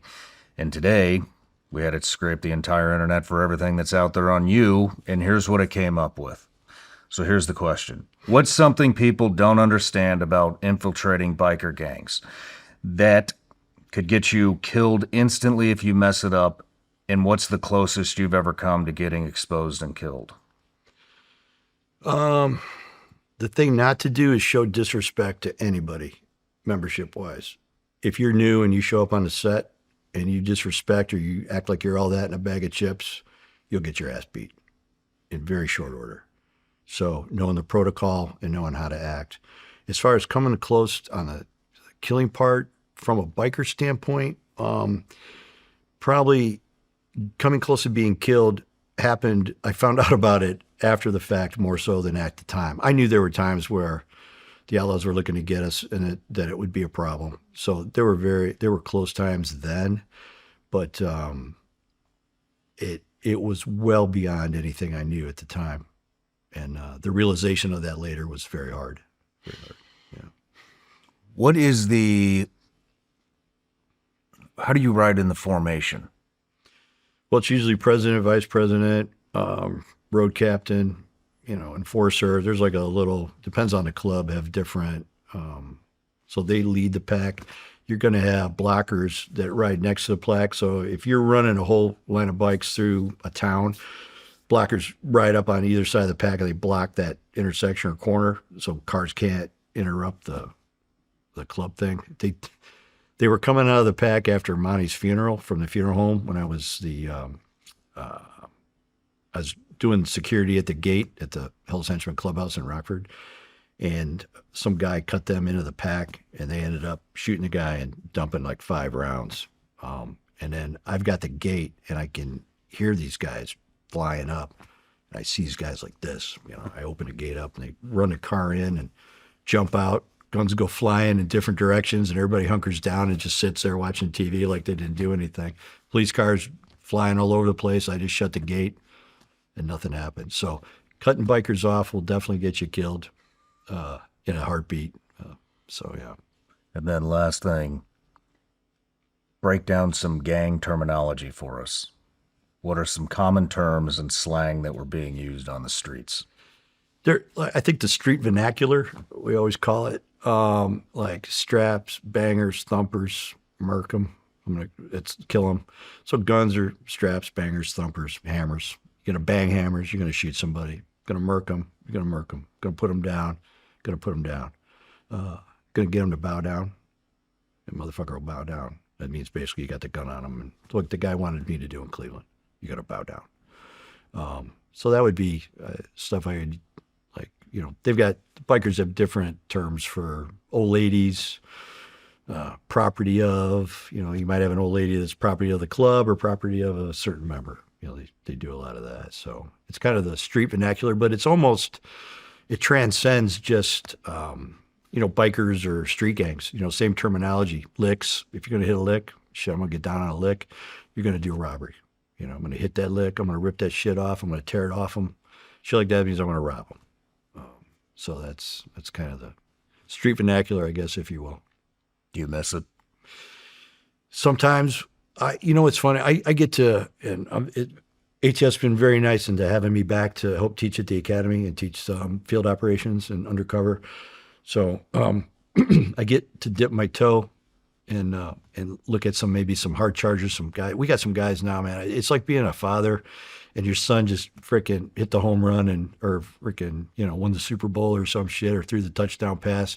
When you see a lot of what these guys have accomplished and what they've done and how they protected themselves, how they've saved their fellow agents in shootings and stuff and robberies, and man, it's just, you get you proud that, man, these guys are still jerking their shit and go to work. I'm like, fuck yeah. You get excited for them, But then I get to go home and, like I said, my grass is nice in the backyard and I get to wrench on my Jeep.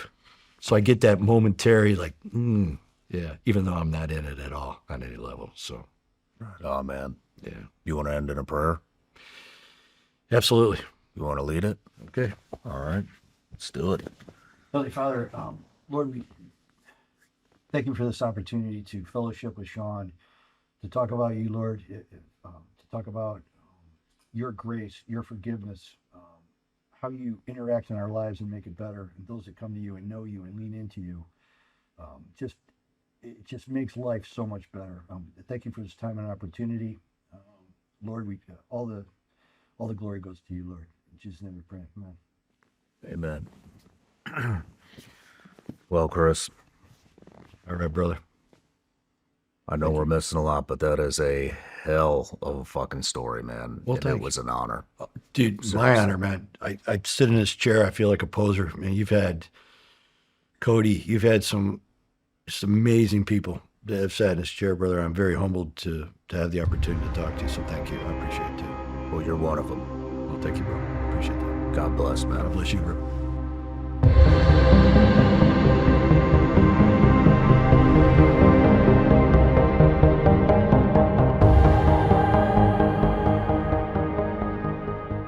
No matter where you're watching the Shawn Ryan Show from, if you get anything out of this at all, anything, please like, comment, and subscribe.